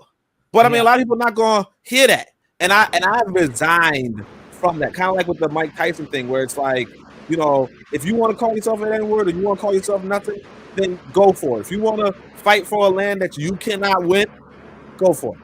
You okay? Understood. Let's go to Shoot the Breeze topic number 8. We talked about this a little bit earlier. We touched on it a bit. The problem says for Shoot the Breeze topic number 8, oh snap, FBA Negroes own slaves. Why were we never taught this? I thought we were. I thought by now we all know this, but I guess we don't. This comes with a link. Let's check it out, and then we'll discuss.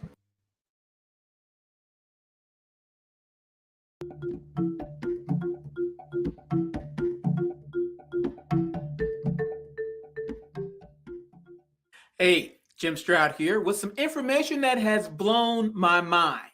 I mean, like, did you know that in pre-Civil War America, Black people owned Black slaves?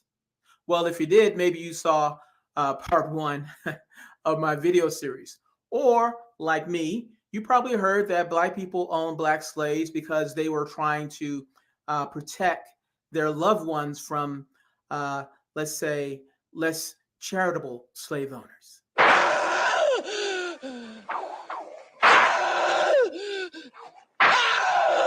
James, your name is Toby. I want to hear you say it. Your name is Toby. You're going to learn to say your name. Let me hear you say it. What's your name? Kunta Kinte. While it is true that some Blacks did own Black slaves as a way of protecting their loved ones, that is only part of the story. It is not the entire story.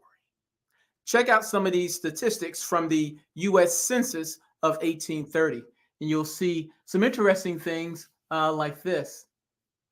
965 free Black slave owners in Louisiana owned 4,206 slaves. 464 free Blacks in South Carolina owned 2,715 slaves. And as a matter of fact, free Blacks owned more than 10,000 slaves in Louisiana, Maryland, South Carolina, and Virginia. The majority of Black slave owners lived in Louisiana and planted sugarcane. Okay, when I saw those stats, I became very, very intrigued about Black slave owners. So I started researching and finding more information on the topic. And here are some things I discovered. Harry Coger, in his book, Black Slave Owners, Free Black Slave Masters in South Carolina, he wrote about the success of Black women in Charleston. Here's a quote. By 1860, so many Black women in Charleston had inherited or been given slaves and other property by white men.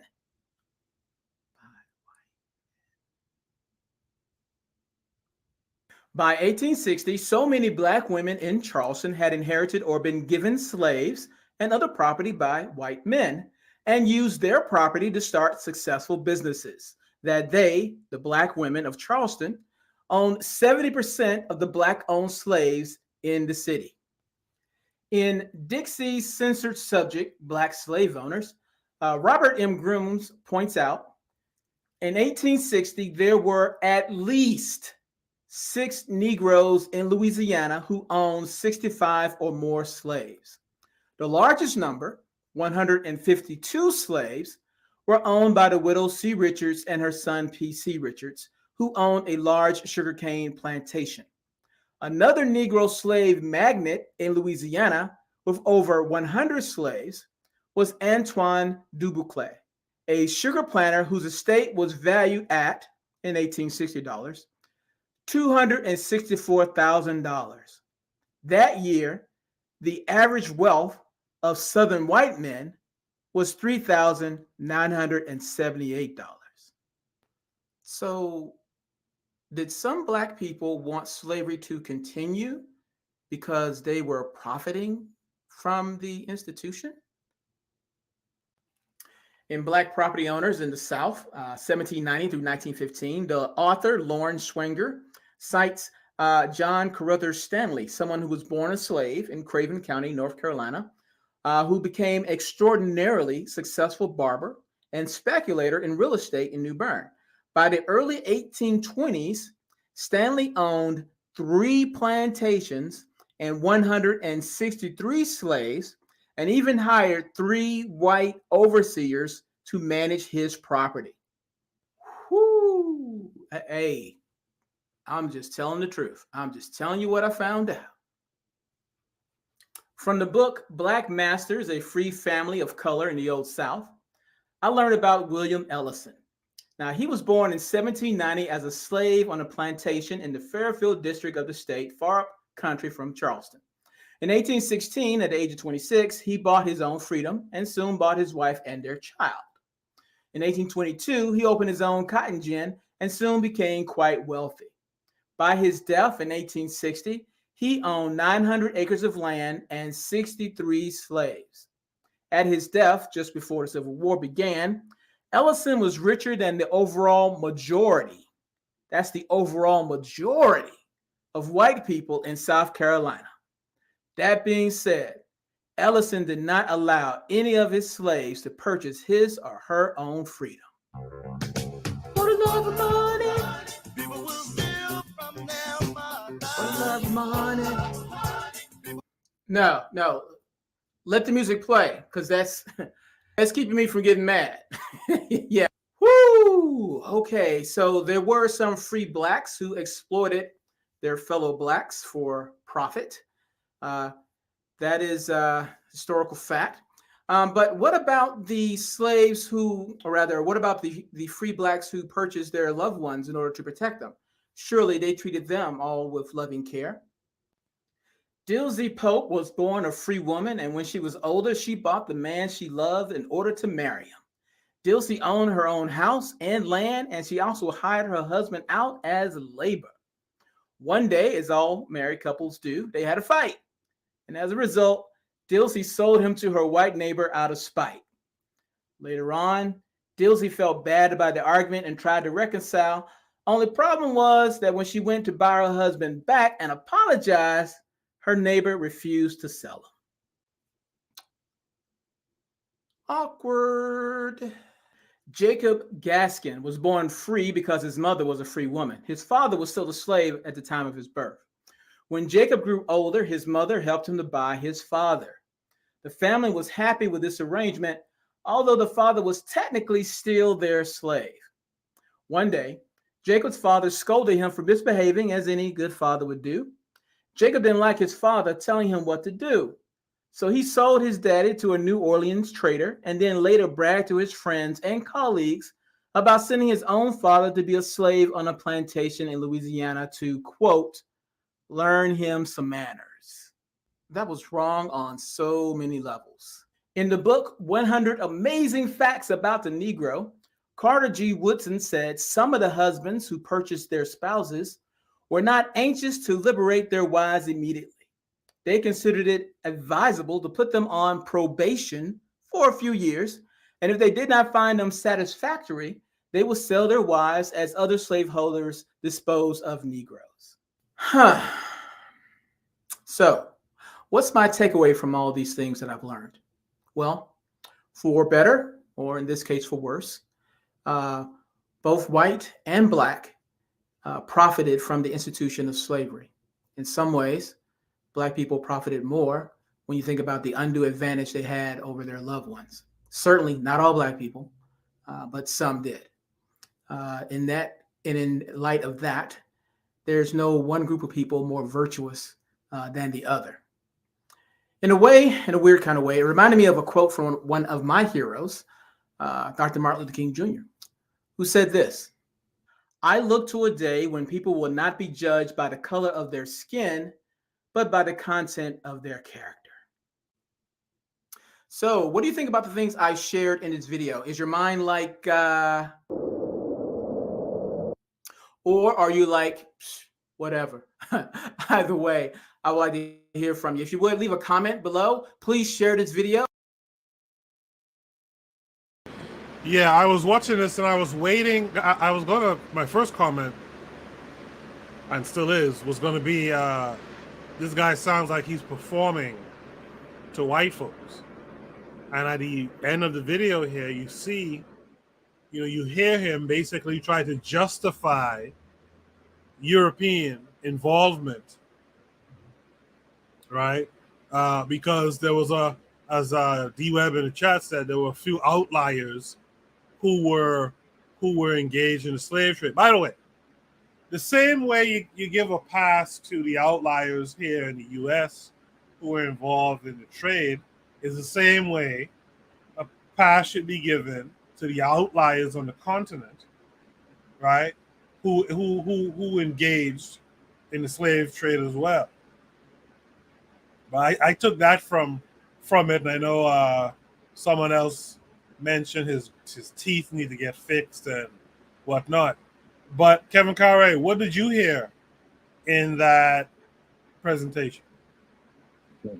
Well, a lot of babble after a while, but I kind of heard about that blacks a lot of blacks own slavery, but it was such a small minority compared to the rest of the South. Who was running the South?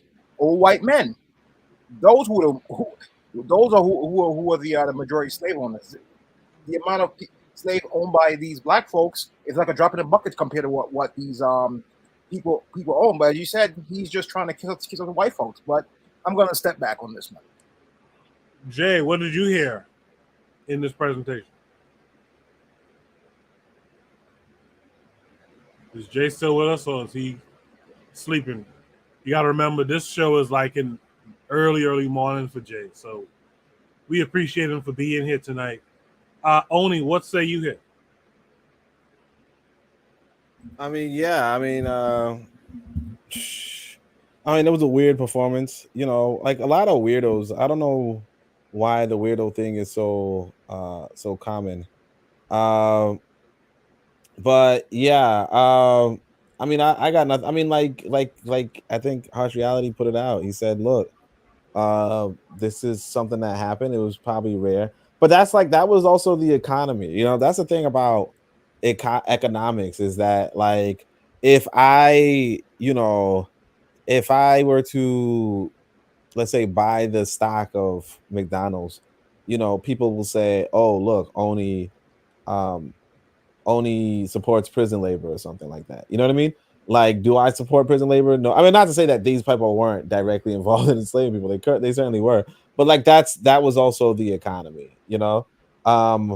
Obviously you don't give that excuse to white folk because they set up the economy. But right. With black folk, like that's what you had to do. Unfortunately, it's like with homegirl right now, Rihanna. Rihanna's doing like makeup and shit. And she's like working these Indian kids or something like that, Right. But like if she weren't working these Indian kids, like who's gonna? She wouldn't be a billionaire. Yeah. You said she wouldn't be a billionaire. One and two. It's like who's gonna do this work? Like who's gonna do this little labor? And like how much do you have to pay people to do that kind of labor in America? You know what I mean? Like you'd have to pay them what, like $50 an hour or some shit. Oh, maybe not that much, but still. She just wouldn't, like, she'd have to sell her stuff even more expensive, So I mean, like I think we all knew about this, but it's again like it's about who set up the system and who profit from the system and who's like really degrading you. You know, these are like some exceptional cases, just like there are like rich black folk right now, or there's like poor white folk right now. Like nobody cares. Like the reality is that there's a system in place, and that's really like what we have to focus on. Because like as the dude showed in the end, you know, he's all about that. You know, he's just about getting these white folk to feel better about, Right. you know, enslaving us. You know. Right. The House Radio Podcast says, yep, he announced his intentions at the end. Tanzan in the chat said, so it's not just Africans selling African Americans. I guess we are truly related. Tanzan, you want to expand on that idea a little bit? A little bit. Okay, so Tanzan, your volume is really low.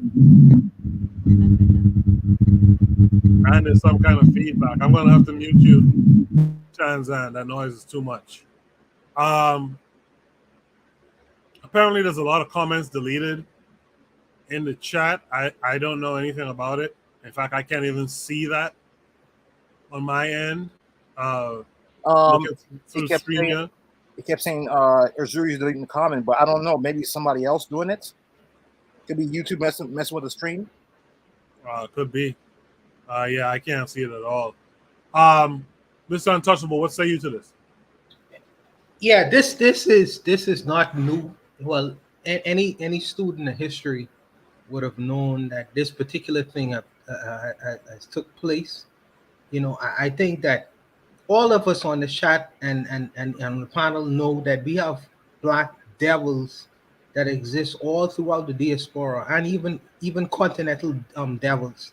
You know, Mobutu is just much of an exploiter of black people as any slave owner in the Caribbean and in the Americas.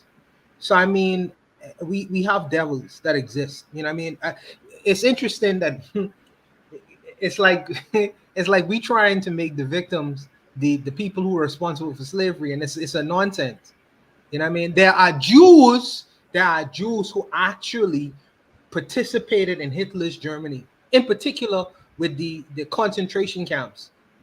Most people don't even know that, and they're really never mentioned because they have a whole racket going as far as the what happened to the Jews, but they would point the fact that we have some outliers that existed within the black communities who were graduated to a level of slave ownership, and then they push them out front and say, well, see, they're responsible for their own hardships that they had to endure on the slave trip. So for me, this is just trying to deny the fact that primarily, you know, the so-called chattel slavery that existed in the West was the authors or the people who are at the central point of the slave trade were European traders and Jewish traders as well. You know what I mean? So he is just really another black devil doing the job of the people who probably would have sent him. It is history.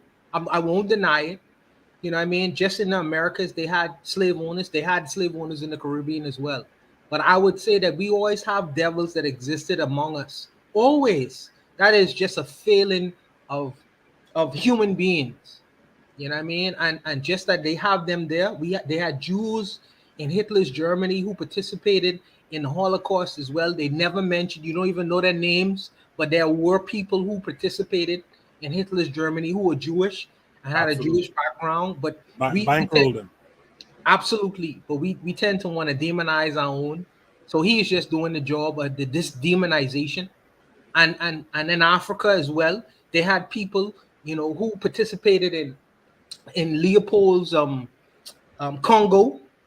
You know what I mean? People who were participating with him to enslaving the native population there. We always had devils. So we don't want to deny the fact that devils existed, but we are not the authors. We are not the authors. We are not the creators of the circumstance that existed for these people to exist. And I think that that's what's not said in these kinds of videos. You know what I mean? It's not said, but it is what it is.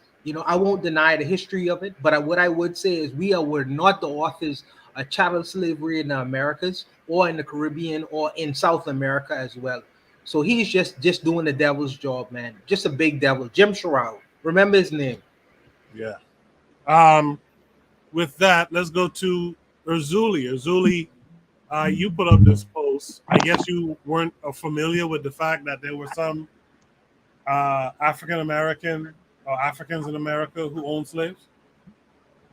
Well, no, I never really heard this part. I heard it, but I didn't hear it to that level. And there was other videos of I made research from that I found out that there was more. To me, that's very troubling. And maybe this guy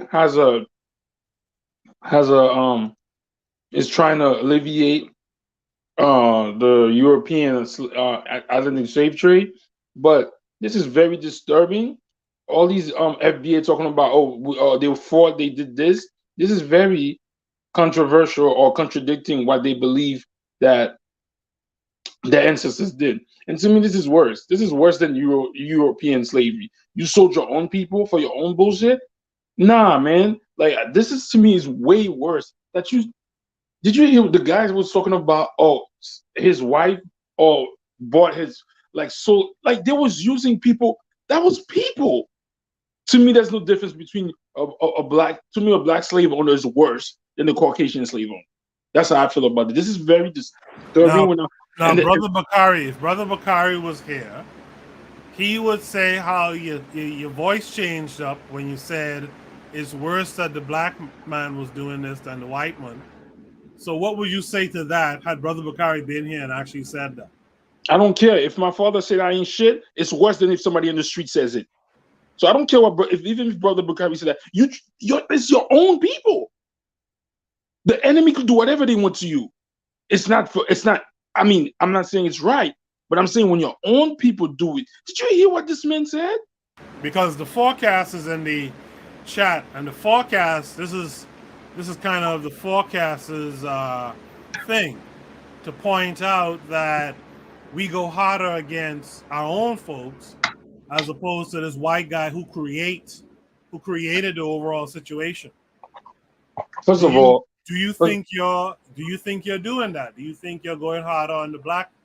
Now, because personally, I understand where you're coming from. I'm going harder on us. Yes, and I don't care. Yeah, the so-called enemy, the so-called oppressor, he's supposed to do that to me. My own people. Did you hear what the guy was talking? Also, I don't believe a lot of the statistics that he said, but the mere fact, even if it was 3 slave owners, you sold your husband, and then because your husband didn't agree. Do we understand what's going on? So now we wonder why, as a black people, we can't get ahead. We think, we want to blame the Caucasian man for everything, but it's our own brothers also doing the deeds. Nah, I don't care what they say. Yes, I'm going harder on us. I'm going harder on us. Because supposedly we're supposed to be love. We're supposed to be a socialistic group of people. We're supposed to love each other. How could you be a slave? You gained your freedom and you turn around and do that to your own people? In America and the Caribbean, if you did that, you're in. So you mean to tell me these people deserve reparation too? These people deserve reparation too? Come on, man.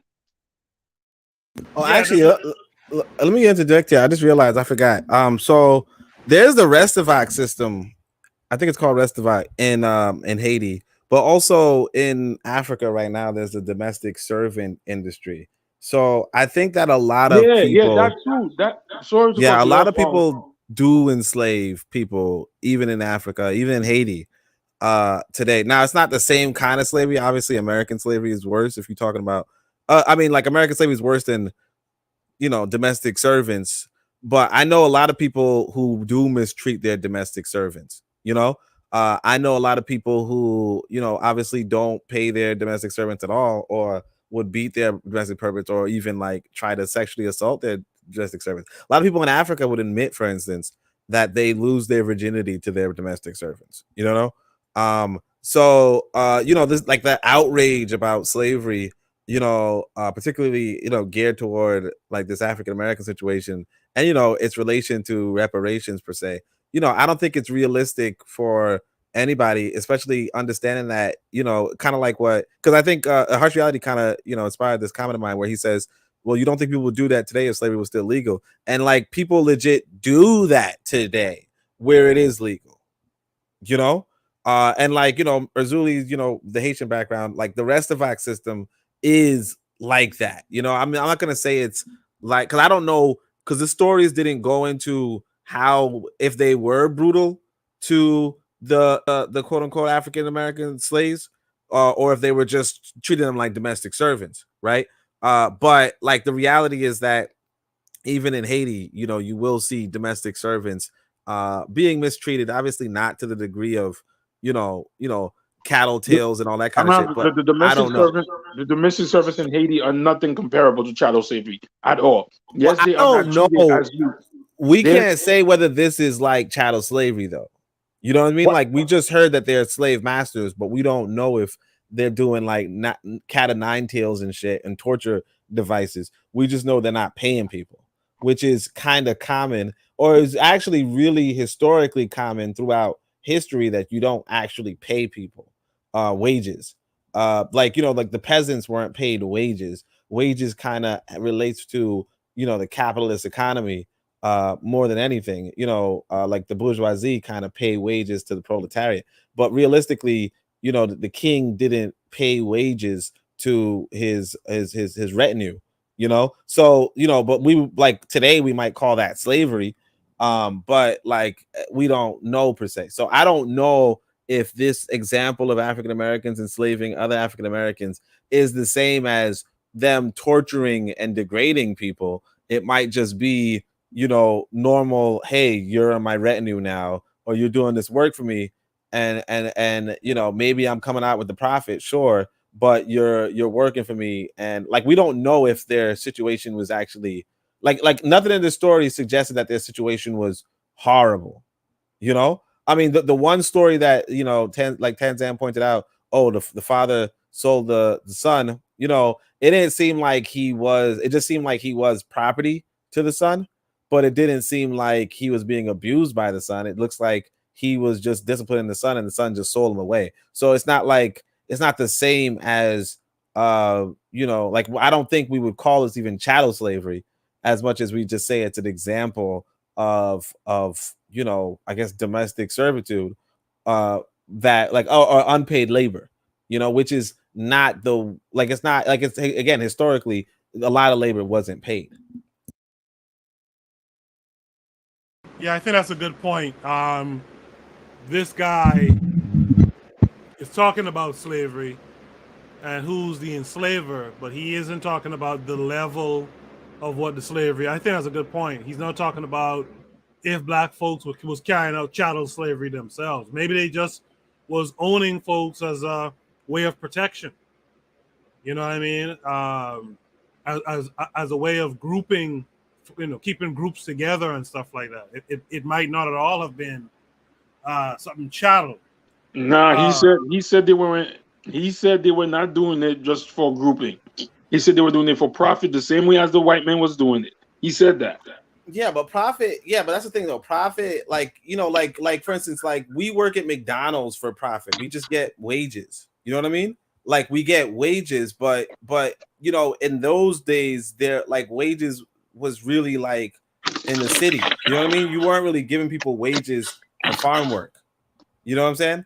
And so like you were providing for them in like their housing, but like they didn't really like usually you wouldn't have given people wages for housing for farm work anyway. And like the people who did do wage, like one of the reasons why the Civil War was something was because they were trying to push it towards because like white people couldn't compete in the agricultural agriculture with people who weren't getting paid, but like like it was like the fight between cheap labor and free labor.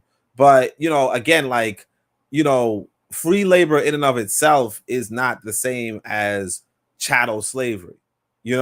I mean, you could call it slavery, but it's not the same as chattel slavery. Chattel slavery is the one that that's really like the condemnable thing. People having short lifespans, like 5 years, 6 years of life, at working themselves to death, day in, day out being treated like animals.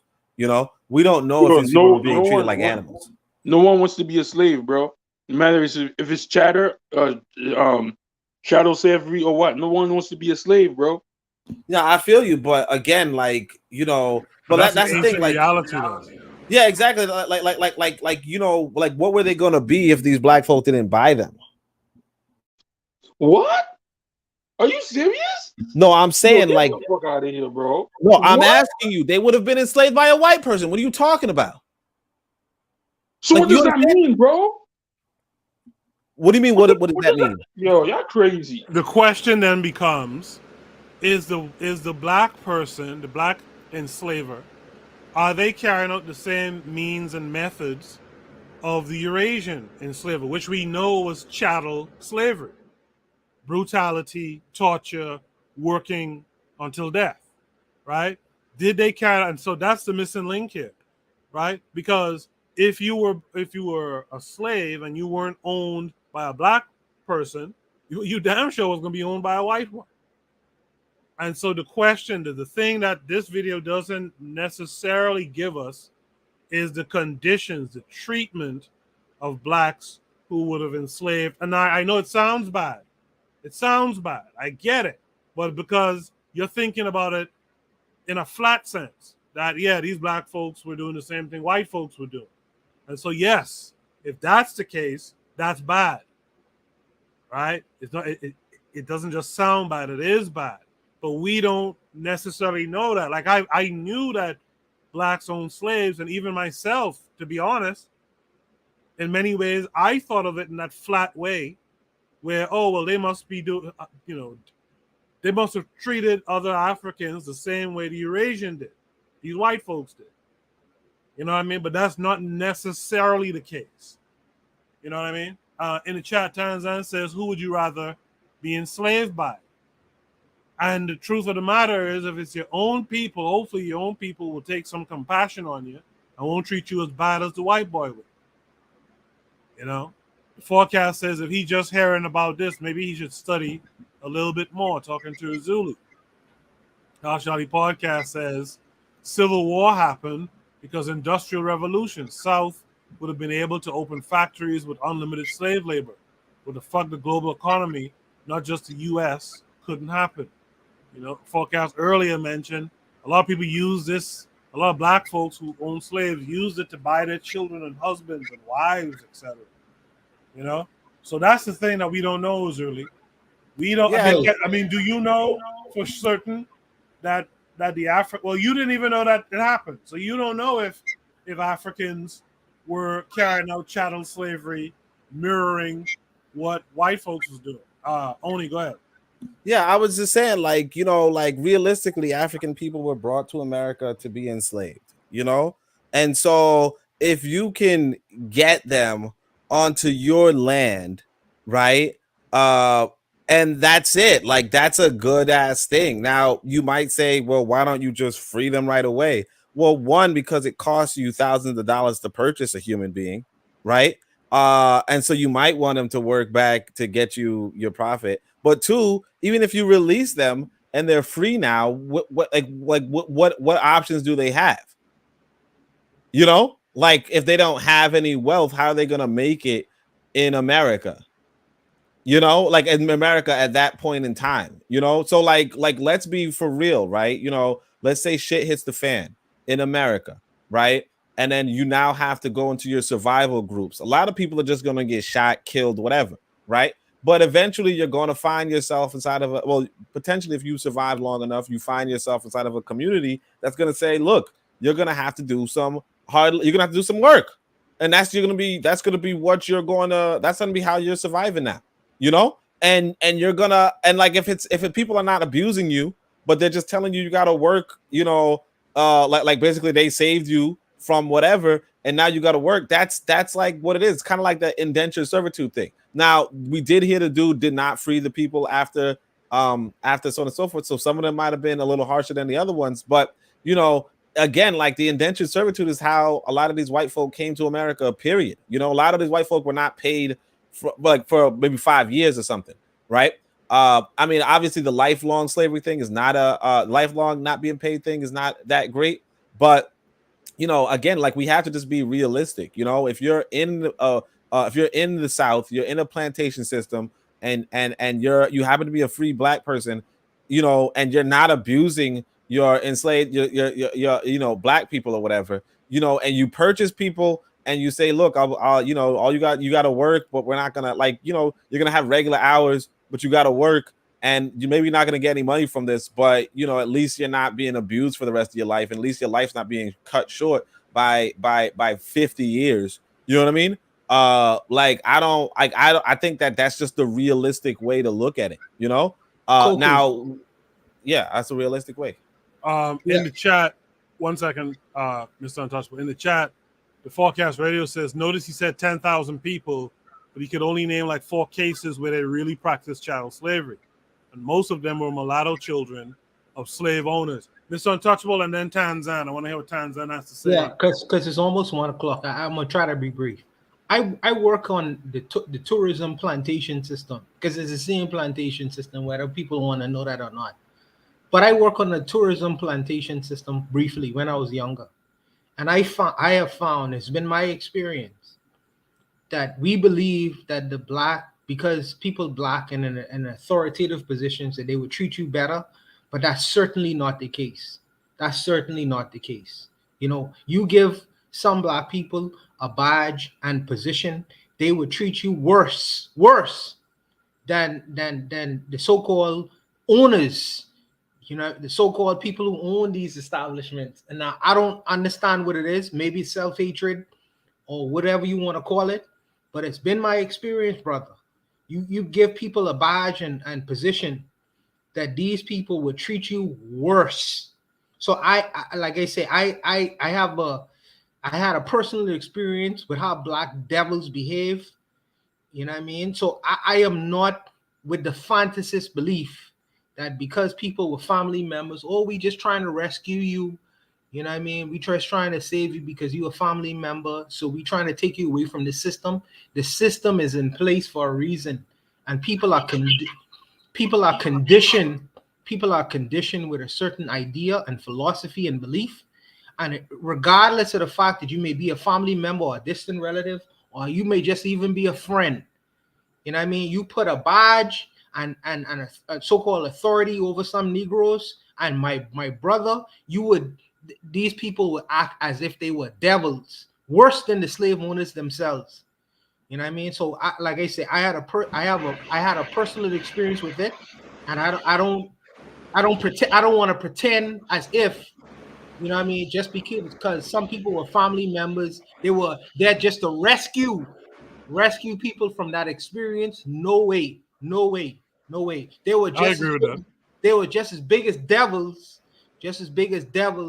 as any of the slave owners. So I don't want to play this little game that we trying to play, like, oh, okay, they just was there, you know, to institute, you know, and have these as slaves because these are family members and so forth. No way. They was just as conditioned, and they had the same kinds of mentality, and we just shouldn't shy away from the fact that we have black devils that exist among us, and we shouldn't play with that. We shouldn't play with that at all. Tanzan, which would you rather be enslaved by, in light of everything that's been said?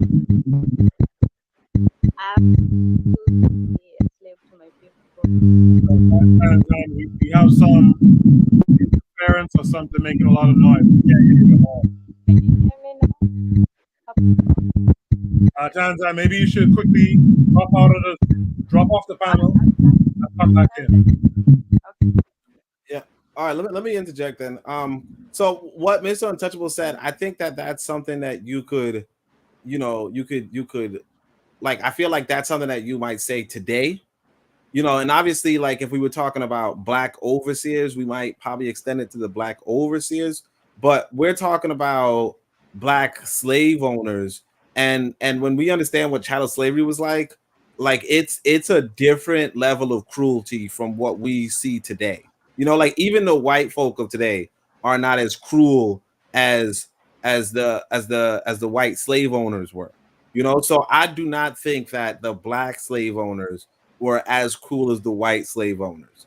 I think that's something that probably should be clarified. I mean, I know it's 1 o'clock at this point, but I think that's something that should be clarified, that realistically, we can't just look at our experiences today and say, hey, you know, because black folk, you know, blah, blah, blah.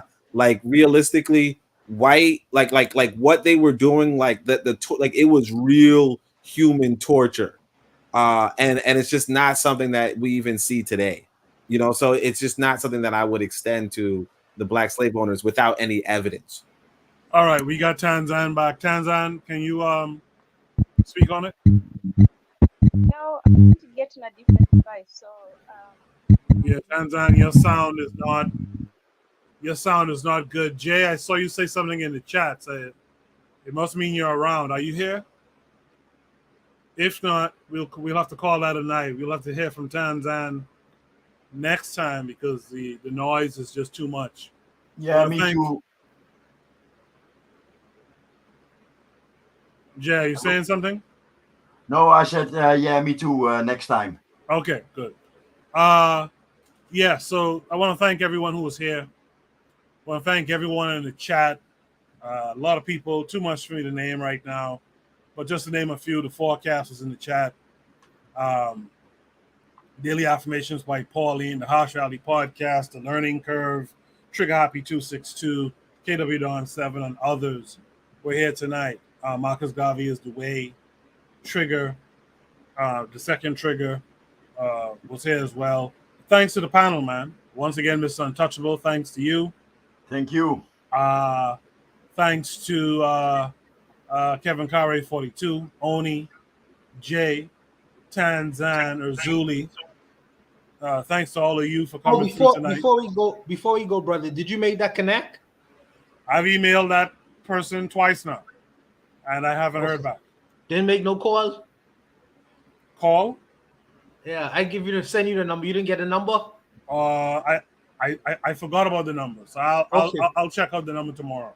Yeah, okay, no worries. All right. Yeah. So I did email twice, but you're right. You did give me the WhatsApp number. I'll try to use that tomorrow on Monday. Anyway, thank you guys for coming in tonight. We'll do it again next week, man. And Oni, what's going on your show tomorrow? Maybe. Oh dang! I thought you were closing out. I got to plug my phone in. Oh yeah, I'm gonna go into the diaspora stuff. I said that earlier though. We're gonna go into diaspora stuff, and also Ghazi. I don't know if y'all heard about Ghazi, but this weirdo, I think he got somebody murdered or something. So I'm gonna go look into that. But other than that, you know, it's gonna be just regular smegular enemies within. All right. So we'll be there for that tomorrow. Tanzan, I think you're saying you're back in, but I want to end the show at 1. I'm going to try to stick to that here. We could have the discussion again with you. We'll feature Tanzan more next week. You know, the forecast asks, when is your show, Oni? It's 11 a.m. Eastern Standard Time. 11 a.m. Eastern Standard Time, and the YouTube channel is the Pro Black Perspective. So you can tune into that. All right. We'll talk again next week. Thanks again. You guys make sure to hit the like button. And until next time, this has been the Bitter Medicine Podcast. You guys be good. Peace.